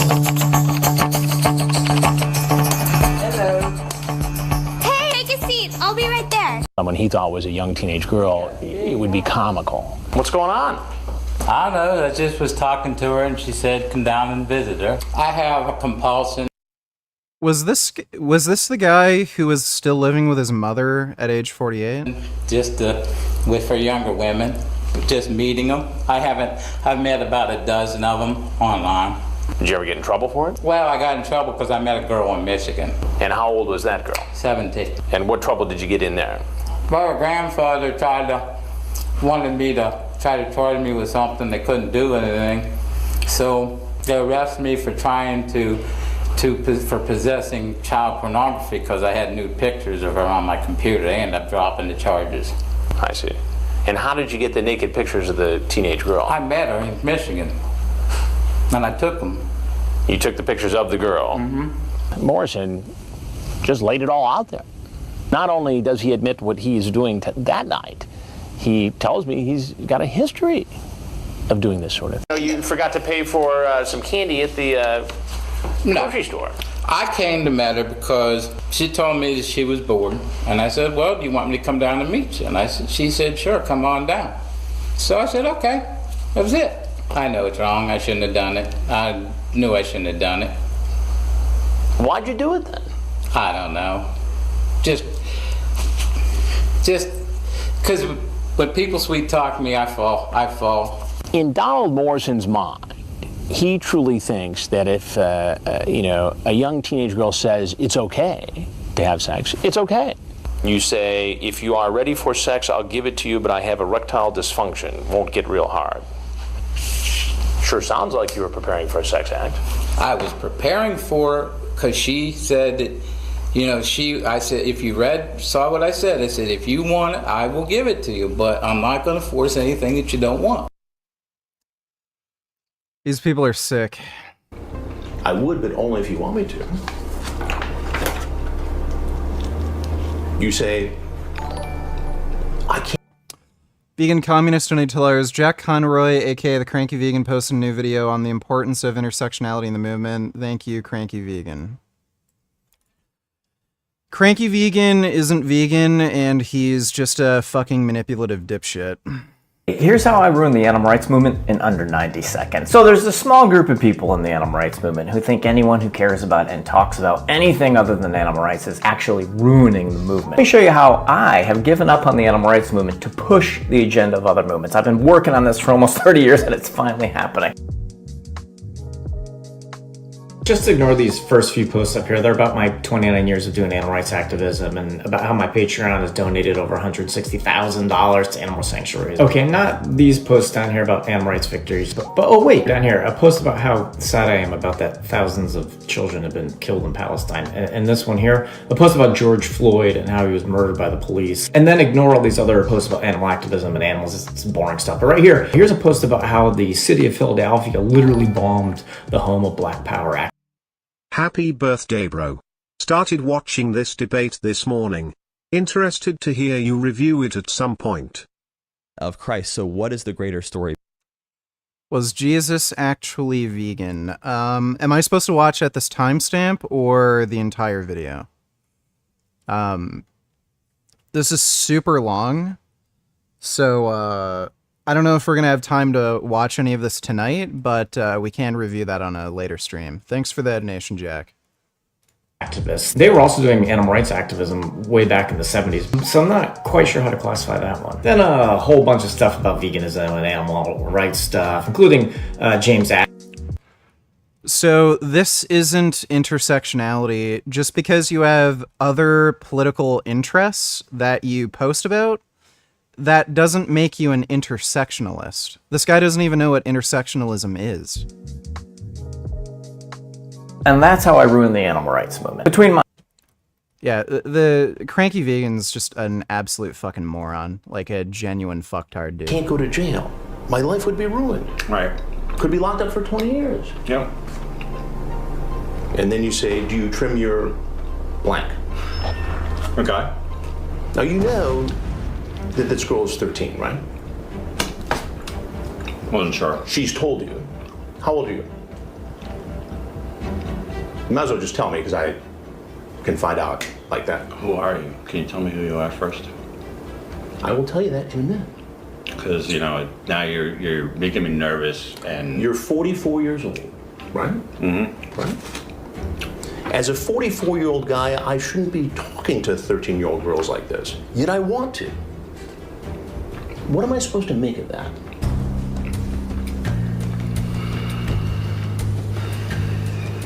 Sorry, I'm paranoid. Well, this guy is defeated. You shouldn't insult Jake Conroy just because you don't agree with him. He's a political prisoner and former ALF. He's why I'm vegan.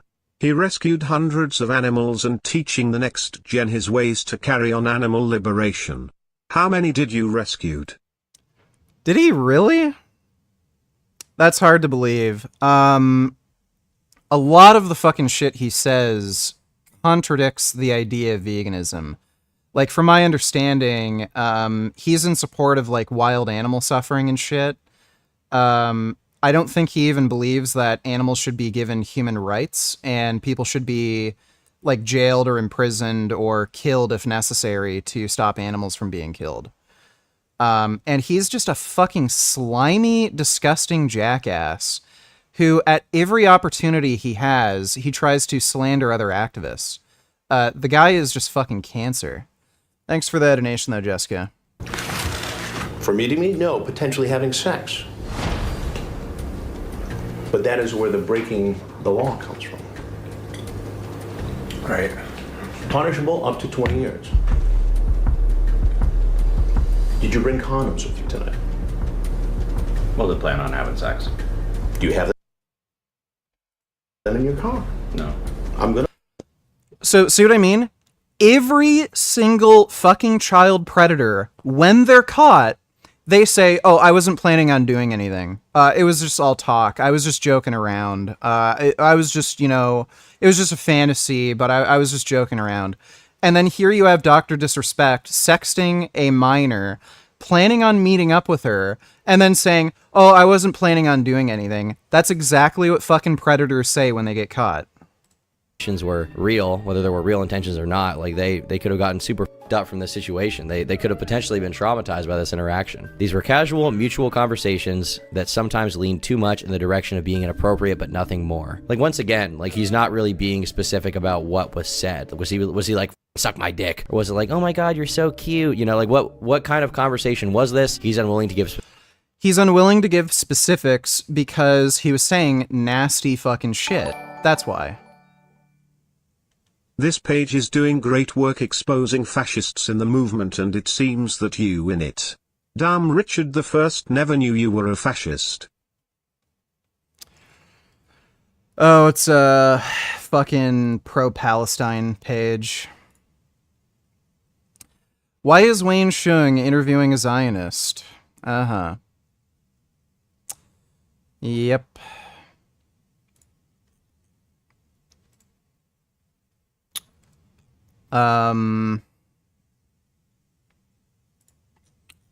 Unfortunately, I can't message this idiot. 95. I'll probably see my comment.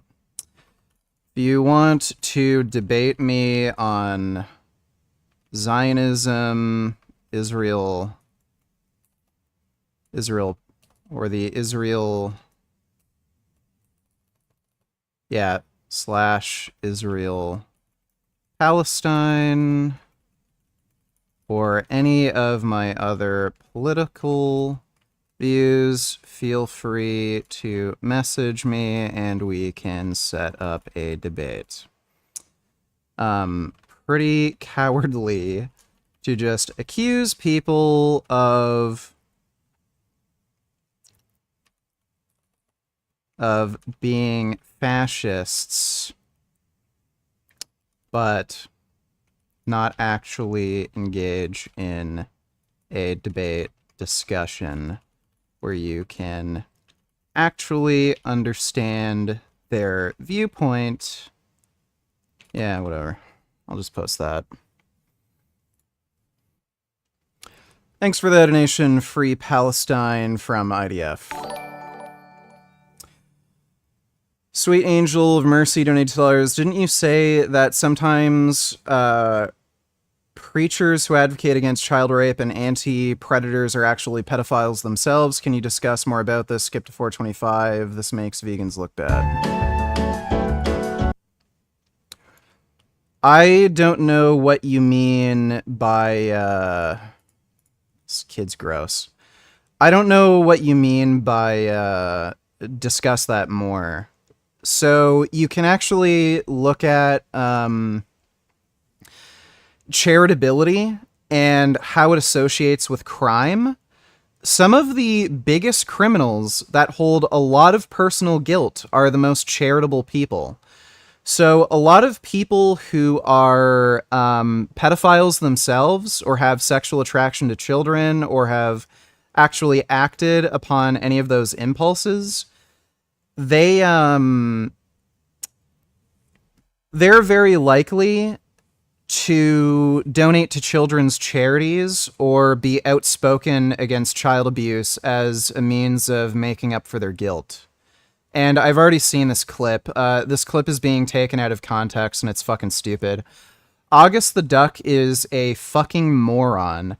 So vegan teacher is just making the point that the only reason this kid is eating this piece of meat is because it has sweet barbecue sauce on it, and it's sugary and it tastes good. And then she said you could put barbecue sauce on your penis and the kid would lick it off. She's not advocating for fucking child abuse. She's just saying you could literally put barbecue sauce on fucking anything and a kid would eat it, even if it's like disgusting.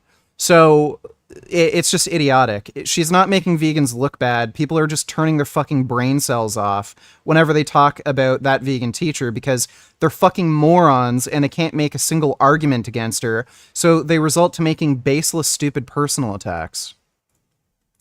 Specifics, but at this point, does it really matter? Like, people on Twitter, people in the industry are going to cook him anyway, right? They're not going to want to talk to him, apart from Kick, who apparently just signed a contract with him to have him stream on their site. Nothing illegal happened, no pictures were shared, no crimes were committed. I never even met the individual. I went through a lengthy arbitration regarding a civil dispute with Twitch, and that case was resolved by a settlement. Let me be clear, it was not a criminal case against me, and no criminal charges have ever been brought against me. Well, the thing is, like, I don't think the biggest problem for people is going to be whether or not you're criminally in the wrong, because socially, societally, this is still a very frowned upon thing to do. Like, people don't really give a shit. People don't really care whether or not, you're formally charged with this. Like, if you still express some kind of intention to do something with a minor knowingly, that's really bad. Now, I think at this point, since he's basically spilling the beans, if the minor lied about their age or something like that, or he thought they were older or something like that, I think he would probably just spell out, like, I thought they were older. They lied about their age, but he's not saying that at all. He's like, it was a minor. So what the It's bad. We can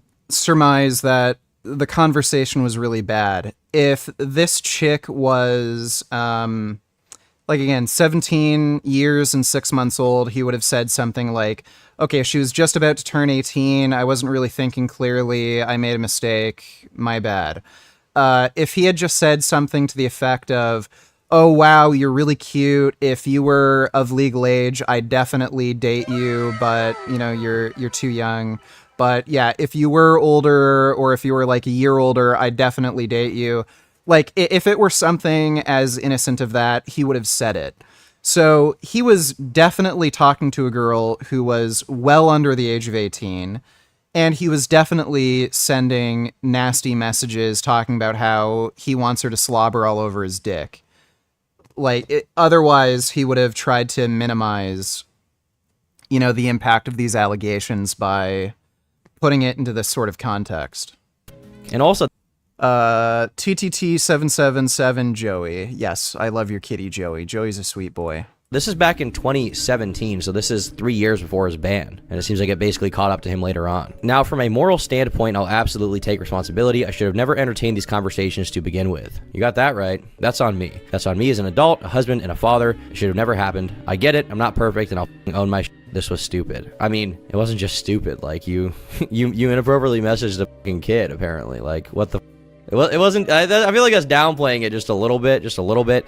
I would understand if he didn't know their age and like later they reveal their age and he's like, oh, I didn't realize I was in this kind of conversation. We got to end this. But seemingly from this, he doesn't say anything about that. He's just like, yeah, I f***ed up. I did something immoral. Like, this is beyond just like typical immorality. Okay, this is not like you scammed your fans. This is like there's a kid involved, bro. Like, children are the most sacred thing that people collectively as society have decided that we have. They're our future, literally. And apparently you did something weird with one. Now, I don't know how old they were. I don't know if they were 17. I don't know if they were 12. Who knows. I think I would like to know, because I think that's an important distinction, but regardless of that, it's still wrong. Now, with all that said, don't get it mistaken, I've seen all the remarks and labels thrown around so loosely. Social media is a destruction zone. I'm no predator or p***o. Are you kidding me? Anyone that truly knows me f***ing knows where I stand on those things with those types of people. That. I mean, like, you can say that, but like the entire internet now is just gonna see you as a fucking predator, right? Like, if you were inappropriately messaging a minor knowingly, like the excuse of like, oh, I was just being stupid doesn't really work at that point, right? If you knew their age. And it's not like Dr. Disrespect is like a close in age type thing. It's not like it was like, oh, he was, 20, she was 17, something like that. Dr. Disrespect is like over 30 years old. Actually, he's 42 years old, so he would have been over 35 years old when this happened. So like, what? Bro, come on! What the hell? You lost. Like, what is wrong with you? Why did you do that? Like, you already got caught cheating on your wife. Like, that was bad enough, right? And, I personally don't have a lot of personal investment in the cheating thing. I don't really care. I don't think it's that big of a deal. It's not my problem. Obviously, it's a wrong thing to do, but it's just, it's just not, I don't need to worry about that. If it's an adult, that's really between the adults involved. But when a minor is involved, like, then I think someone needs to step in, obviously. And in this situation, there's a minor involved! What the f***, Doc? You lost, bro. Now all these leftists on Twitter who have been cheering, like, it's always the people who say protect the kids, people who shit on trans people, who are the groomers themselves. It's all projection. I mean, now they have perfect ammo for you, bro. You messed up. You messed up big time. That's a different level of disgust that I hate even hearing about. Don't be labeling me as the worst of the worst with your exaggerations. Get out of here with that. But I think I've said what I needed to say regarding the ban itself. That's it. That's why Twitch made the decision in 2020. Okay, well, it seems like Twitch probably made the right decision, to be honest with you. I feel like they couldn't have made a better decision, if anything. I'm very curious why there was a settlement reached. Is it because technically in his contract or something, because he didn't break the law, it was not. Why do you hate pro-Palestine vegans? They just want Palestine to be liberated and not all of them support Hamas. You say that we shouldn't fight in the movement, but yet you want to cancel these people. What the fuck is wrong with you, Richard? No, they hate Jews, they're anti-Semites, and they support Hamas. Every single one of these pro-Palestinian activists, they hate Jews and they support Hamas. That's not true. If you ask any of them whether or not they condemn the October 7th attacks, they won't answer, or they'll obfuscate, or they'll blame Israel. If you ask them what Israel should have done in response to the October 7th attack, they'll say something stupid like, oh, open the borders so more Jews could get killed. They fucking hate Jews. The whole fucking reason they're up in arms about this Israel-Palestine thing is because they hate Jews. They don't care about fucking Arabs. If they cared about Arabs, you would have seen them speaking out against, like, the Syrian civil war. But they never did that. So over 300,000 civilians were killed in the Syrian civil war. Did you hear a peep from any of these fucking people? Did they argue for, like, more American assistance to overthrow Assad? Did they talk about like the UN sending in peacekeepers to protect innocent civilians? No, they never said anything about that because they only care about hating on Jews. This Israel-Palestine conflict just gives them a way in to sneak in their anti-Semitic bullshit without it being, completely overt. Thanks for the donation, though, Free Palestine. TTT 777, please react. 77 nonillion 777 octillion 777 septillion 777 sextillion 778 quintillion 888 quadrillion 888 trillion 999 billion 999 million 777,777. You didn't give me a link. If you give me a link, I can react. Thanks for the donation, even though. Not fair for them to ban him. Like, what exactly is the situation there as far as the contract? Why was he paid out in full? Why was there NDA signed? We don't really know. Ultimately, we probably never will know all of the details behind that because it's a private settlement between a massive company and a massive streamer. But regardless of that, like, I think that Twitch made the right decision in banning him. I wish we had a little more information about this, but at this point, like, don't really need it. You don't really need it to condemn Dr. Disrespect. Like, he in his own words, he had a big oopsie. He messed up big time, okay? To my team, community, industry friends that have supported me, I apologize. I wish I could have said all this sooner. You guys have always showed me and my family love and support through From I heard, there has been whistleblowers about Wayne being a cult leader who has been accused of being highly manipulative, and grooming young women activist. There's been testimonies from people from the inside. What do you think? I'd if it's true too. Yeah, they're all liars, and they're completely and utterly full of shit. Every single accusation made against Wayne is complete and utter bullshit, and they're all fucking liars, and they made up that shit because they just don't like Wayne as a person, or they don't agree with his political beliefs, and they do this as a means of... They make these accusations to weaponize against him in retaliation for some of his, like, political beliefs. But they're all fucking lies. Thanks for the donation, Enigma. Throughout all these years, we love you guys like you can't imagine. I have the best community and circle. If any of this has made you uncomfortable, I get you. You don't have to support me anymore, but just know you've always been greatly appreciated. But trust me when I say this, to all my haters that live and breathe social media with zero life experience, I don't give a fuck about you. Wow. The haters, guys, the haters who hate on Dr. Disrespect, dude. They live and breathe social media. They're terminally online. Please react to your boy. TTTTTTTTT forever. Let me see. Oh my god. That's Joey, and that's Meowie, and he's so orange. Oh my god. Whoa. Oh my god, look at him. He's my little Chonko. I am going to take him and steal him from you, and he is going to be my little Chonko from now on. Oh my god.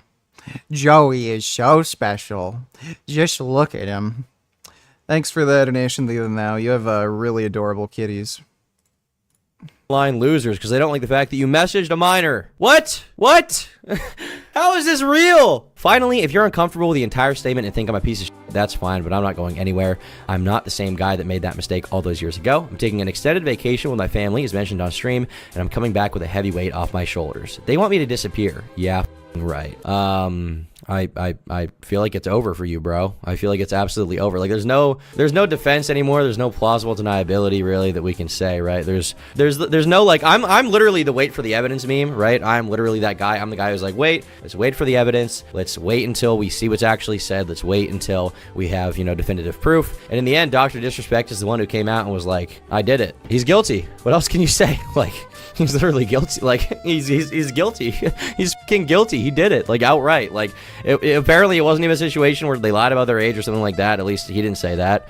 I'd imagine he would. If he had some kind of defense, he would pull it out of his ass right now, like Bugs Bunny. But it's over. It's literally over. So earlier today, we got like a Bloomberg article. Keemstar was saying there was going to be some giant nuke about all of this situation. And the Bloomberg article, basically, I read it, and unfortunately, there wasn't a huge nuke, but it was released literally like minutes before Doc made this long statement. And in this Bloomberg article, there's this quote where they say, the reasons for his banishment from Twitch were never given, but 3 people with knowledge of this matter said Beam was removed because he exchanged sexually explicit messages with a minor through the service's direct chat feature. He also asked a minor about her plans at the TwitchCon convention, according to 2 of the people who asked to not be identified discussing such a sensitive matter. Now, Doc in his statement claims there was never intention to meet up in real life, but at that point, I don't think that's really going to matter to the public, nor...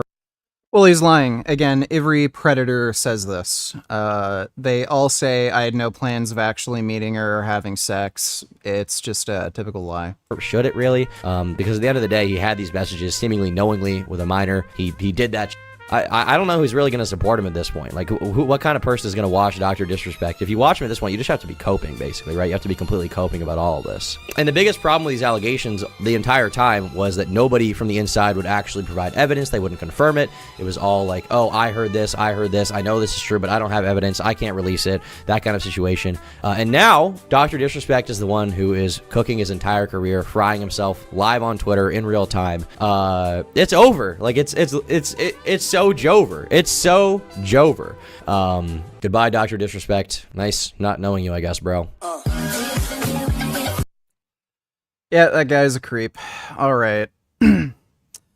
Speaking of retardation, I just discovered this guy's cancerous channel. But there are Jewish vegans who are based who support Palestine liberation. Not only that, even some of these rabbis are against Israel, but they are not against Jews.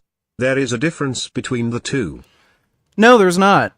Oh my god. Hamas supporter Jamal Bowman lost re-election tonight by 12,000 votes. Got replaced by a pro-Israel Democrat in the primary. A bunch of progressives are mad that AIPAC helped fund the primary against him, talking about dark Jewish money and shit. Nazi cope. Jamal Brown lost election. Pro-Israel Democrat. Sweet. Bunch of progressives are mad because AIPAC helped fund the primary against him. Sweet. Well, that's good news. Thanks for the donation, retard. Yeah, so, this, fucking weird Jewish cult, the Nuteri Karta, they only have about 1,000 members worldwide. They're this weird, they're weird retards that are anti-Semitic. I don't care if they're fucking Jews. If they're against the nation of Israel, they're fucking anti-Semitic. What the hell do you think the destruction of a Jewish state would fucking look like? It would look like a second Holocaust. So you can cope and say, oh, but there are Jews that are against fucking Israel. Well, great. I know black people who are pro-slavery. That doesn't fucking mean anything to me.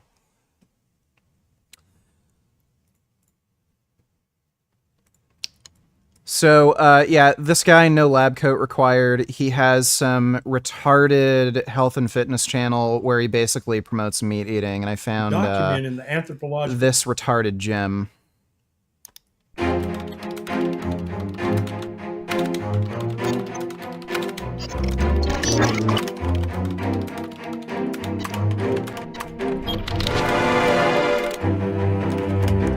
They've added up and left.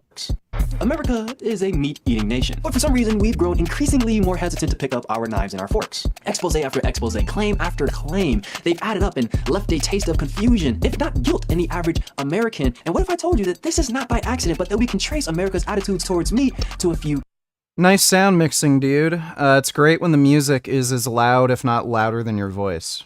Key events. No one is blameless. The meat industry is not without fault. Meat eaters are not angels, and vegans are not saints. We've all contributed to the demonization of meat in some way, specifically red meat. Its reputation has fallen. How did we get here? Yeah, that's because of the massive amount of prospective cohort studies linking red meat to heart disease, cancer, diabetes, and shorter life expectancy. For all the pick-me Jews, Hitler was Jewish. Does that mean he's not anti-Semitic? Hitler very likely was Jewish. He was likely 1/4 Jewish. So, yeah. It's just fucking retarded. Just because somebody's Jewish, that doesn't mean any fucking political stance they have isn't anti-Semitic because they're Jewish. Again, I know black people like Tommy Sotomayor who are pro-slavery. Thanks for the donation, Will Mage. This video is powered by this channel sponsor, Element. Before the research phase of this video, I had no idea how massive, how grand the scale between veganism and meat eating actually is. You know how they say in order to keep the peace, you should refrain from talking about politics or religion? Well, they should add veganism versus meat eating to that subject matter as well because, well, I'll put it this way. This is a video about eating meat. I do eat meat, right? But I just want to make it plain that I'm not choosing any side. Personally, I think both sides present arguments with a lack of nuance, and that tends to be... No, you're choosing the side of pro-meat. Buddy, you literally got Ken Berry, a disgraced medical doctor who's a fucking quack, to come on your fucking channel. ...be the real problem, but really... Okay, well, I still disagree with you, Richard. Free Palestine and go vegan. Well, thanks for the donation, Free Palestine. The landscape is so vitriolic, I do feel the need to preface this entire video with this soapbox, which I won't be on it. I tend to be biased. Okay. Welcome to No Lab Coat Required. My name is Johnny Cole Dixon, and I feel like I haven't introduced myself in the last couple of videos. Hi! Let's talk about meat. 77 pounds. Focus on this question, really all of us, as we go through this video. How did I get here? Oh, okay. Yep, you got it. We ran out of votes, so feel free to comment your own situation. Whatever happened with that vegan debate you were supposed to have against Alex/PWF? BTW, since you've cured your depression, it seems like you've gotten much better at debating. I can't recall. Oh, playing with fire. Yeah. I should actually. Let me see. What the fuck?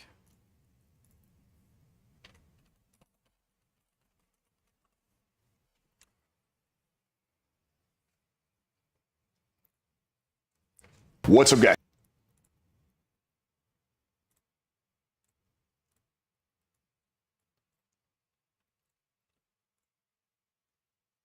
I don't think we ever set up a debate, but or talked about having debate, but I'll see if he's interested.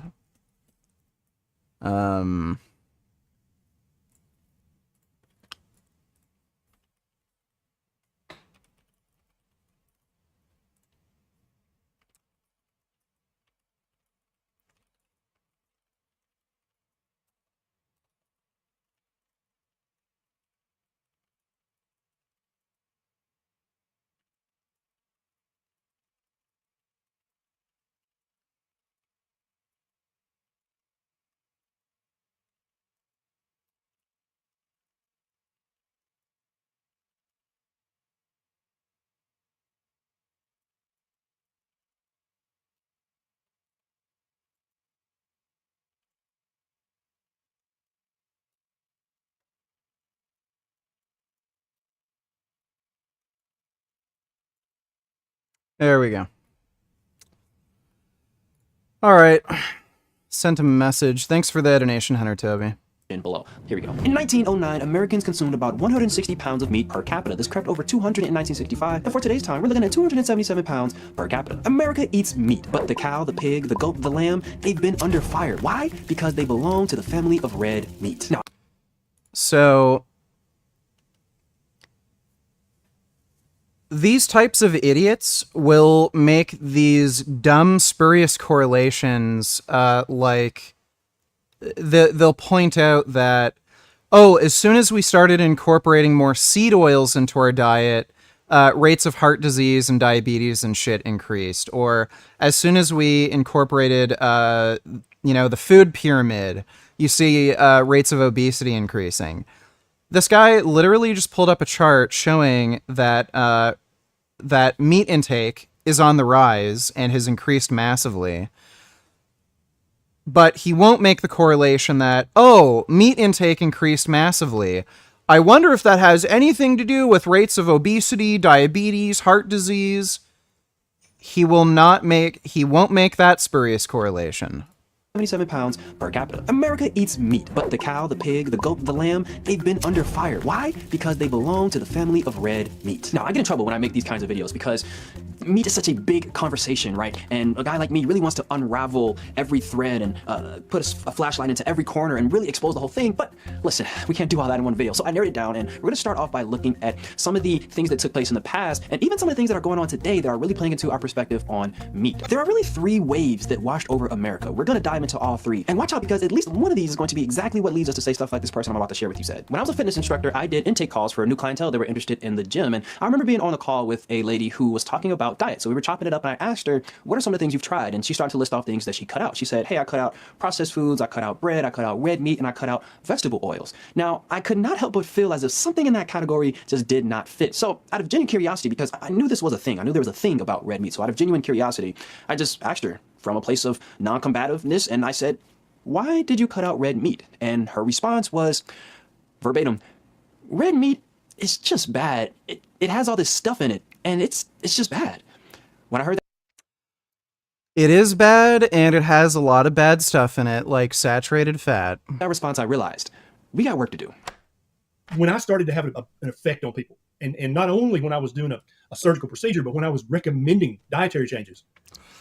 So, just so you know, Ken Berry is a medical doctor who had his medical license suspended because he was performing surgeries on people with single-use medical equipment that he was using multiple times, and he was exposing both his patients and staff to potential HIV infections.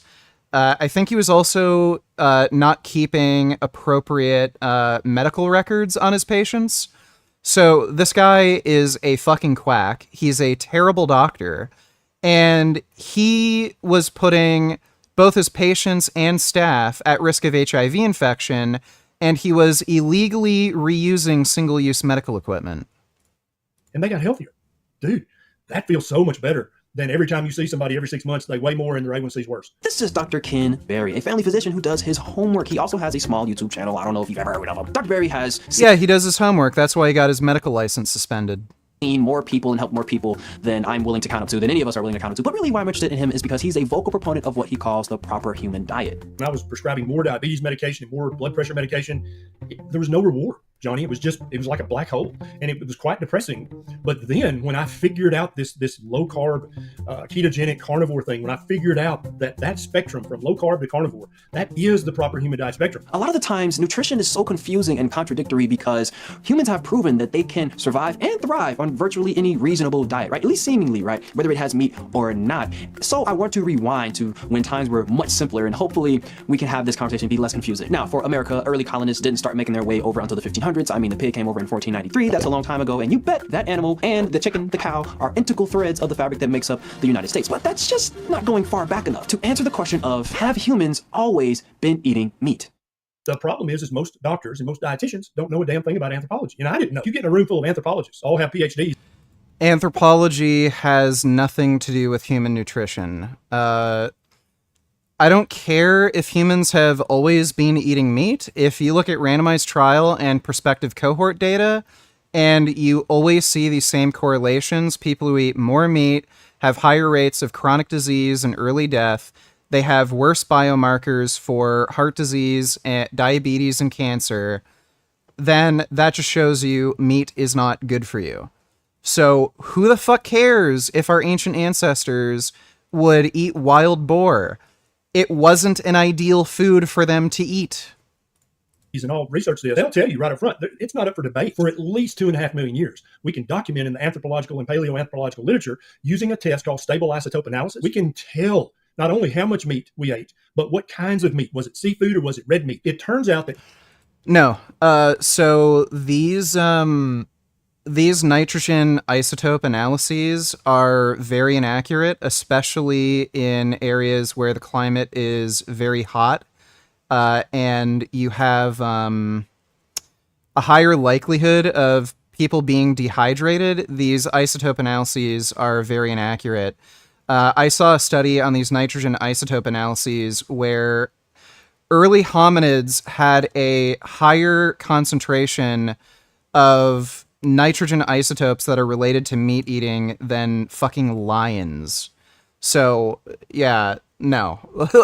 Human beings have never been more carnivorous than lions. Human beings have been eating fatty red meat for exactly as long as we have been breathing air and drinking water and playing in the sunshine. Now, I usually try to keep things pretty concrete on this channel. Who cares? Naturalistic fallacy. But when you are looking so far back into time, right, prehistoric matters, eventually what you believe as an individual is going to have an input on how you perceive this, right? So maybe some of us aren't sold on the idea of looking into data from millions of years ago. Maybe that's just tough to grasp. But maybe some of us, we're like, stable isotope analysis for old bones, that's my jam. So here's the thing. We can look at dates that are still ancient, yet more recent, but still relevant, and our answers are actually revealed. Where you want to go? Africa, 6000 BC, meat was a part of the diet. We're talking lamb, beef, goat meat. Ancient Rome, yes, meat eaters. I mean, really everything eaters. Rome did not hold back. We're talking everything from pork sausages to flamingo.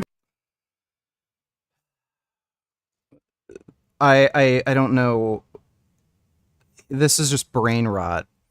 The wealthier classes in Rome would have had more access to meat than lower class individuals. Meat was very expensive. Most people lived on a diet consisting of beans and barley. By the way, like, this was so culturally ingrained in ancient Rome.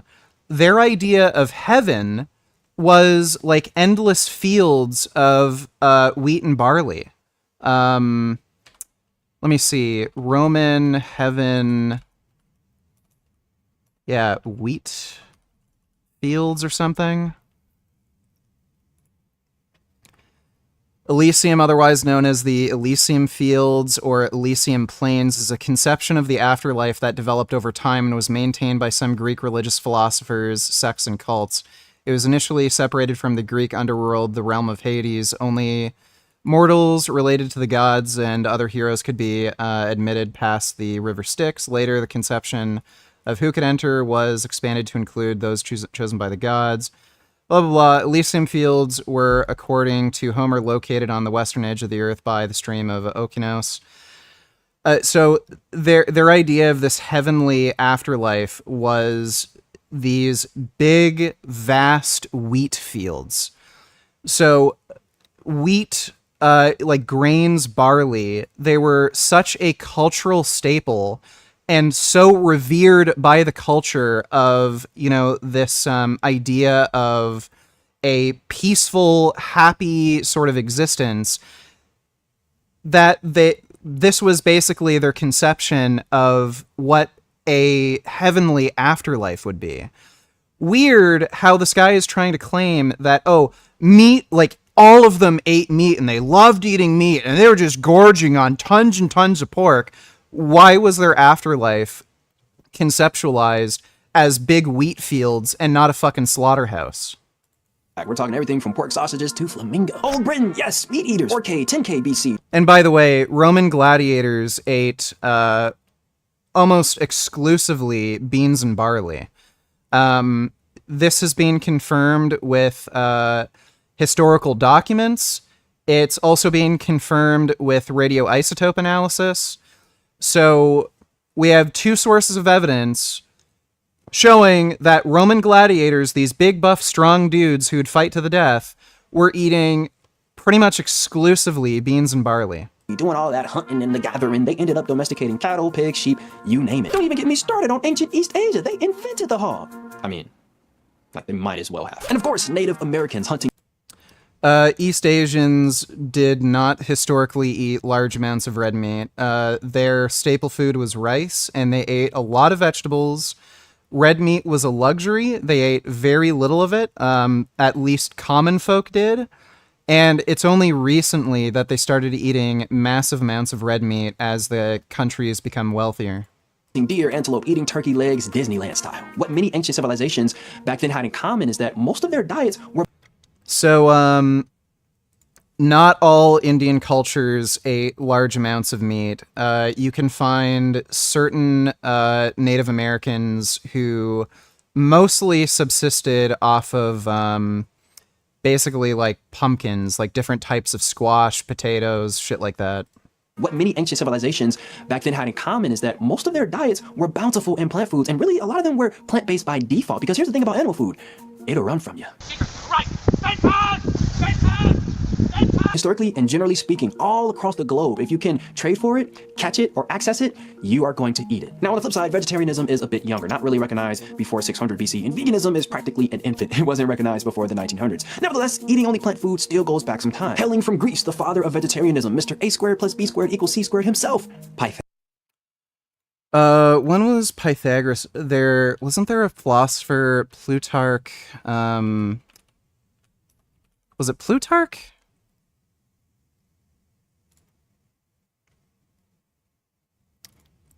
I think it was Plutarch. Human body in no way resembles those that were born for ravenousness. It hath no hawk's bill, no sharp talon, no roughness of teeth, no such strength of stomach or heat of digestion as can be sufficient to convert or alter such heavy and fleshy fare. I think it was Plutarch. I think Plutarch actually came before Pythagoras. Plutarch...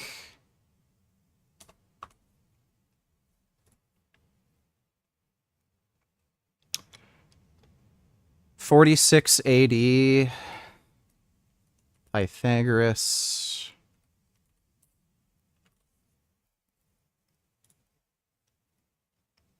$570 to $495. I don't know the difference between AD and BC. I don't know who came first. Pythagoras, the oldest and most popular vegetarian around his time, influencing others to live a plant-based life in the... By the way, this is also false. You have Hinduism, where vegetarianism has been a staple in Hinduism, and the Bhagavad Gita, that was completed 2,000 years before Jesus Christ.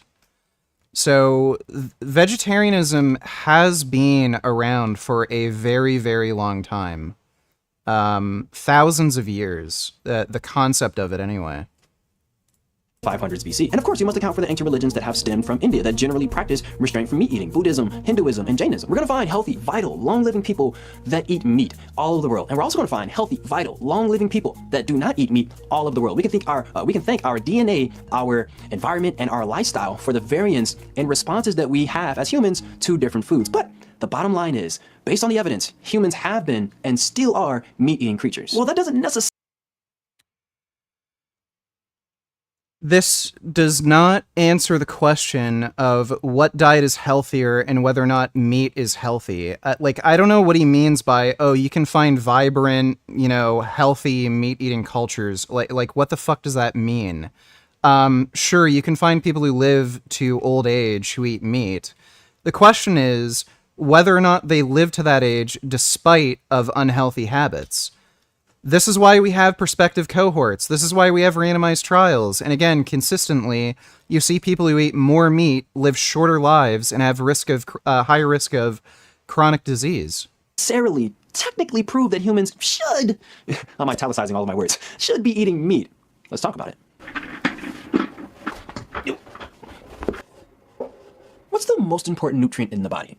Well, if this wasn't a trick question, I'd say water. Water isn't a nutrient, but we can't go long without it. That's why I choose Element for my hydration. Now, hydration is easy. You just drink water, so why would we need anything like Element? Well, Element is an electrolyte drink mix.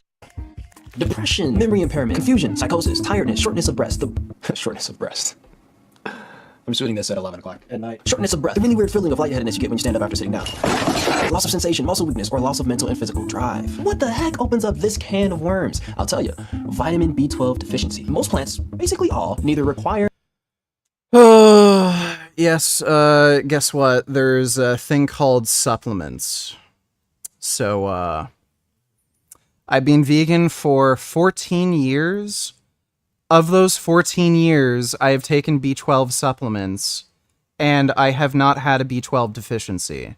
In fact, my B12 levels are at the very high end of the normal range, like literally at the very tip of the high end of normal. They're at, like, I can't remember what the measurement was, but it goes from like 600 to like 1400 or something, and I was right at 1400. Nor produce vitamin B12. Vitamin B12 is abundant in animal food. For those of us that are familiar with the back and forth between vegans and carnivores, for example, this conversation always comes up, and what I've realized is that even though we talk about it, we don't really know what B12 is important for, so why do we need it? Vitamins are dope. They're like little production line robots that are taking action in order to ensure that the product that is human is done properly, right? And if one goes missing, we can almost ensure...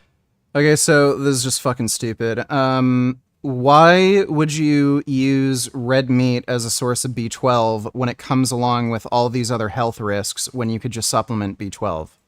That the product is not going to be complete, right? It's going to malfunction. B12 is notably needed for three things. The first being myelination of our neurons. The myelin sheath is a fatty blanket that wraps around our neurons. This allows for electrical signals to be carried through efficiently and dependably. Think of having the bumpers up on a bowling alley. We may not get a strike, but we can guarantee the ball will get to the end. Well, it's the same exact thing for electrical signals, because without these bumpers, we could be sending them down the gutter all day. B12 helps with the integrity of these critical barriers, which explains why we have all these brain problems without B12. No myelin on our neurons, no function of the nervous system. No function of the nervous system, no... and lock it. The second thing we need vitamin B12 for, healthy blood cell formation. We all know that the red blood cells are in charge of delivering oxygen, but what we have to emphasize is that everything in the body needs oxygen to function properly, which hints at why this deficiency can throw a wrench into so many areas. Even though the RBCs can hang around in the blood for about 120 days, they are... This guy is a skinny, malnourished fucking twink. His neck is just pencil thin.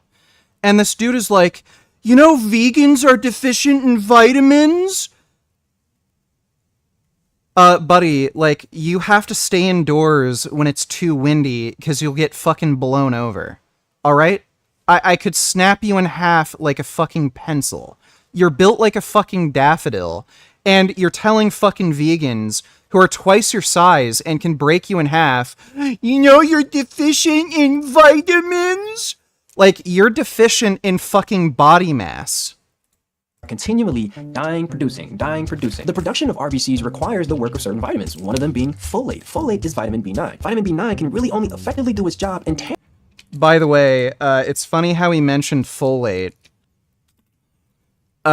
People on a carnivore diet are deficient in folate because the most significant source of folate that you're going to find is from things like grains, beans, legumes, vegetables. If you don't eat any of those foods, you're going to be deficient in folate, and especially for pregnant women, folate deficiency is extremely dangerous because it increases the risk of birth deformities, most notably Down syndrome. In fact, Michaela Peterson, when she got pregnant, she started getting folate injections so that she would be protected against having a kid who develops fucking Down syndrome. But you invited a fucking carnivore doctor on here, fucking Ken Berry, the guy who almost infected people with HIV, to, like, recommend a fucking carnivore diet that's deficient in folate. This idiot is going on and on about how vegans can't get fucking B12, but then he's getting a fucking asshole to come on here who's recommending people eat a diet that's deficient in fucking folate.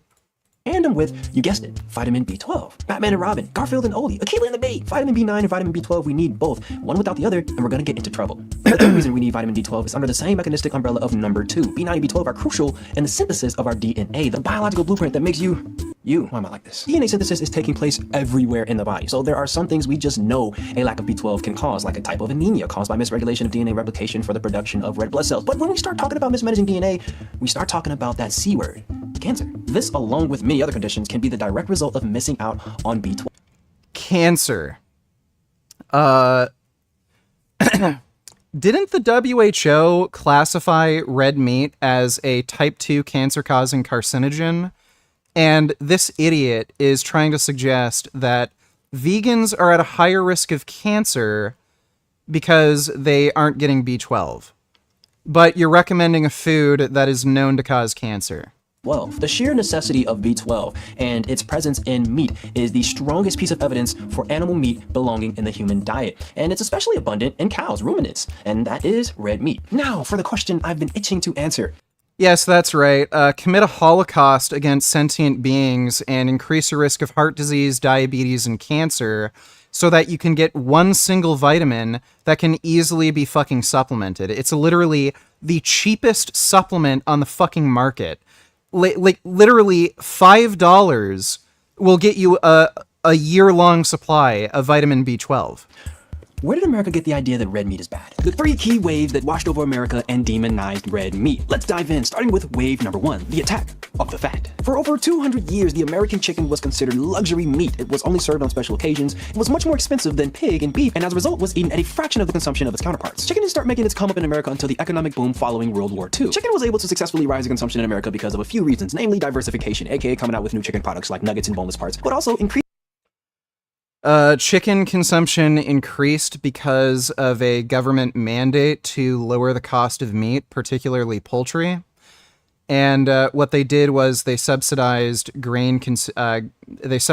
grain industry so that the cost of animal feed would go down massively, and it allowed foods like chicken to be grown at very low cost. Increasingly efficient production, which wasn't exclusive to just the chicken back then. Everything got faster after the war. But where chicken shined the brightest was its growing reputation. The cheaper it got and the more and more American tables it landed on, we were starting to see it as the superior meat. You can get more out of it for the money invested. I think of it as a way of pleasing my family, commented 2 different housewives of the 60s. The absence of fat meant that consumers saw chicken as an efficient, less wasteful food compared to pork and beef. You see, the 60s was the most pivotal time in American nutrition to date. In 1961, the loudest message, one that still rings in our ears and permeates through the airwaves to this He is going to mention Ansel Keys, isn't he? day was shouted, and that is, stop eating fat. It was told by a researcher that made his way onto Time magazine. A researcher on a magazine. That's like the Waterboy getting the championship post-game interview. How the heck did he accomplish to get his article in Time magazine, let alone be on the cover? His name was Ansel Keys, and he was a close friend. So this is already misleading. Initially, when Ansel Keys made his 7-country study, he was suspecting that fat in the diet was the cause of heart disease. And there was a very logical reason for this. If you dissect somebody's arteries, if they have heart disease, you're going to see big fatty streaks in their arteries. It's not loaded with carbohydrates. Your arteries aren't loaded with protein. They're loaded with fat. So you would logically suspect, since the arteries are covered with fat in the diet might be related to heart disease. This was an observation made in the late 1800s, by the way. There was a Russian scientist who experimented on rabbits, and he fed rabbits a high-fat diet, and he noticed they developed heart disease and they developed fatty streaks on their arteries. So this idea had already been going around for well over 50 years before Ansel Keys ever came up with the 7-country study. There was a very logical reason for this. Now, later, after doing more research and after more scientific investigation in the field came out, Ansel Keys revised his position to single out saturated fats in particular. He found that chain length was responsible for the increase in serum cholesterol and thus the increase in heart disease risk. And Ansel Keys, again, was one of the first researchers to make these discoveries that the chain length of the fat is responsible for its risk on chronic disease.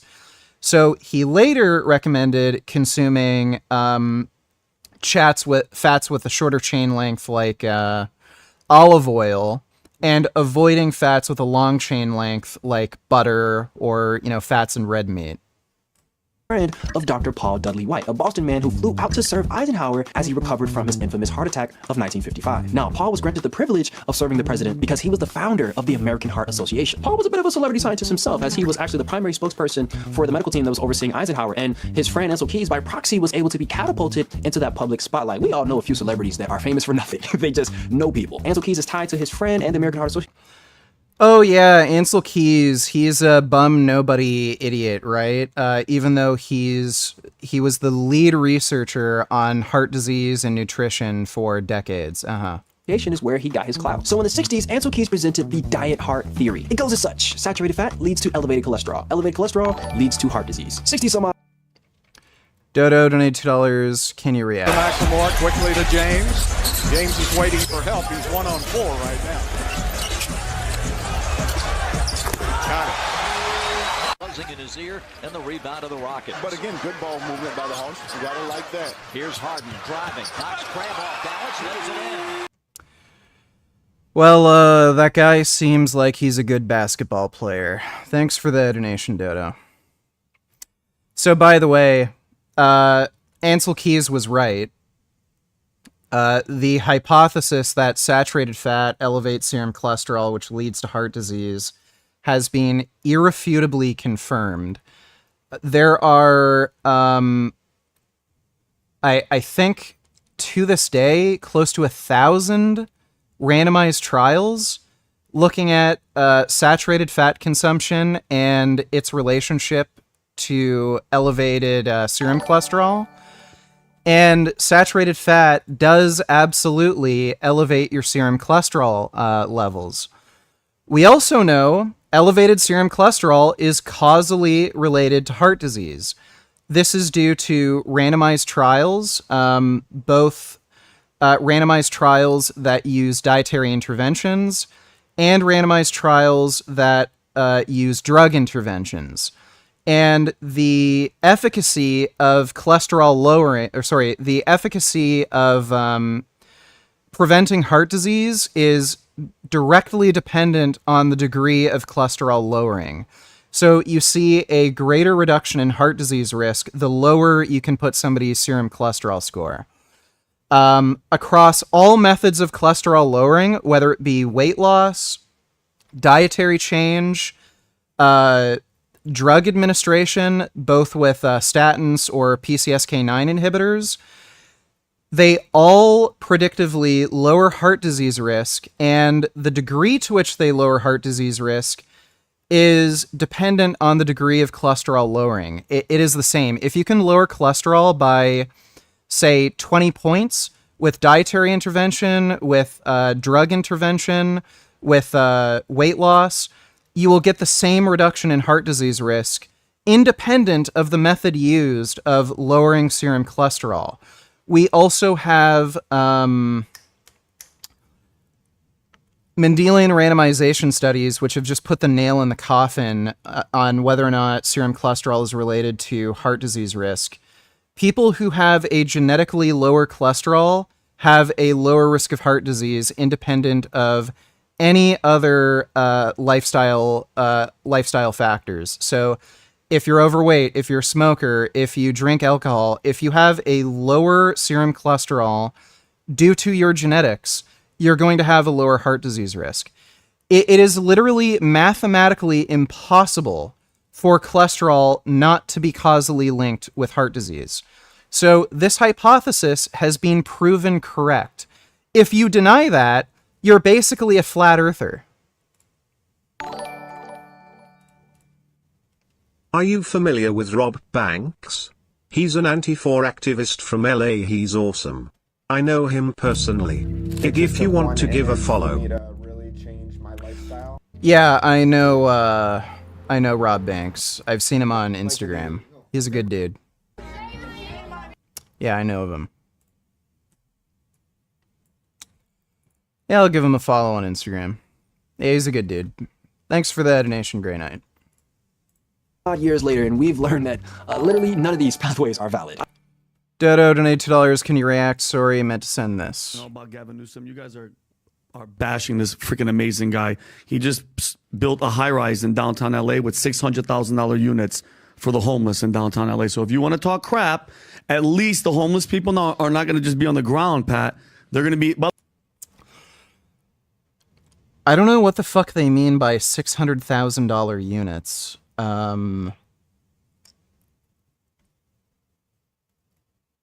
Are they talking about like what the unit price would be estimated to be based on like current market value?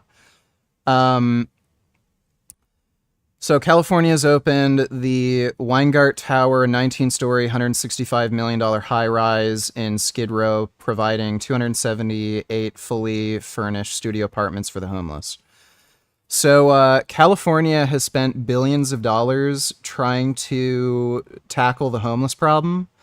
They've given tens of billions of dollars to different aid organizations to rehabilitate and rehome the homeless, and it's literally made no impact whatsoever on homelessness. So would you rather them give billions of dollars to aid organizations that have done literally zero to prevent homelessness or rehabilitate homelessness and help them get jobs and be able to afford an apartment? Or would you rather them put billions of dollars into just building homes for the homeless, which would solve the problem of them being homeless? One solution spends the same amount of money but actually does something. Another spends billions of dollars and does nothing. I'd rather put the billions of dollars into something that actually does something. And the reason why this sort of spending is justified is because it will ultimately save them money long term. Homeless people are incredibly fucking expensive for cities. There's been estimates of the cost per homeless person per city, and it varies from, territory to territory. But when you're talking about major cities, one single homeless person can cost a city upwards of $50,000 per year because of things like property damage, theft, and incarceration. So if these homeless people have to break into stores to get money or get food, if they deliberately commit crimes so that they can be locked up, so that they can get a place to stay and get food and shelter, like during winter months, that costs cities tens of thousands of dollars per year. And when you look at the homeless population in California, which is massive, isn't it like 2 million or something?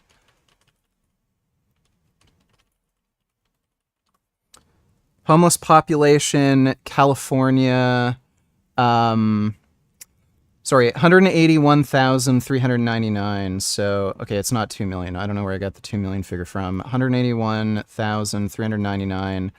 And let's use a generous estimate. Let's say each homeless person costs the city $30,000 per year. That's $5,441,970,000 the city has to spend to deal with homelessness per year. So if they invest, say, I don't know, $1 billion to make homes specifically for the homeless, that will likely end up saving them money in the long term. So taxpayers end up saving money by just housing the homeless. By the way, $600,000 high rises for all. Can we revisit this in 1 month and see what this place is going to look like? And if they don't have security and people watching for drugs and everything, Do they have a pool and a workout room? Right, because rich people who do drugs, that's fine. But when homeless people do drugs, that's a problem. Can you play the clip, Rob? Vinny, let's quit and move back. And by the way, this is after that story a month ago when they just lost $20 billion on trying to fund homelessness. PBD, this is downtown LA. Look how sick this is. Look how sick these buildings are. Today they are. We'll check in on them. Yeah. I mean, well, if you had to guess, Tom, what, a month? A month it's going to be bad? Give it 6 months. Okay, we'll give it 6 months, and I'll remember to come back to talk about it because it's going to be wild. But look how sick these apartments are. They're all studio apartments, by the way. I mean, you know, so this is what, Rob, can you hit the audio so we can hear? Yes, I would much prefer homeless people to do drugs and live on the street and shit all over the place and, throw dirty needles all over everywhere. So my kid who's rollerblading falls on a dirty needle and gets HIV, rather than them just doing drugs inside their own fucking apartment buildings, where they're likely going to overdose and die, and then they can just get them out and put another fucking homeless person in there. Like, why do they fucking care? Go for it. Help LA's unhoused population. It's taken 3 Unhoused. years. The Weingart Tower is finished. The first residents could. By the way, I'm pretty sure there's a process that they're going to have to go through to vet homeless people who will get these units. They're likely going to vet people based on mental health. So if they're schizophrenic, they might not be able to get these apartment units. And if they're drug addicts, they may not be able to get these apartment units. So they might be talking about a non-existent problem here. To move in a matter of weeks. Fox 11's Susan Hirasuna joining us live from the 19th floor to give us a tour. Susan. Yes, and Christine, let me just tell you, this is just one of the common areas for the residents. I want to give you a look at the view from the 19th floor, and let me tell you, this is a view that many people would pay good money for, but here, this building is specifically dedicated and fully dedicated to those who are low income or unhoused. Low income or unhoused? There's a big difference. 2, cut. Big name politicos posed for the. So I'm guessing their only argument for this is, why are we giving homeless people free stuff when people are working jobs? That's literally their only argument. It's high rise for homeless shelter in downtown LA. I didn't really think it was no other life than this right here. And there's some of them for extremely low, like under the poverty line for income. Cooking and doing decorating everything in there. It's my own little house. To qualify, prospective tenants will apply, agree to participate in programs determined by a case manager, and pay roughly 30% of their income. Yeah. So they're going to have case managers that vet people based on like drug use and shit like that and mental health. So they're not just giving these apartments to like insane, delusional, burnt out crack addicts that are going to like shit all over the place and ruin the building.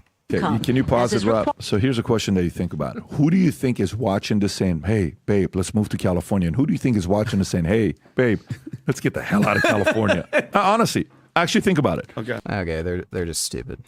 I'd go as far as to say that if anybody is still trying to convince you that saturated fat is bad, that they are actively trying to sell you a product or are really into animal welfare or have not read up on anything in the last couple decades or so, in which they probably should not be trying to give you advice in the first place if that's the case. Saturated fat does not lead to elevated cholesterol, and elevated Saturated fat does, in fact, raise to elevated cholesterol. There's the famous Hegstead equation, which is 90% accurate.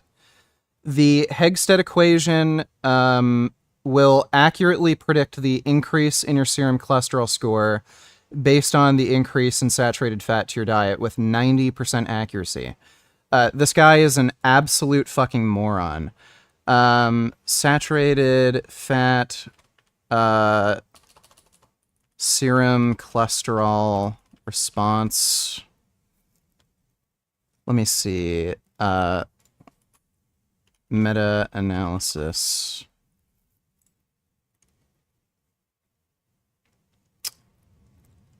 Okay, that's about eggs. What is it? Prospective cohort. Saturated fat. Randomized. Wait, saturated fat, serum, cholesterol, randomized trial, meta-analysis.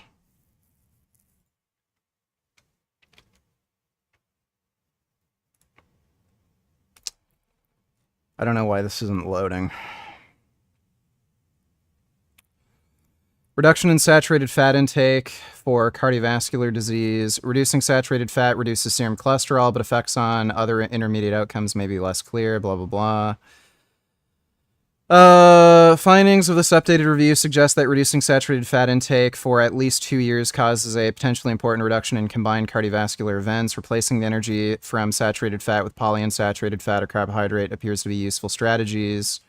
So, there you go. There was a better analysis. I think it included 600 randomized trials.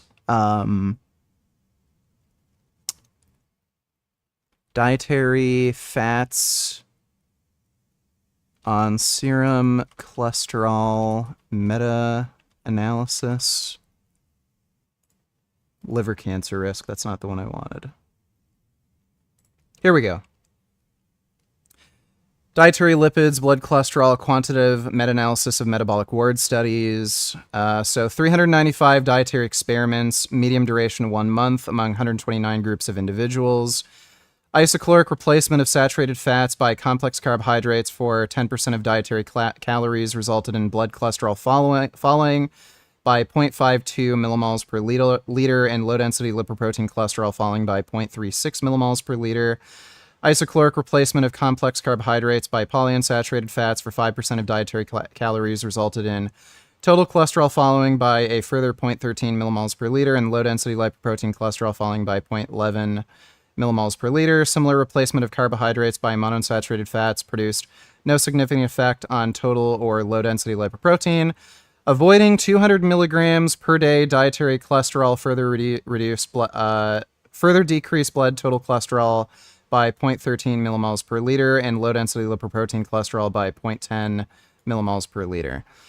Conclusion: in typical British diets, replacing 60% of saturated fats by other fats and avoiding 60% of dietary cholesterol would reduce blood total cholesterol by about 0.8 millimoles per liter, that is 10 to 15%, with 4/5 of this reduction being in low-density lipoprotein cholesterol. I don't know how the fuck this guy can make the claim that saturated fat does not elevate serum cholesterol. You have to be a delusional fuckwit. The cholesterol does not lead to heart disease. Now, that may sound absolutely outlandish, and I get it, but there's been a fundamental misunderstanding of what cholesterol actually is, and I was able to unravel that and shed some light in this video. I'll have that in the description. Cool. Provide a meta-analysis of randomized trials showing that saturated fat does not elevate serum cholesterol. Prove it. Disprove the Hegstead equation. Do it. It's easy. If that's the truth, then you should be able to do that, right? You can watch that after. He won't do it. He won't show any fucking research whatsoever. It starts to get a little darker when you realize why us Americans are scared to eat red meat and fat. Free cream shortenings can't compare to Crisco. Check your label. If it says free cream, it contains meat fat. 50 to 95% meat fat. And meat fat has cholesterol. Crisco is 100%. Meat fat does... okay, this is a stupid commercial. It's not a scientific source. There's very little cholesterol in sources of animal fat. Most cholesterol comes from lean skeletal muscle tissue. Animal fat is just very high in saturated fat, but it's very low in cholesterol. Pure vegetable shortening with no meat fat, so there's no cholesterol. And Crisco's kind of good and sure cooks up delicious tasting dishes. Ah, Crisco vegetable oil, the first of its kind in the nation. Cooking fat made entirely of vegetable seeds. In its early days, Procter & Gamble, the parent company of Crisco, spent about $400,000 a year in advertising, which is... Yeah, so notice he makes the claim saturated fat does not elevate serum cholesterol, but then this fucking idiot just talks about Crisco vegetable oil. If he wanted to prove... If he wanted to prove that saturated fat does not... If he wanted to prove that saturated fat does not increase serum cholesterol, he would have just provided a meta-analysis of randomized trials, or even just one single randomized trial. So he's just flat out fucking lying. I'm gonna email this guy, see if he's willing to debate, but he's probably too much of a chicken shit fucking coward. Oh, Alex already got back to me. Sick. Let's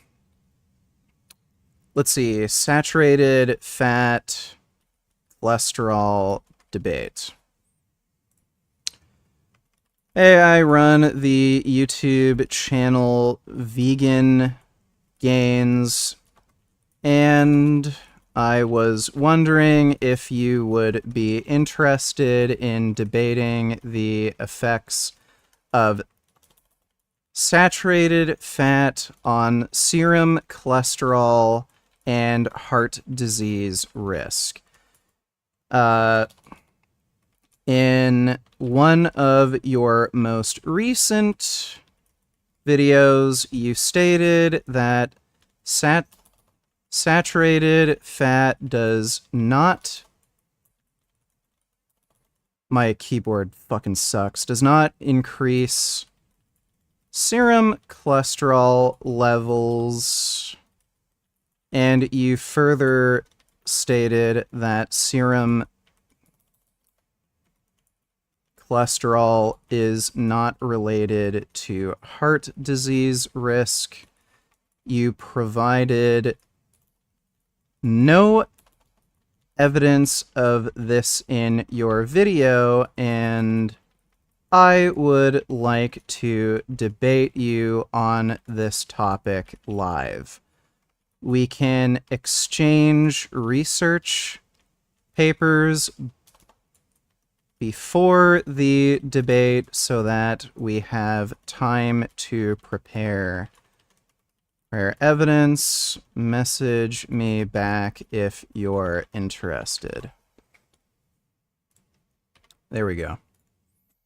Alex messaged me back, hey man, you have my WhatsApp, I believe, but no veganism is never a topic I cared about. Anything else is fair game, shoot me. What the fuck? I thought he, That's weird. I thought he wanted to debate veganism. Okay, that's strange. Apparently he doesn't. Comparable to a little over 13.2 million in today's economy, advertising is needed for all companies. But from Procter & Gamble, they faced the unique challenge of convincing a butter, lard, and tallow-eating nation that vegetable oil was superior. In 1964, the American Heart Association released a report entitled The 40-Year War on Heart Disease. In this report, the president of the association detailed their history, including a full disclosure of audited financial statements. In this report, folks were able to see how the AHA has been funded and where that money went, and a $1.7 million donation made in 1948 would prove to shake things up. Reportedly, Procter & Gamble donated $1.7 million, or $22 million in today's economy, to the American Heart Association, and apparently these were the bang of big bucks that truly surfaced and established the AHA as a serious entity. Now, I want to report this from the horse's mouth, and I was even hesitant to even include this part. So notice how this is not evidence that saturated fat does not increase serum cholesterol, nor is it evidence that elevated serum cholesterol is not related to heart disease risk. He's just talking about supposed financial incentives that the American Heart Disease Association has. Again, none of this is proof, so you're just a fucking lying jackass. Because this 40-year war on heart disease document I can't find it anywhere. It seemed to have mysteriously, maybe conveniently, disappeared. Now, if you have this document, shoot me an email. I decided to keep this story in the video because, well, obviously the document is real and it's out there somewhere, but secondly, when you look adjacent to the story, everything lines up. You can see for the AHA that 1948 was a massive moment of reorganization. They had potential before, but now they were a public health organization with influence, seemingly spurred on by the makers of Crisco oil. The AHA started yelling at the top of their lungs, saturated fat is bad, over and over and over they were yelling this, and animal fat is bad, over and over and over. I get so sad when I look in stores and I see the... Okay, so this is idiotic.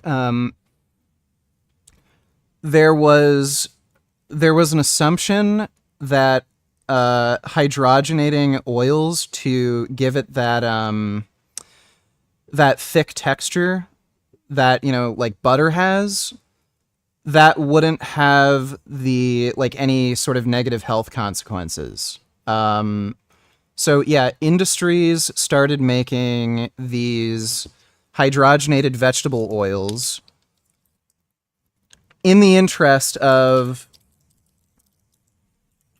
one, fulfilling consumer demands. There was this information being put out that saturated animal fats are bad for you, so they wanted to make sure that they had as big of a market share as possible, so that you know, there's a market demand there where people are avoiding saturated fat. So they wanted to make sure they have a product to fit that market demand. Secondly, a lot of these companies aren't evil. They don't want to destroy the world.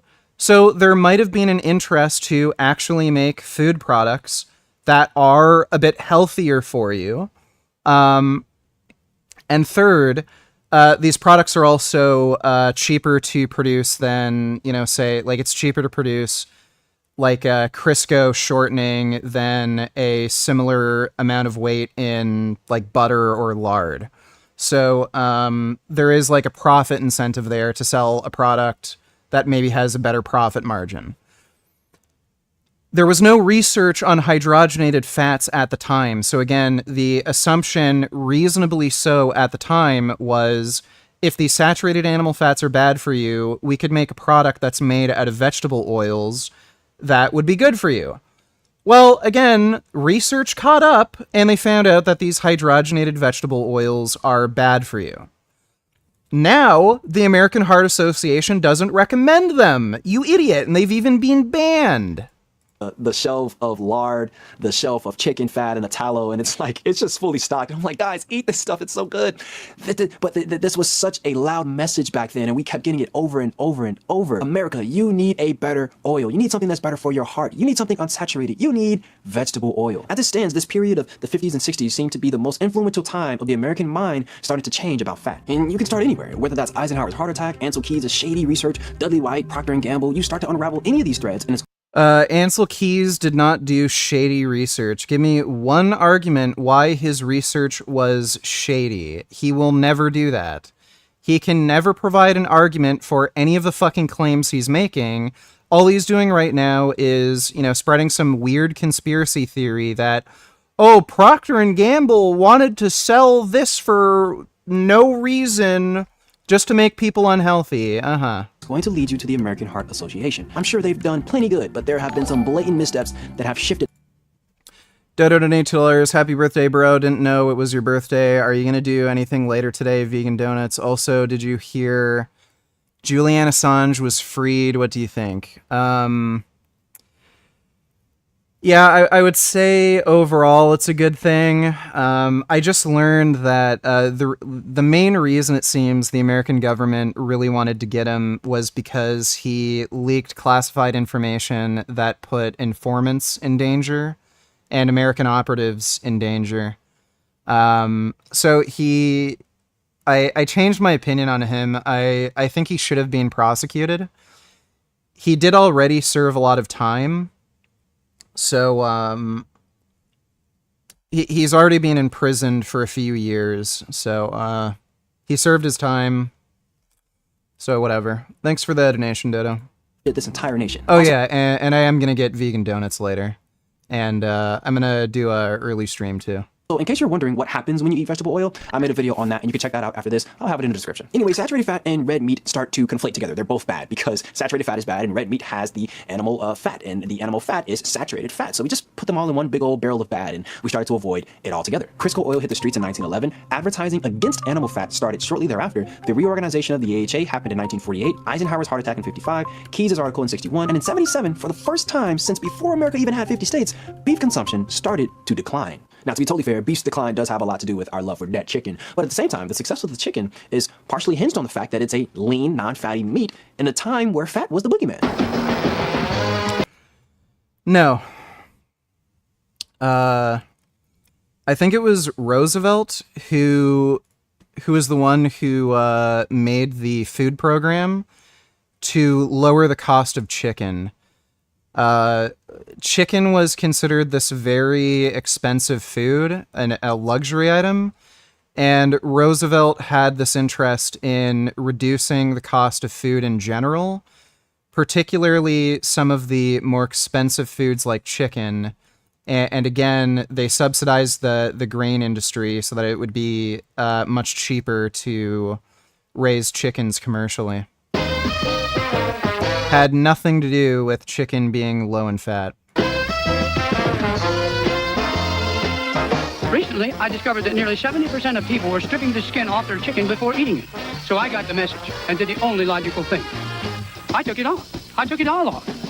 Introducing. For America to get where it is now, it took a special kind of devious framing of red meat. Wave number 2 has everything to do with how we associate red meat.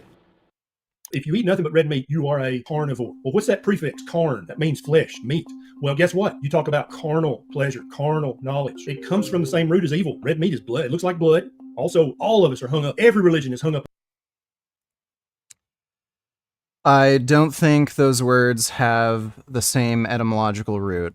About blood, right? You're drinking the blood. If you're a Christian, you're doing something else with the blood. If you're Muslim, blood messes with the human mind. So many people who are trying to be ethical and trying to be moral, they're like, no, I don't eat red meat. Red meat's bloody. Red meat is it's a dead animal. That animal was killed. The truth is, red meat will always be targeted because of this. So I see where Dr. Berry is coming from. Animal meat, flesh, blood, red. I guess you can say it does something to the human mind. And for a lot of people, that's enough to hang your hat on. But I would press the question, what does it do to the human body? Breaking news, the World Health Organization says eating processed meats processed such as hot dogs, ham, sausage causes cancer. Cancer increases the risk of colon cancer, and eating red meat, freshly prepared red meat, like steak or pork or lamb, probably can cause cancer as well. It was a sobering day for meat lovers. Here to help us sort through this is Johnny Cole Dixon of No Lab Coat Required. You've made it this far into the video. Go ahead and hit the like button below. 2015 was a time. Do you remember what you were doing in 2015? Let's see. Social media was out. It wasn't nearly as invasive as it is now. Usain Bolt was still the fastest man on the planet, and red meat gave you cancer. This kid is like 12 years old. In 2015, the World Health Organization released... I don't even know if this guy was born before 2015.